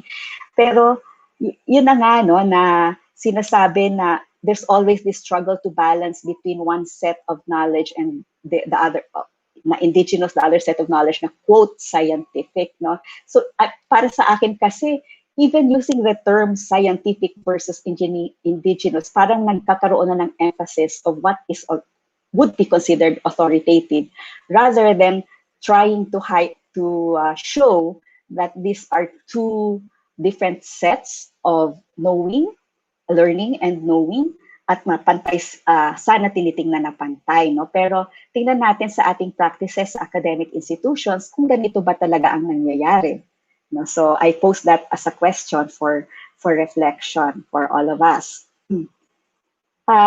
Siguro ito na lang yung mga ilang idadagdag ko pa ng mga punto, no, na base sa karanasan ko sa gawaing pangkaunlaran sa mga kahanay ng mga katutubong mamamayan sa Pilipinas, wag nating i-romanticize din naman ang IKSPs. No? Naalala ko yung minsan, we had the privilege of working with Sibuyan Mangyan taga-Bukid sa Sibuyan Island sa Romblon. At yung isa sa researchers namin, nag-i-interview siya ng isang IT farmer doon at tinanong, Manong, paano mo nalalaman na uulan na pala? Ganon. Tapos, isa in-expect niya, ay kasi yung movement of the wind or the sound of the bird, something like that. Ang sabi ni Manong ay, aba, din nakikinig ako sa radyo. No? So, na-disappoint siya. Tapos that evening, no, after walking several kilometers up the mountain, nagpahinga, pero may nag-offer na isang traditional hilot na masahe siya para sa kanyang tired muscles. So tinanong niya si traditional healer, Manong, kung kayo naman po ang masakit ang mga muscle, ano ang ginagawa ninyo? At sagot naman ni Manong, no, ay umiinom ako ng portal. No? So, na-disappoint ulit ang ating researcher. Pero ang point ko doon is why be disappointed? No? Kasi bahagi ng right to self-determination ay kung paano nila gustong baguhin ang kanilang kultura ay respetuhin. Ang dapat tinitingnan doon, ang pagbabago ng kultura, hindi dapat ito na-enforce sa kanila, no? Ipinilit sa kanila, kung hindi, dahil ito ay sarili nilang desisyon. No? So, some points for consideration of hindi natin nakikita na enforcement, no? Halimbawa, may mga ilang religious missions pa rin na nagsasabi, sige, bigyan namin kayo ng scholarship pero magpa-convert ka. Ganon, no? So that is an enforced kind of culture change, no? And sometimes that also is what is happening when we say this is the educational system that you should have, no? Parang yun nga, no, yung mga kinikwento ko kanina na nawawala nga yung mga anak ng mga katutubo sa formal educational system. So avoid romanticizing IKSPs, pero I just also have to note, no, na yung pinag-usapan Sibuyan Mangyan taga-Bukid, just in case you have the wrong impression na nagde-deteriorate na yung kanilang traditional culture, Mount Giting-Giting on Sibuyan Island is one of the most parang highly acclaimed, no, na biodiversity spot in the whole world, no, ganon. And nabanggit na nga ni Jovan kanina na marami sa biodiversity rich areas ng Pilipinas ay naroon rin ang mga katutubong mamamayan whose IKSPs have guarded these areas through the centuries and even millennia, no. Pero yun na nga, no, there is culture change happening at yun nga rin ang parang that is something that we should consider, that even all IKSPs are located in a certain geographical milieu and had a context in time, no, in how they develop, no. So yon. And then yung isa pang dapat consideration natin, and quite a challenge actually in working, no, in the field of education, I would presume, na indigenous groups are not homogeneous internally, na pag in-interview mo si isa ay reflective na yan ng kabuuan ng kultura. Naalala ko yung isa sa memorable moment ko sa basa ng kay Dr. Kovac, no, yung isang references na banggit ko kanina, may isang non-indigenous researcher, tinanong niya si traditional elder, can you tell me the truth about your culture? No? Kasi ang expectation natin, the elders are the holders of the truth of their culture. Sagot ni elder, at sinabi ni Dr. Kovac na ito ay typical, no, of the way that the elders answered. No? Sabi niya, I don't think I can tell you the truth. I can only tell you what I know. No? So ganung punto din natin tingnan when we are considering what IKSPs, no, are we going to include in our higher education syllabi, no? That they are not absolute truths, they are the work, the outputs, the work, the lives, no, of particular people in particular places at particular times. And then of course, alam naman natin kung gaano kay culturally diverse, no, ang ang mga iba't ibang grupo dito sa Pilipinas. Yan.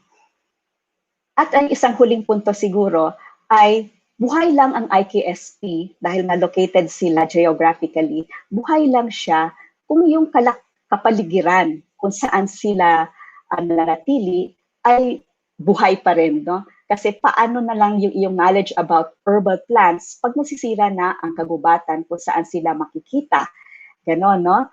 So, kaya yung kaakibat no, ng realization ng importance ng IKSPs ay dapat meron din siyang kaugnay siya. So, gaano ka-importante ang kaugnayan ng mga IKSPs dito sa pinanggalingan nilang kultura at sa kapaligiran. So, if those environments don't exist anymore, then the IKSPs para na rin siyang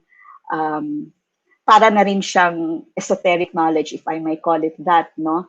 So I'm not just, siguro nakita ko yung isang comment kanina na nagpasalamat na maraming salamat na kinonsidere ng political justice systems, no, na when Norman talked about what are the topics to consider in terms of IKSP. So I do cite a lot of environmental examples, but I am actually also referring to other elements of culture as well.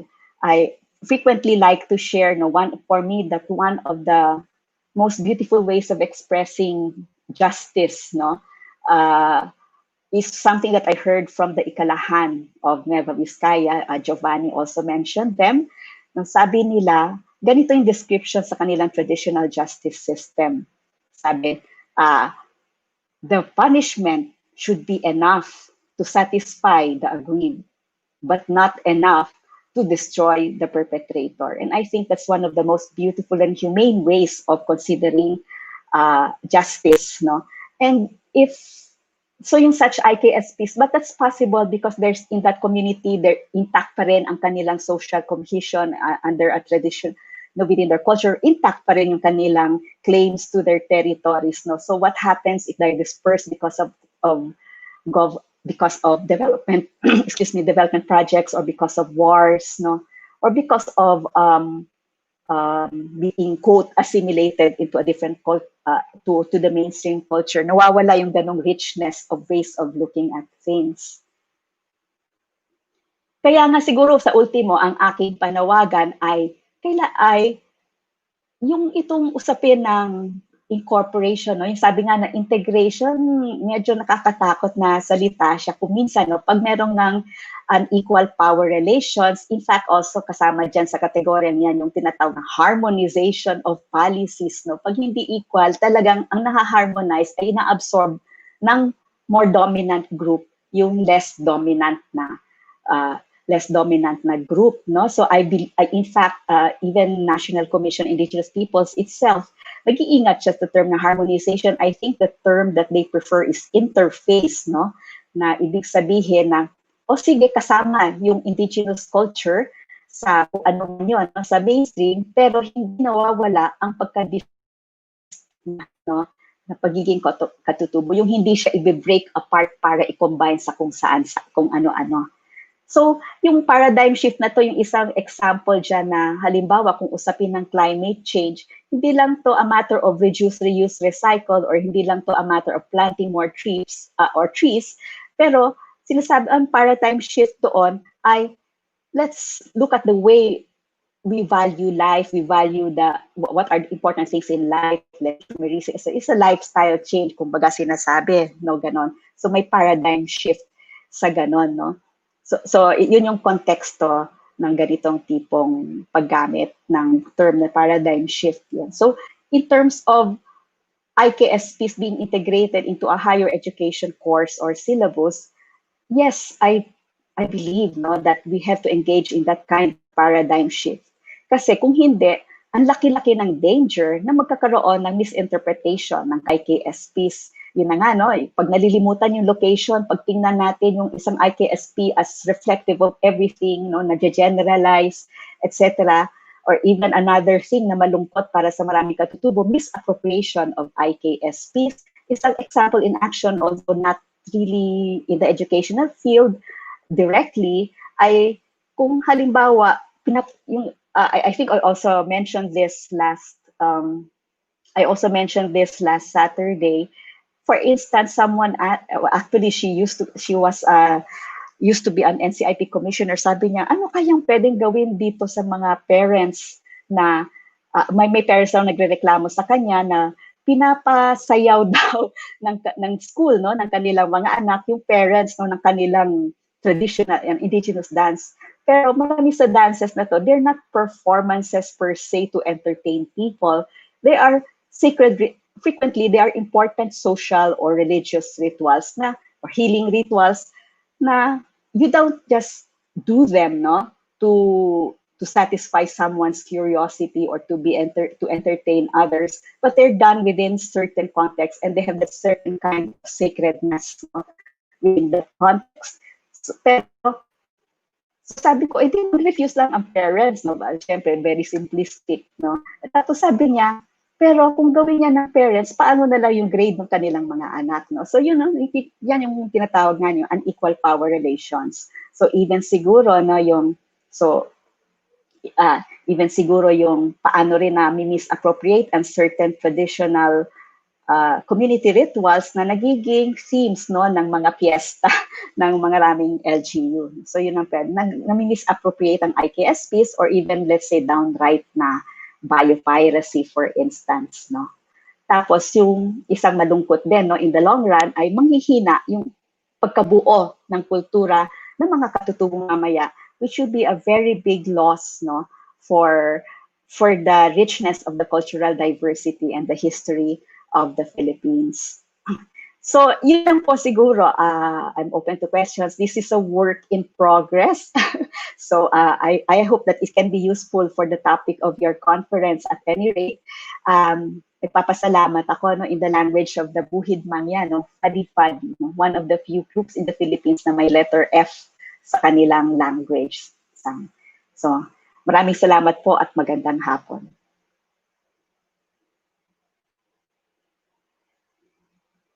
Thank you. I think we can have also Sir Chadwick back in the screen. Thank you, Ma'am Mix. That was truly enlightening. Thank you. That shining of a lens on our own practices is a joy to hear about from an experienced field worker and researcher such as yourself. So, well, normally we would have a question and answer portion immediately after the presentation, but given that we have just one more presenter for today, with your kind permission, Ma'am Mix, we'd like you to join our last speaker in an open forum. Would that be fine? Of course. Thank you. Okay. Maraming Why salamat. the studio now? Sorry. Maraming salamat po. So, on that note, let me introduce our presenter for today. He's none other than the Dean of the College of Arts and Sciences. He has a Master's in Public Health, a Master's in Community Development, and of course, the usual PhD.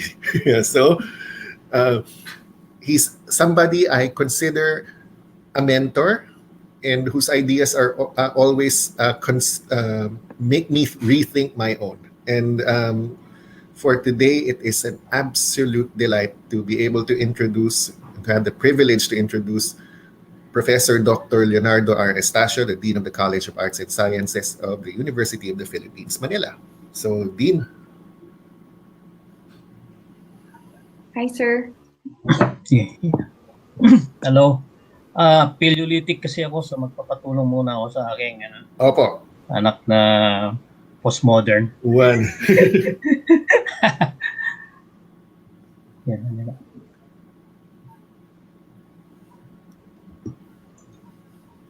Okay.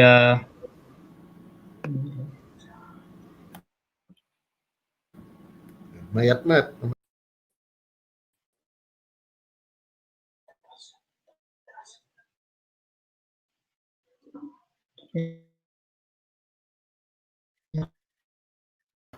Dean, no voice. Dean, Po ba? wala po kayong mic. At paki-enlarge po yung PowerPoint presentation.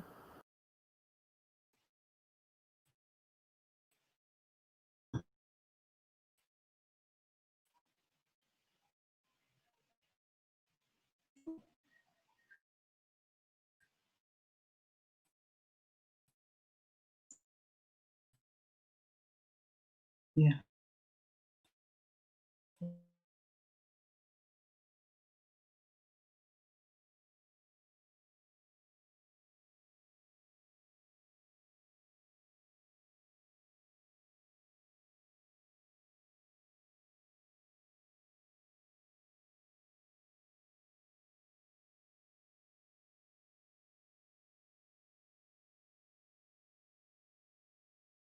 Ikaw muna.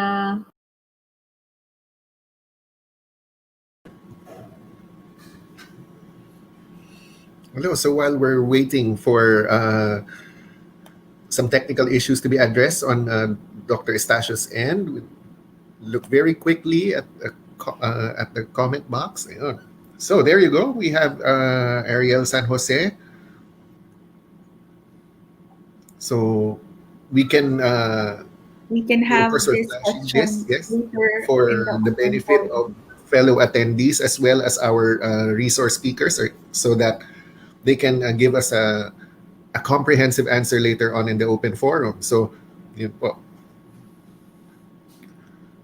From Tamang-tama po yung sinabi po ni Chris na napakagaling ng paliwanag ni Ma'am Padilla. Opo. Ako'y sumasang-ayon, buong pusong sumasang-ayon. Maraming salamat. From Reynerio Mendoza, good afternoon from Leyte Normal University, Tacloban. Good afternoon din po, sir. I hope you're doing well. Ayan.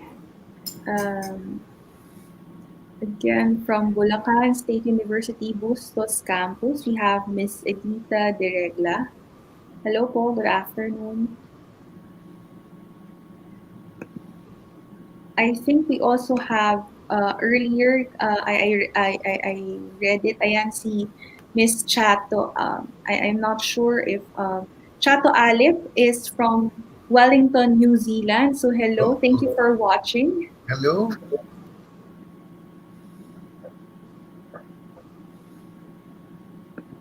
Hashtag indigenous methods of research, hashtag psikolohiyang Filipino, hashtag IKSP. Thank you, Raquel Ramirez Geronimo, for that.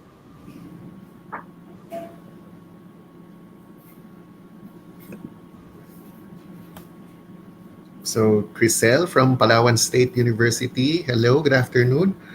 It's a great time for us to remind you that if you have questions, please reserve them for our open forum. We do have plenty of time. And of course, to please stay tuned in to our upcoming sessions tomorrow until the 20th. So same time din po and same channels, Facebook and YouTube. Okay, so it seems that Dr. Estacio is right about ready. Mm-hmm. Yeah. So just give us a minute or so, maybe 10 seconds or so. So thanks, Jose Adrian Casela from Iloilo State Science and Technology University in La Paz.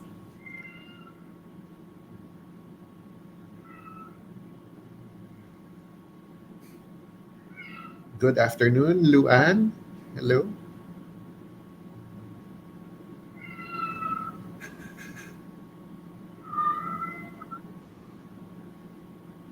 Good afternoon to Miralles 22, Jamaica Miralles, Southern Philippines Agribusiness and Marine Aquatic School of Technology, Malita, Davao Occidental. Hello po sa inyo. Thanks for joining us, Jamaica.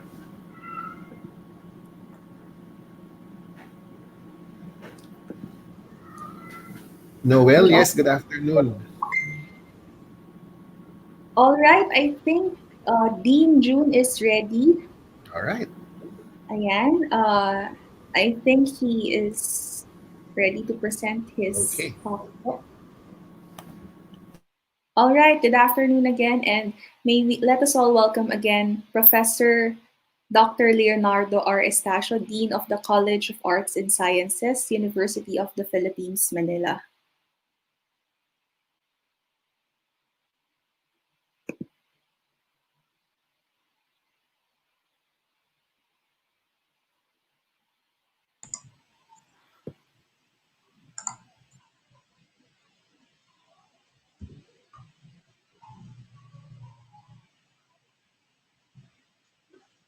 Okay, magandang hapon sa lahat. Nakikita niyo na ba yung aking presentation slides? Nakikita na ba? Yes, Dean, nakikita na po. Nakikita na ba yung aking Yes, Dean, slides? nakikita na po yung slides niyo. Okay, sige. So magandang hapon sa lahat. So yung continuing with the conversation, karamihan sa ating mga nagsalita or halos lahat sila ay ang tinatanong ay para saan at para kanino yung IP education na sinasabi natin, no? At paano.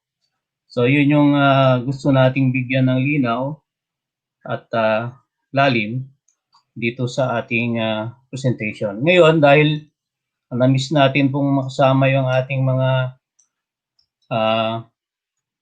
taga-CHED at yung ating mga kasama din sa NCIP, ay nais kong sigurong balikan yung saan ba nanggagaling itong gawain natin ngayon at bakit kailangan natin maglinaw at magpalalim.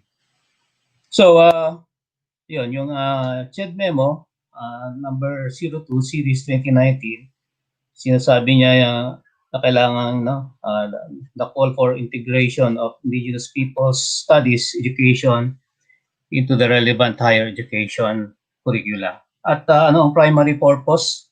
So, bibigyan natin ng konti, no? To address IP-related issues such as kahirapan at karapatang pantao. So, yun yung mukhang hin-highlight yun. And then, paano gagawin yan? Yun, ito nga, incorporate or integrate yung mga paksa, konteksto at mga pananaw, no? Lalo na sa larangan ng history, social sciences, political sciences, sociology at humanities. And then, pagdating naman sa new GE curriculum, ay mag-provide ng mga readings about the indigenous peoples and including Muslims, no? Particularly sa larangan ng Philippine history. And ito ay maaring stand-alone na subject or integrated. So, pwedeng stand-alone or integrated, mandated or elective or program specialization. No? So, ini-encourage ang higher education institutions na mag-train ng mga potential IP educators para i-implement ito at mukhang in-implement na nga ito nung first semester last year, no, academic year natin, no? 2019-2020 bago nagkaroon ng COVID pandemic. At naglaan din ang CHED ng pondo para sa capacity building. Ngayon, paano ito i-monitor? So, mayroong mga requisitos as usual, bilang nasa bureaucracy, kailangan natin mag-report. So, may mga tinatawag na mga IP education monitoring form. And then, hihingin din kung i-revise ba yung mga existing curriculum at in-integrate na ba, in-incorporate yung mga IKSP, no, ng mga indigenous peoples. And sino yung faculty na mag-handle. And then, kanginong responsibilidad dyan, may dalawang sangay ng CHED, no? Yung isa ay magko-consolidate ng mga monitoring forms at siya rin yung maglilista, no, ng registry ng mga IP educators at maghanda rin ng status reports. And then yung isa ay yung magbibigay ng pondo para mag-train ng isa rin ang magko-collecta ng mga regional data at mag-provide ng status report. So yun po yung kabuuan, no? And then kung mapapansin nyo dito sa isang monitoring form, meron palang tatlo. So yung isa ay yung ayan, katulad yan, pipilapan ng bawat state colleges and universities o mga private institutions kung ano yung subject at paano in-integrate yan, in-incorporate, no? Ang IP or ITSP. Yung isa naman ay kung ito ay mukhang stand-alone na kurso, no? Anong klaseng elective ito. At ito isang maganda, no? Pwede palang mag-develop ng degree program or area of specialization. So yun yung maganda dito sa CHED memo na ito. Ngayon siguro dahil hindi natin na imbitahan yung ating mga resource persons galing sa NCIP, baka let me walk you through doon sa Republic Act 8371 o yung tinatawag nating Indigenous Peoples' Rights Act. At mag-focus lang tayo sa mga tinatawag nating 4 pillars, no, of rights doon sa Republic Act. Yung una, yung nasa Chapter 3, the rights to ancestral domain. Nabanggit na ng ating mga naunang tagapagsalita, no, si Giovanni, Norman, si Dane, at pati si Mix, no, yung kahalagahan ng ancestral domain. So, yung teritoryo ng kung saan nakatira yung mga indigenous peoples. So dito mapapansin natin na yung physical environment, including the total environment, kasama na yung so hindi lang environment, no? Hindi lang yung physical territory, kasama na yung spiritual and cultural bonds to the areas which the indigenous cultural communities, indigenous peoples possess, occupy, and use, and to which they have claim of ownership. Ngayon, yung ownership dyan, yung konsepto ng ownership, nobody owns the land, no, but is actually owned by it. So walang actually pag sa konsepto ng ancestral domain, walang private ownership actually, but more on communal property ito, no, pag-aari ng buong IP group, no. And then of course ang daming mga nakapaloob diyan ng mga karapatan sa ancestral domain, no. So kasama dito yung ownership sa mga lahat, no, traditionally and actually occupied sacred places, traditional hunting and fishing grounds, and all improvements made by them at any time within the domain, and also the right to develop the lands and natural resources, the right to stay in the territories, right in case of displacement. So kung pumatok yung pinatubo, na wala sila doon sa bundok ng pinatubo, may karapatan silang bumalik doon kasi yan yung kanilang ancestral domain, no? And then right to regulate entry of migrants. Mayroon isang IP leader sa Lumad sa Mindanao na parang gusto nilang gumawa ng paraan na yung mga papasok doon talagang namomonitor nila papasok at lalabas. Parang nagkaroon pa sila ng idea na dapat magkaroon ng visa yung mga pupunta doon sa lugar, no? Ganoon. So pinapakita lang na they are empowered to regulate the entry of migrants, no? And other various rights. Ngayon, meron pang isa, maliban kasi sa ancestral domain, meron din yung ancestral land. So yun, nagkukwento kanina ni Jovan doon sa Baguio, no? Yung pinag-aawayan yung lupa doon, Ibaloy land doon sa Baguio. At nagkaroon ng matinding kaso doon. Kasi doon sa konsepto ng ancestral land ay merong notion ng transfer of land or property and right to redemption. Kasi special case to sa Baguio kasi meron ng mga bahay-bahay, so yung hindi siya yung notion ng ancestral domain hindi na nag-work doon sa ganong sitwasyon, no. So yun, pumapasok yung may notion ng pag-aari doon sa isang particular na lote or lupain, no, in a private way, no? So papayagan yan yung transfer of land or property, pero it should be subjected to customary laws and traditions of the community concerned at pwede rin bawiin, no, kung ito ay na-violate. Pero magdidesisyon yan yung paring IP group. So yan, ito naman mga responsibilities nila na kaakibat ng kanilang karapatan to maintain ecological balance, restore denuded areas, observe the laws. No? Of course, ito na yung kasama na itong state law vis-a-vis the customary law.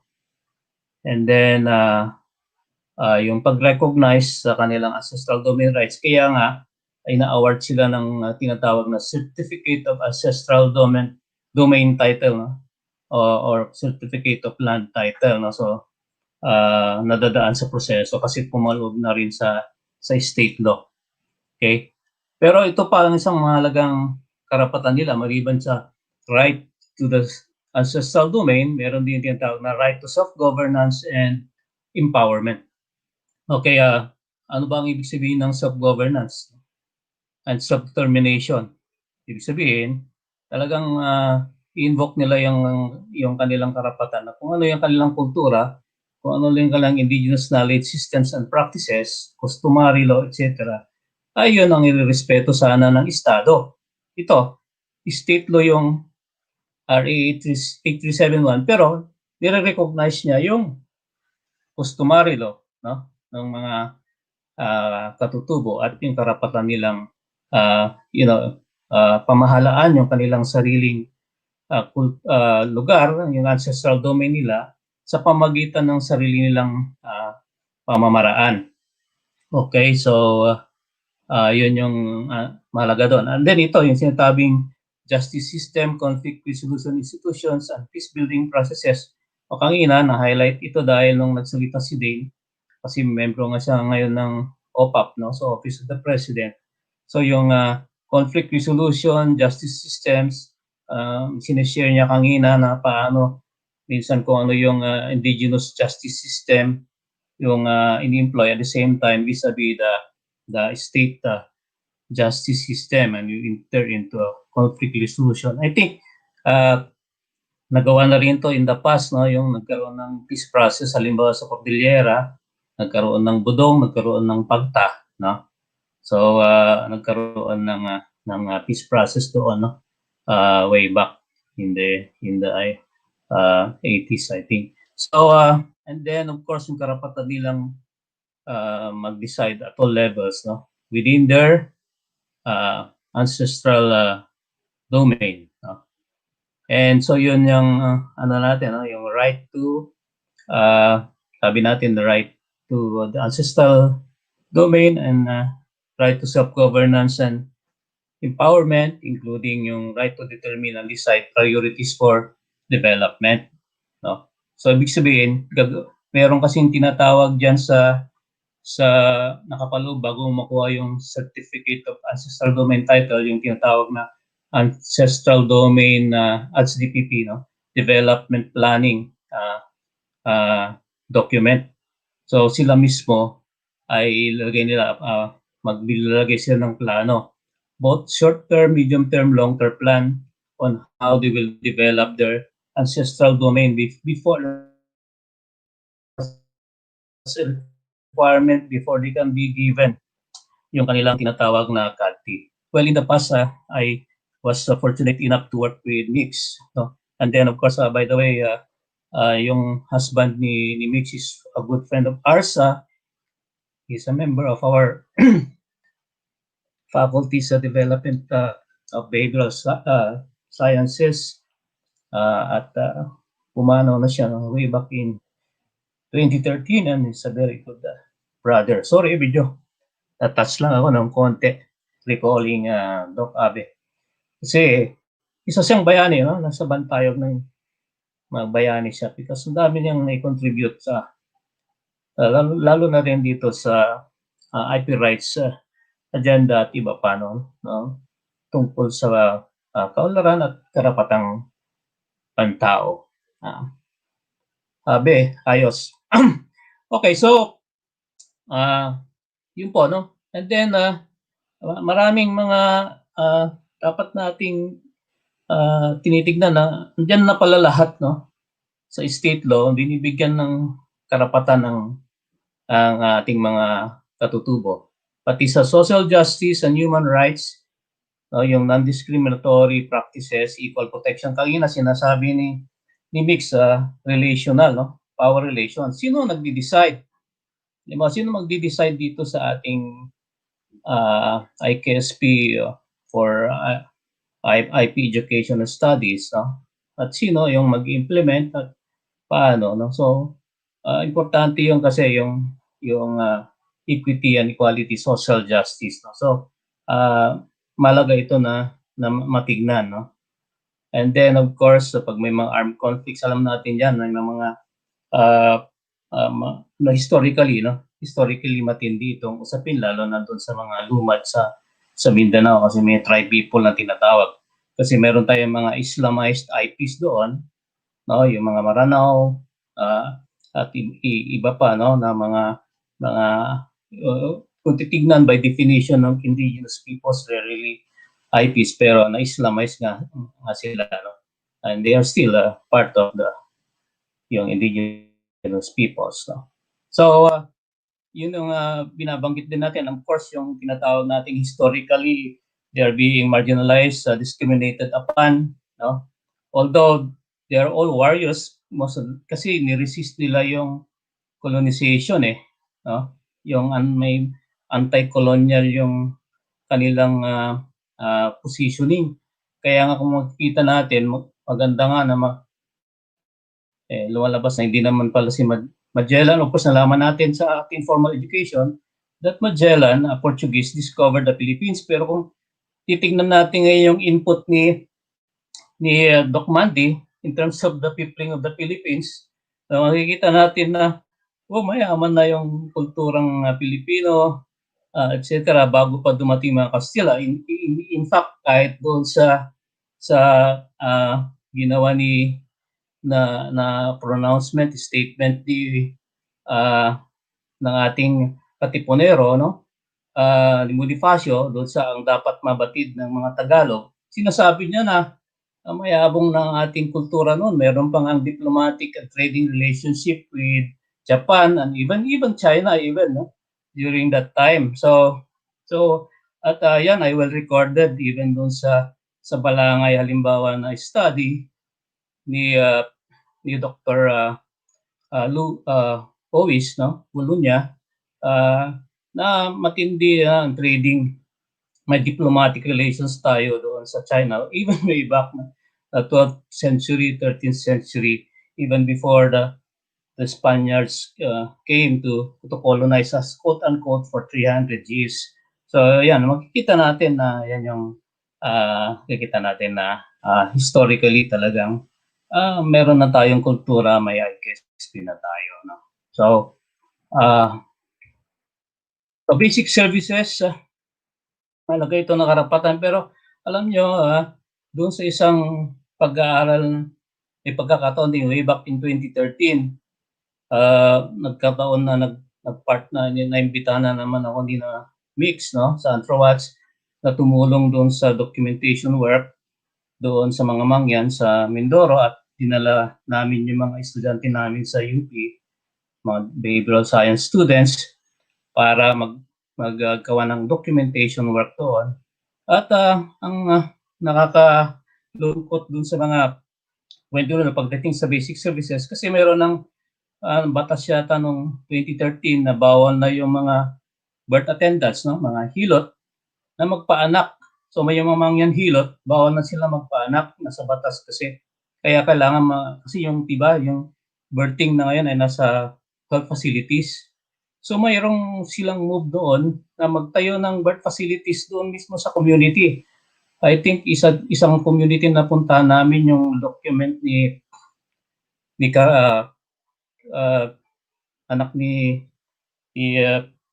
David, no, Professor David, no, yung ating sa Channel 7, no, yung sa nagdo-document ng eyewitness, yung meron pa nga siya doon yung yung dinadala sa hospital na sinasakay doon sa duyan, ganon. So kasi walang facility doon mismo sa community, at nakapunta rin kami doon ang gusto sana doon magtayo ng tinatawag na mangyan ward or mangyan facility doon sa bundok. Kaso ang nangyari, hindi hindi yun aprubahan kasi dapat daw sa malapit sa health center doon sa bayan. Yung ganun. So, yun yung malungkot doon kasi meron kaming napuntahan din na isang lugar na may nakwento na merong mga anak na nabuntis na mangyan. Tapos dahil nga pinagbawal na yung hilot o partera ang magpaanak, ang nangyari doon ay kailangan siyang isakay sa isang jeep na ginagamit ng isang kapitan na nagninegosyo ng walis tingting, no? Doon sa Mangyan community, yung ibig sabihin kinukuhanan yung mga ng mga puno ng niyog at tinatanggal yung mga dahon at yung kinukuha yung para maging walis. Kaya walang upuan. So doon sa sinakay para dalhin sa bayan, doon sa Mangyan ward, doon sa bayan. Kaso nung nandoon na sila patungo doon, bigla na siyang napaanak doon. Sana kasi matagtag yung daanan, tapos wala din upuan. So nanganak siya doon mismo sa jeep na naupuan niya yung anak niya, tapos sa kasamang palad namatay yung sanggol, no? So siguro ang pwedeng reflection natin doon kung sana hindi pinagbawal yung traditional birth attendants na gawin yung kanilang gawain, hindi sana namatay yung bata yan. At saka pero hindi kaming nakukuha ang datos na meron palang mga lugar sa Mangyan areas, that's 2013, Mangyan areas na sa tanang buhay nila, hindi sila nakakita man lang ng doktor o nurse. Kasi maglalakad ka ng 3-4 na araw bago makapunta dun sa lugar para mag-provide ng health services, no? So,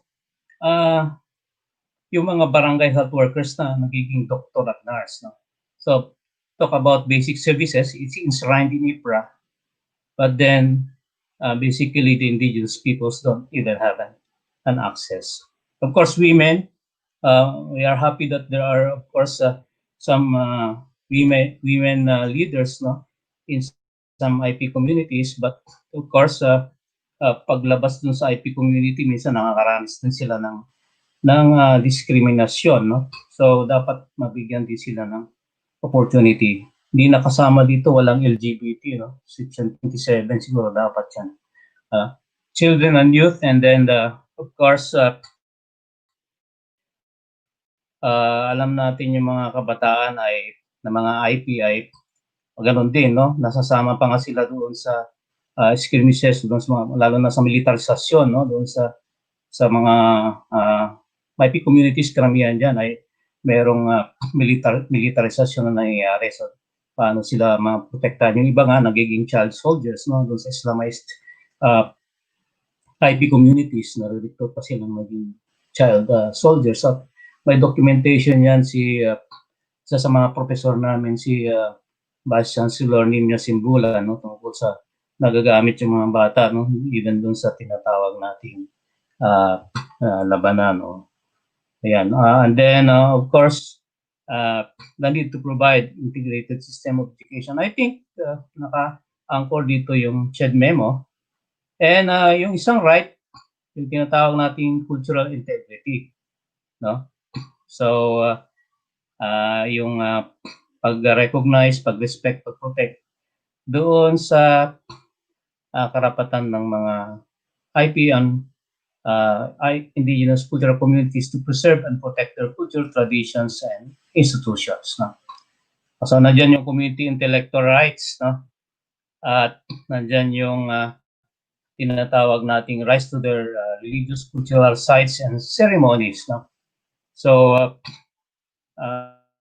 nakikita natin dito, no, paano dapat nire-recognize yung kanilang mga ritual, yung kanilang ceremonies, no? And then of course pinakamahalaga dito at related dito sa ating pinag-usapan itong section 34, karapatan sa katutubong kaalaman at kakayahan, no? The right to indigenous knowledge systems and practices and to develop own sciences and technologies. At kita nyo dito, malinaw na malinaw sa batas, no, na napaka-komprehensibo, no? They shall have the right to special measures to control, develop, and protect their sciences, technologies, and cultural manifestations. including human and other genetic resources. Nung nakaraang linggo, nung mayroon tayong Second International Iksp Conference, meron tayong isang kasamang professor, research scientist sa UP Diliman na nagsasagawa sila ngayon ng pag-aaral dito sa genetic resources, pero talaga matinding dinaanan din na proseso bago nagbigay ng pre and prior informed consent yung mga katutubo. At yung si Dr. Mandy, isa yan sa mga medyo involved doon kasi tinitignan niya yung in terms of the origins of the Filipino people. Kasi yung si Dr. Mandy, archaeological sciences, no? So tinitignan mo sa lahat ng aspekto in terms of genetic, no? So mayroong genetic basis, tapos fossil, no? Mga fossils, ganyan. So yung mga physical basis ng fossils, and then of course yung mga artifacts, no? Para ma-establish mo yan. So yun yung kahalagahan ng pag-aaral na ginagawa nila, at ang gusto lang makita doon ay yung paano ba yan. Kasi mahalaga sa atin yung ating myths and origins, ma-establish yung ating cultural identity and cultural roots, no? So yan. Of course, may karapatan ang mga katutubo, no, na kung papayag sila o hindi. And even their mga binhi, no? So traditional medicines and health practices, vital medicinal plants, animals, and minerals, and of course yung knowledge of the forest, no? So flora and fauna, no? Alam natin na pinakita ni na Giovanni at saka ni Norman kanina yung argument na meron din namang kaalaman sa agham ang indigenous peoples, even doon sa sinasabi ni Norman, kahit nga sa paghahunting, no, pagpangaso, ginagamitan mo rin yan ng scientific na strategy, no? At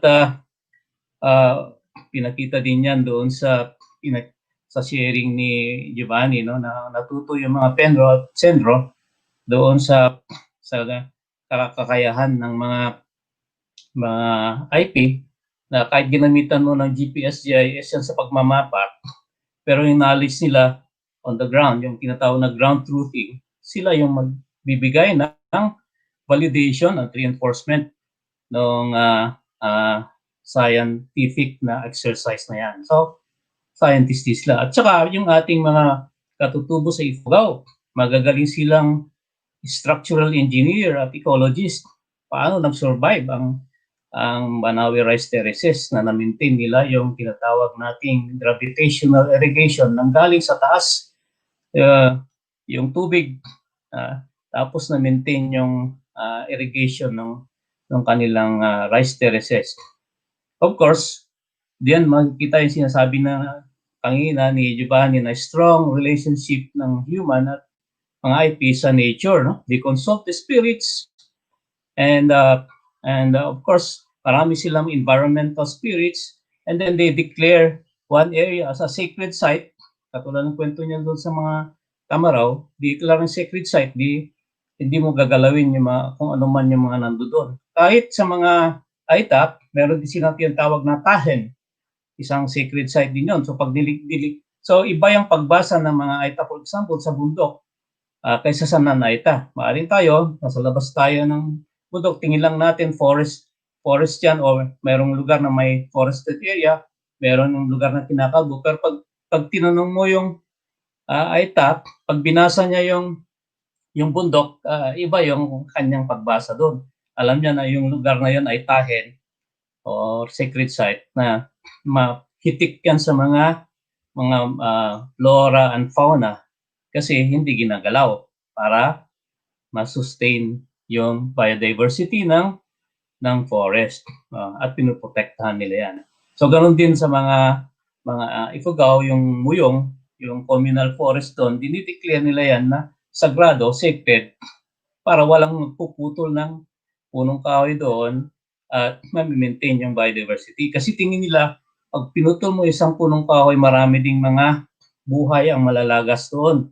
yung mga nakatira doon sa mga punong kain ng iba pang mga insekto at mga hayop at mga orchids na doon at ginagawa rin yan na of course na shelter ng mga ibon. So sabihin ang dami niyang mga gamit. Pinutol mo, gawin mong lumber. Nawala yung value niya. So yan yung pinapakita dito sa ating at even yung tinatawag designs and visual and performing art. Pinakita ni Mix kanina yung attire ng Tivoli, no? At tingnan nyo, kahit dun sa pagsusuot, meron palang sagrado din pala yung pagsusuot. At yung mga tinalak, halimbawa din na nila, unfortunately, na misappropriate na kasi nakikita natin yan na ginagamit na ng mga ibang enterprises na business enterprises. Ginagamit nila yung design na ewan ko kung mayroong doon, no? Mayroong party doon kapag kinabangan yung mga gumawa ng tinalak na share doon in terms of the profit. And performing arts, alam natin na magaling na kasi they really are good performers, no? In fact, yung mga dance groups na yan ay inappropriate din nila yung mga malagang performing arts. At saka yung binanggit kanina ni Mitch na merong mga dances o mga ritual na hindi piniperform sa Cultural Center of the Philippines or any other places. Like for example, yung war dance ng mga tiga-Ifugao, piniperform lang yan if they go to war. No? So pag sila ay nakikihamok, mayroong tribal war, doon lang nila piniperform yung ritual na yon. So hindi yan ginagawang for for performances na for the public, no. So yeah. Okay, and then of course access to biological and genetic resources. They're even in terms of improving their kanilang yung agroforestry for sustainable development, and also in terms of archaeological and historical sites, no, ay dapat nag-allocate sana yung ating yan. Alam ko na yung meron tayong mga ibang IP groups na nagtayo ng tinatawag na School for Living Traditions, na meron silang mga community museums. Alam ko way back in the late 90s, napunta kami sa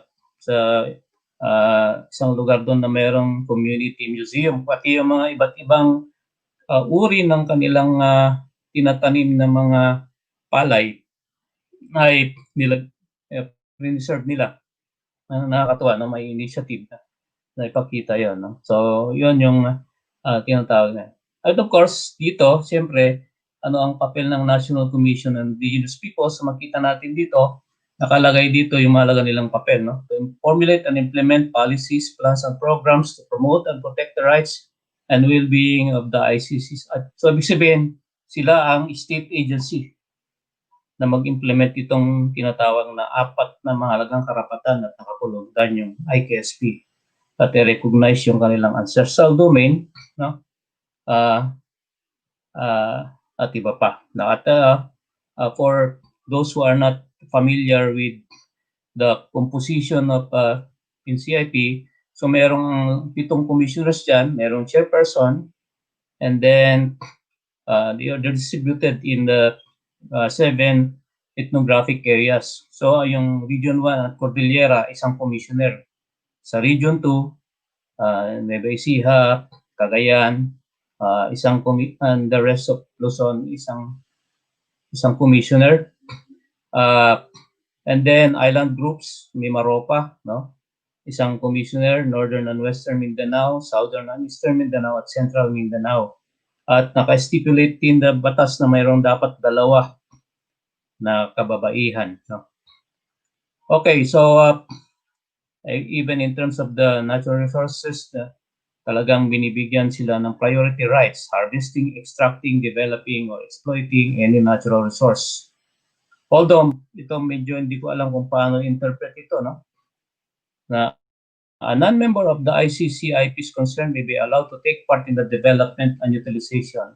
So ibig sabihin kung meron palang hindi IP doon sa lugar, binibigyan din siya ng karapatan na pagkakataon na i-develop yung yung natural resources for 25 years, renewable every 25 years, no? Or renewable for not more than 25 years. Hanggang isang generation lang pala yung bibigay sa kanya na karapatan.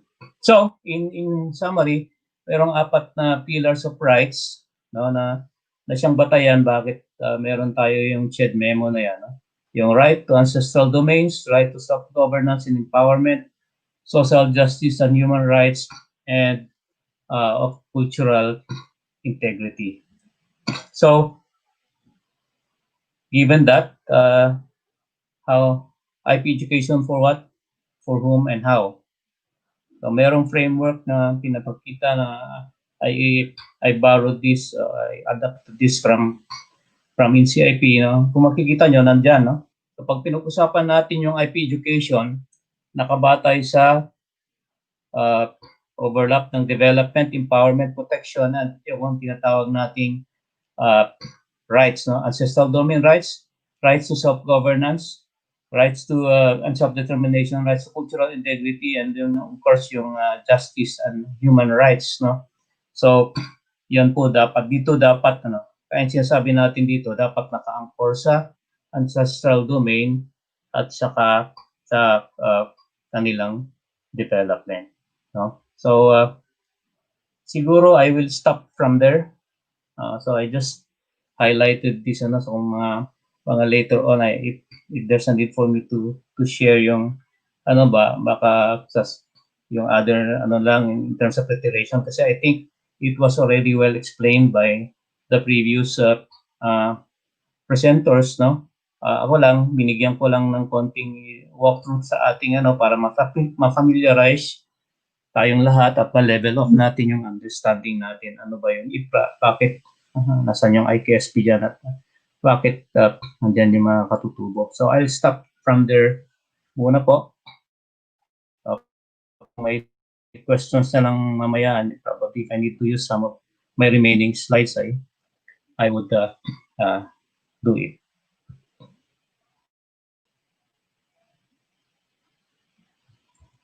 Thank you. Paano ba ako? Mag-out dito. Thank you very much, Dr. Estacio, for that wonderful talk. Now, I think we could proceed with the open forum. If we could also have Ma'am Mix and Sir Chad with us here. Yeah, all right. Again, we'd like to thank our speakers for sharing their knowledge on IKSP for today. All right. So your questions are welcome and should be asked. So please go right ahead and type in comments or the chat box your questions, and our speakers will be glad to answer them. So for now, as we're waiting for you to formulate your questions, we'd like to read some of the comments. One is from Ariel San Jose, who said that he was very glad to have this webinar. We're very glad too that you could say that about our first day conference, the first day of our conference. He goes on to say that it enlightens me for my current research on customary conflict resolutions among IPs, the new generation's perspectives. Thank you, Ariel.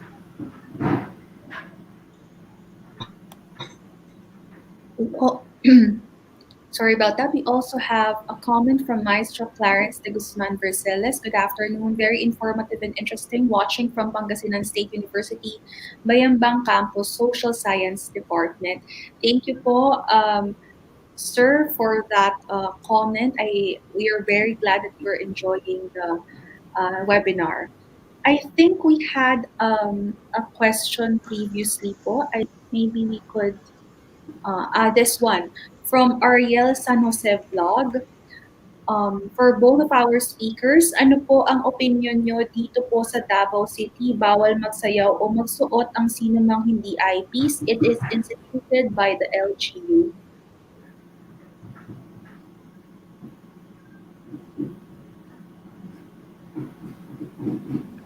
Kamuna Mix.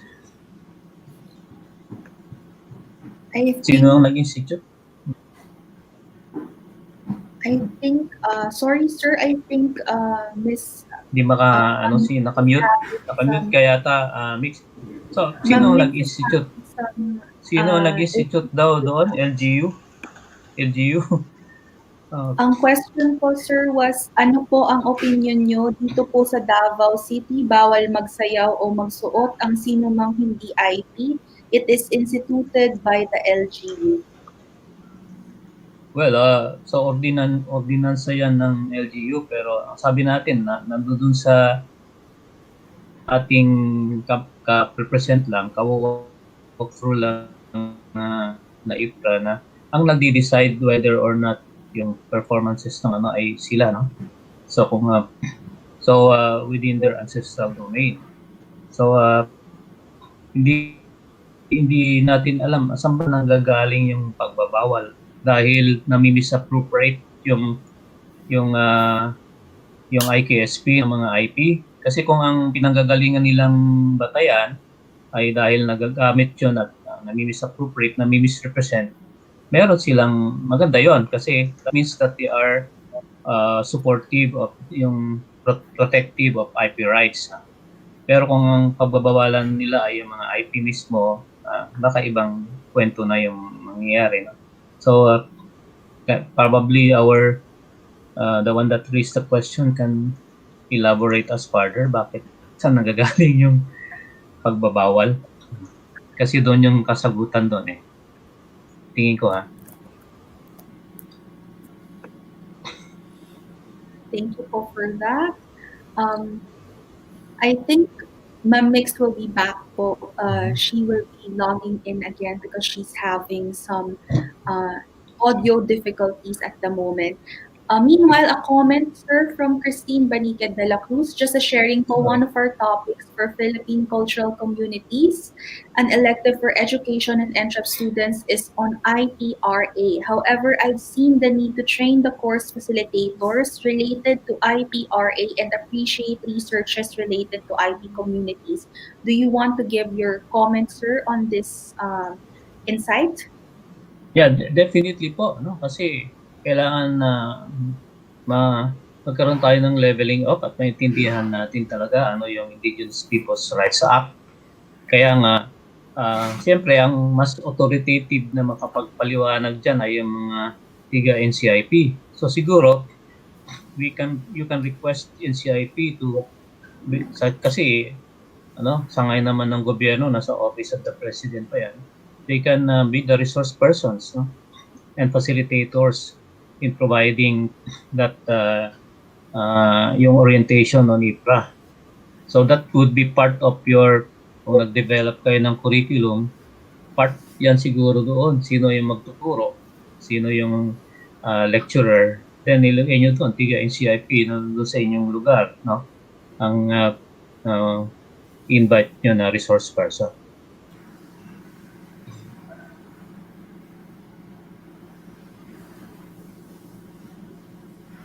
All right, thank you po. We'll see if things are better now on Ma'am Mix's audio. Narinig niyo po kami, ma'am? Yes, I can Ayos. hear you now. Small mercies of the day. All right. So, great. O may mga tanong kang Mix, baka naabutan mo. Can you respond? Ako nag-respond na eh. Wala sa ako naabutan na tanong, sorry. Yes, I could read it again. Yeah. Okay, Please, ulit. oo. Ulit, yes. Ariel San Jose Vlog, ano po ang opinion nyo dito po sa Davao City, bawal magsayaw o magsuot ang sino mang hindi IPs? It is instituted by the LGU. Sa ganung usapin, ang stand namin, respetuhin yung local culture, no? So halimbawa, allowed this particular Tiboli community, allowed silang magbenta nung traditional top, no, na pinakita ko kanina. Pero halimbawa, isang good friend ko na nahigaonon woman, pero tinanong ko, is it possible to get can I purchase, no, or have one made, no, ng traditional na higaonon wear for women? Sabi, ay nako Mix, hindi talaga pwede, pero best friend ko na siya, no. On the other hand, halimbawa, once when with some in a DOH presentation or with some IPs no, from Ifugao, hoping parang lahat kami sabi, oh, mag-ethics team for that. When we worked, no, Jude, if you remember, no, we worked together on yung crafting a joint memorandum circular on basic social health services for Indigenous peoples, no, culturally appropriate health services for Indigenous peoples. That was part of the research, I think, that we got involved with, if I recall. Tapos, Yeah. tinanong ko, pwede ba ako magsuot ng Ifugao woven skirt, no? And the bead accessories. And saka, walang kaso yan, ganon. So, it really depends. So, kung sa Davao, sinabi nila yon, then that has a certain basis kung bakit pinagbawal yon. So, what our stand on that is that you respect what the local cultures say about how they want their material culture to be treated.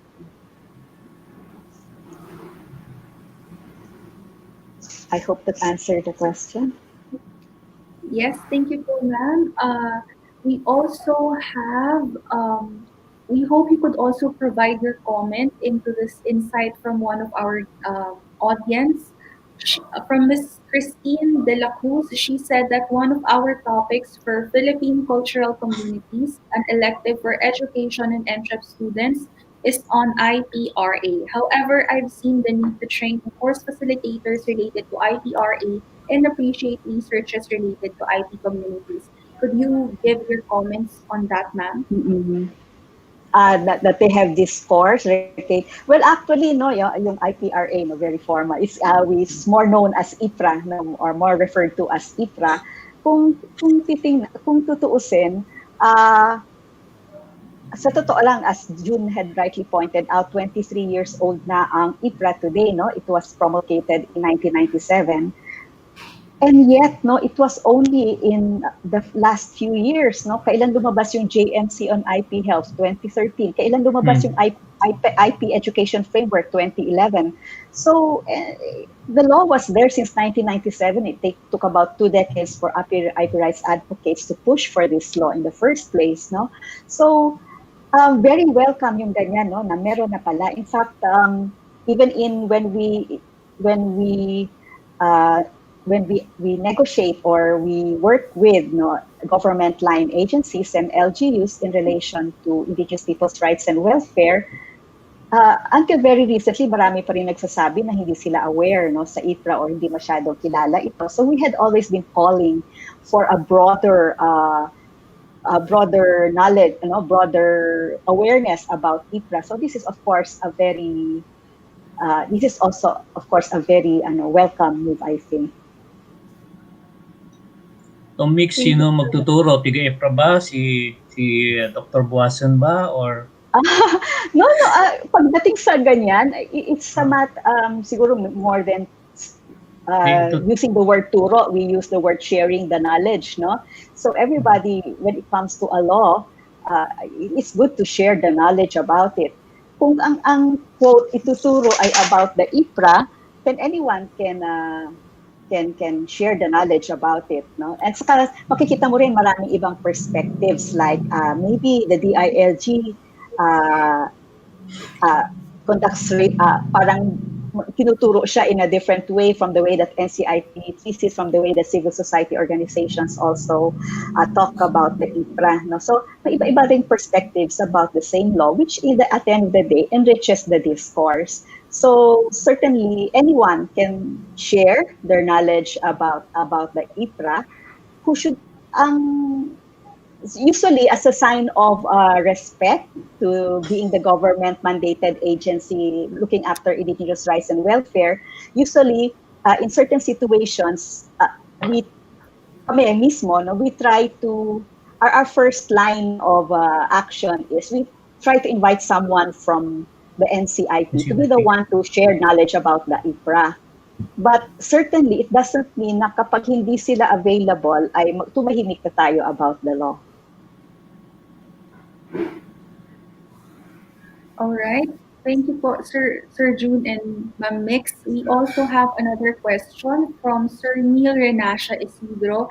Actually, both a sharing and a question ito, no? So, He said that as much as indigenous people would love to save their beautiful cultures and tradition, they could not also deny the fact that as parents, they would also like to see their child or children be successful in life through sending them to school.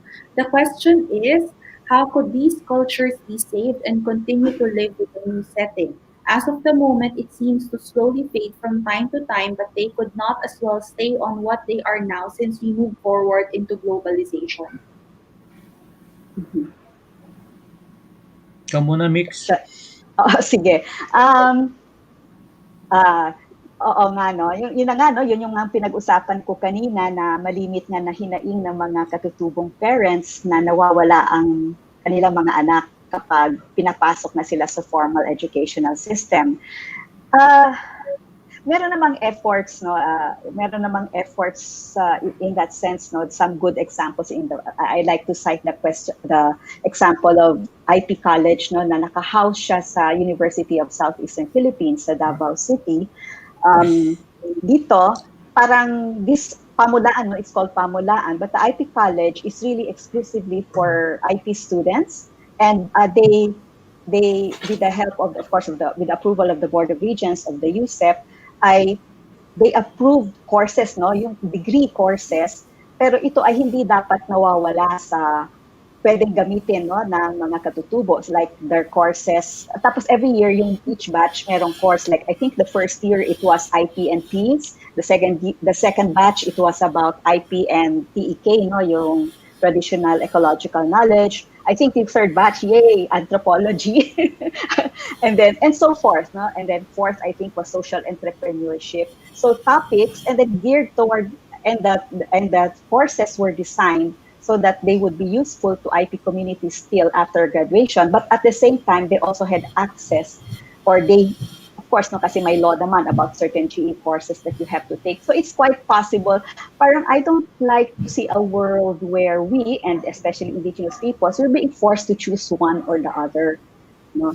Na parang we lose yung pagkakatutubo, we lose the diversity, that kind of diversity, because we wanted to have the benefits of the mainstream. We have to help, no, in finding ways not for that not to happen, It's actually for me, this memo, in a broad sense, from the point of view of principles, it's a good sign.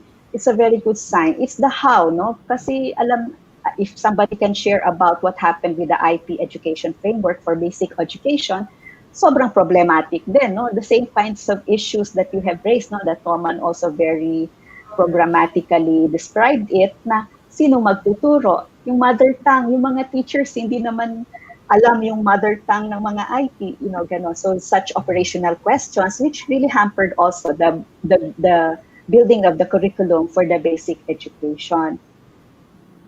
For me, at the end of the day, two things, no, yung isa, yung determination din ng indigenous peoples themselves to push forward this agenda about cultural integrity, and then secondly, the political will also of to the society, the public and private sector, meaning the government and people like us, either private sector as business or IP rights, human rights and IP rights advocates.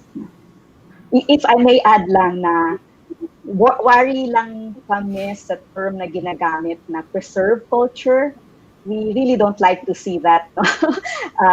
Pag-ingatan natin, it's actually one of the sad things within the IPRA, yun yung actual na term na ginamit, no, preserve culture. But ang danger dyan is seeing indigenous communities and cultures as static, na parang magagalit ka, no? Like, a certain, hindi ko na i-pinpoint, pero a certain LGU na sinabihan yung IP sa kanila, oh, we will build eco-villages for you, pero wag kayo magtayo ng mga bahay na may yero. Maintain your mud houses and gano'n, no? At maintain your traditional life, yung hunting and gathering lifestyle. Parang who is he to say that, no? Or contingent sa ganong klaseng agreement ng mga tao para tulungan sila ng LGU. Hindi rin dapat ganon. No? That's why we don't like the term preserving culture, no? Parang, or one evaluator, no, ng development project na nagalit daw siya sa para teachers, no, yung teachers in the community kasi nakinig daw sa radyo yung mga para-teachers, so parang nag-introduce daw itong para-teachers na something from the outside. No? So it's not a matter of isolating them culturally. No? It's a matter of ensuring that we give due respect to their culture and their decisions about how their culture may change, no? Including education.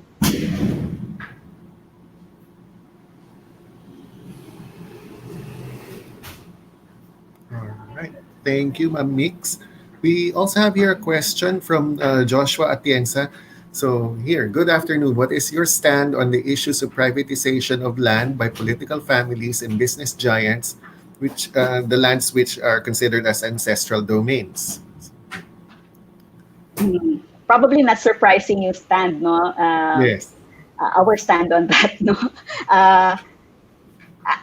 That's another kind of paradigm shift that I'm talking about. Kasi when you talk about land and you think of it in terms of hectareage and getting the resources for economy, no, resources to build up your economy, then that's a different way of looking at the land that traditional indigenous peoples do, and that is seeing them as a whole being, where the stream has its story, the cave has its story, this particular animal has its story in their culture and in their kasaysayan.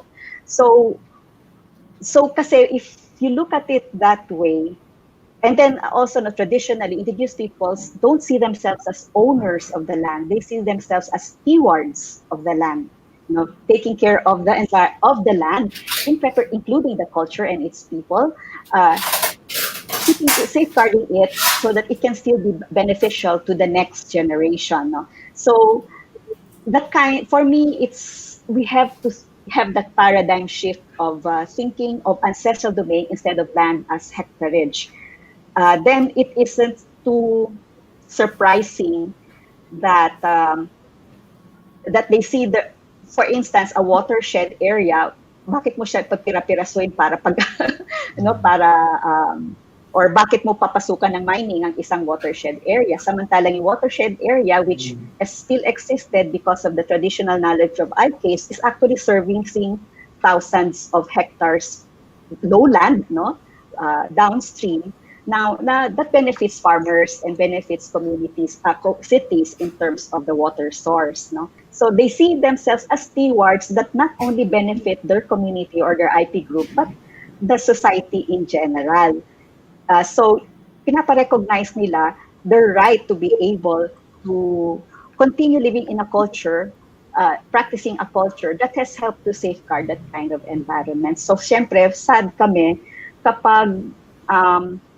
kapag idedeklara na i-privatize yan, i-privatize yung yung mga lands na yan. And kasi sa totoo lang, meron rin namang pag-uusap na bakit allowed, quote, no, allowed daw yung IPs to own thousands of hectares samantalang maraming landless. But what you can actually pose the kind of arguments to corporations, they're owning these things, and who owns corporations? Ilan lang sila, no, ganon. And yet, how come there is no outcry about that in terms of the ownership aspect, di ba? It's more of commentary about capitalism, etc., rather than an outcry that a few people they own, no? So, but directed against indigenous peoples yung kanong pagtingin na kinakamkam yung large tracts. But parang sa akin, ang tingin, pag intindihin mo nga yung concept of ancestral domain, then you will understand why it is seen that why it is that it is seen that way. So definitely it's sad, and probably Jovan has a lot of stories about that as well, no? Yun na nga, no, yung what I said then as part of my talk kanina, that the IKSPs have meaning only so far as the environments where they have been practiced exist, no? So without that, then the IKSPs are parang, nice to know. Yeah. Thank you po. Ako, ang sagot ko dyan ay dalawa lang. Malinaw naman kahit doon sa state law, sa batas, no, na at saka sa customary law. Kaya nga nagpe-persist yung IKSP, yung resilience ng IKSP. Kasi ang, di ba yung sinasabi natin, yung tinatawag, ang pagtrato ng mga indigenous peoples sa lupa ay nabanggit na ni Mix kanina. Pero sa kanila, land is life, land is sacred. Versus doon sa notion na private ownership na land is capital. So hindi kinakapital yung lupa, no? Sagrado kasi siya. Na gano'n. So dapat hindi yung ganong pananaw ay tingin ko sinisira niya yung notion ng IKSP, no? Ng notion ng pagiging sagrado ng lupa, no?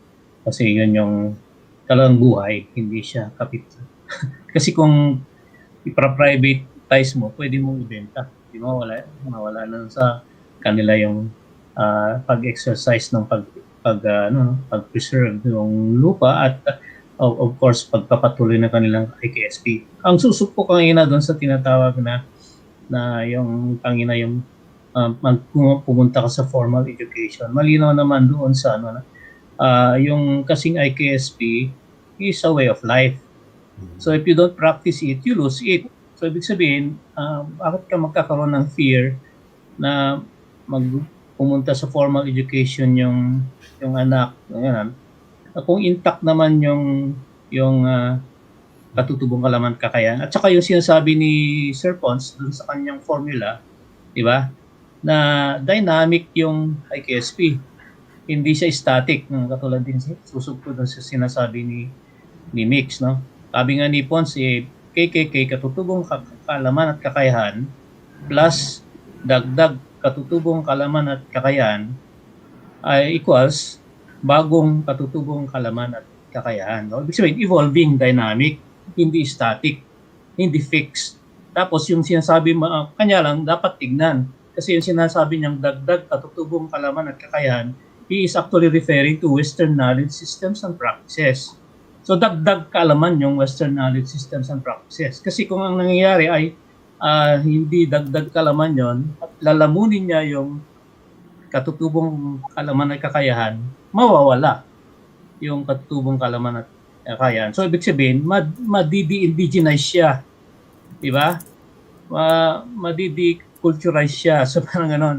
So mawawala na yung mga alam natin nagpipersist na mga at dahil nasasalin yan at lalo na papaunlad, mawawala yun, no? So yun yung risk lang doon, yung threat doon. Pero kung intact yung practices ng indigenous knowledge systems doon sa lugar, walang fear yun. Parang example na lang natin si Norman King, di ba? Pumasok sa formal pero hindi naman niya nakaligtaan yung kanyang katutubong kalaman. At in fact, ngayon, ina-advocate pa niya, knowledge bearer na siya, culture bearer na siya, di ba? Ina-advocate pa niya at sinusulong pa niya. So, thank you. Okay, thank you, Ms. Gia Padilla and Dr. Estacio. So, as Ms. Gia Padilla said, the stances are not surprising, but it's great, to have them articulated so clearly, so forcefully. Yeah. So, we have here a comment from Zeni Kagape, who wanted to share that in Davao del Sur there are provincial chieftains and tribal councils that are knowledgeable on IPRAs. And then lawyers know about this. Tuloy niya sinabi na medyo alam na rin namin kahit even konti lang, and they have books on IPRA. So this is a great input, don't you think, that knowledge about IPRA is starting to spread, and maybe we should work on democratizing this knowledge, and this particular conference does exactly that, and we hope to, of course, do this for the years to come. So there you go. And also a comment from Mr. Jose Gallego. Dr. Estacio and Dr. Padilla, thank you so much for the knowledge you've shared to us. IKSP helps us a lot. So at this point, we'd like to thank everyone for their questions, and of course to our esteemed speakers, Mix and Dr. Estacio for their talks and insightful answers. And well, we've come to the end of the first day of our webinar workshop. Yes, and thank you so much to all our participants and audience today for tuning in to our official live stream. Truly, we really learned a lot today from our esteemed speakers during the morning and even until today this afternoon. So maraming salamat po again to our speakers, and I hope the audience learned a lot from them. Yes. So we've lined up a lot of activities and talks tomorrow from day 2 to day 4. So please stay tuned for those. And I think we just want to announce that tomorrow the webinar will begin at 8:30 a.m. and then you are encouraged to enlist via the Google Sheets if you have access to that. And for further questions or concerns, please send an email via Facebook or please send us an email. I believe you have our email address, or please post questions via Facebook and YouTube. So I'd like to thank you all for joining us today. Again, I am Gea Miranda from the Department of Behavioral Sciences, UP Manila. And I'm Chadwick Cosisu from the Department of Arts and Communication at the University of the Philippines, Manila. We thank you for your kind attention today, and we hope you enjoyed today's program. We look forward to seeing you tomorrow and on the rest of the for the rest of the conference. Have a good day, everyone.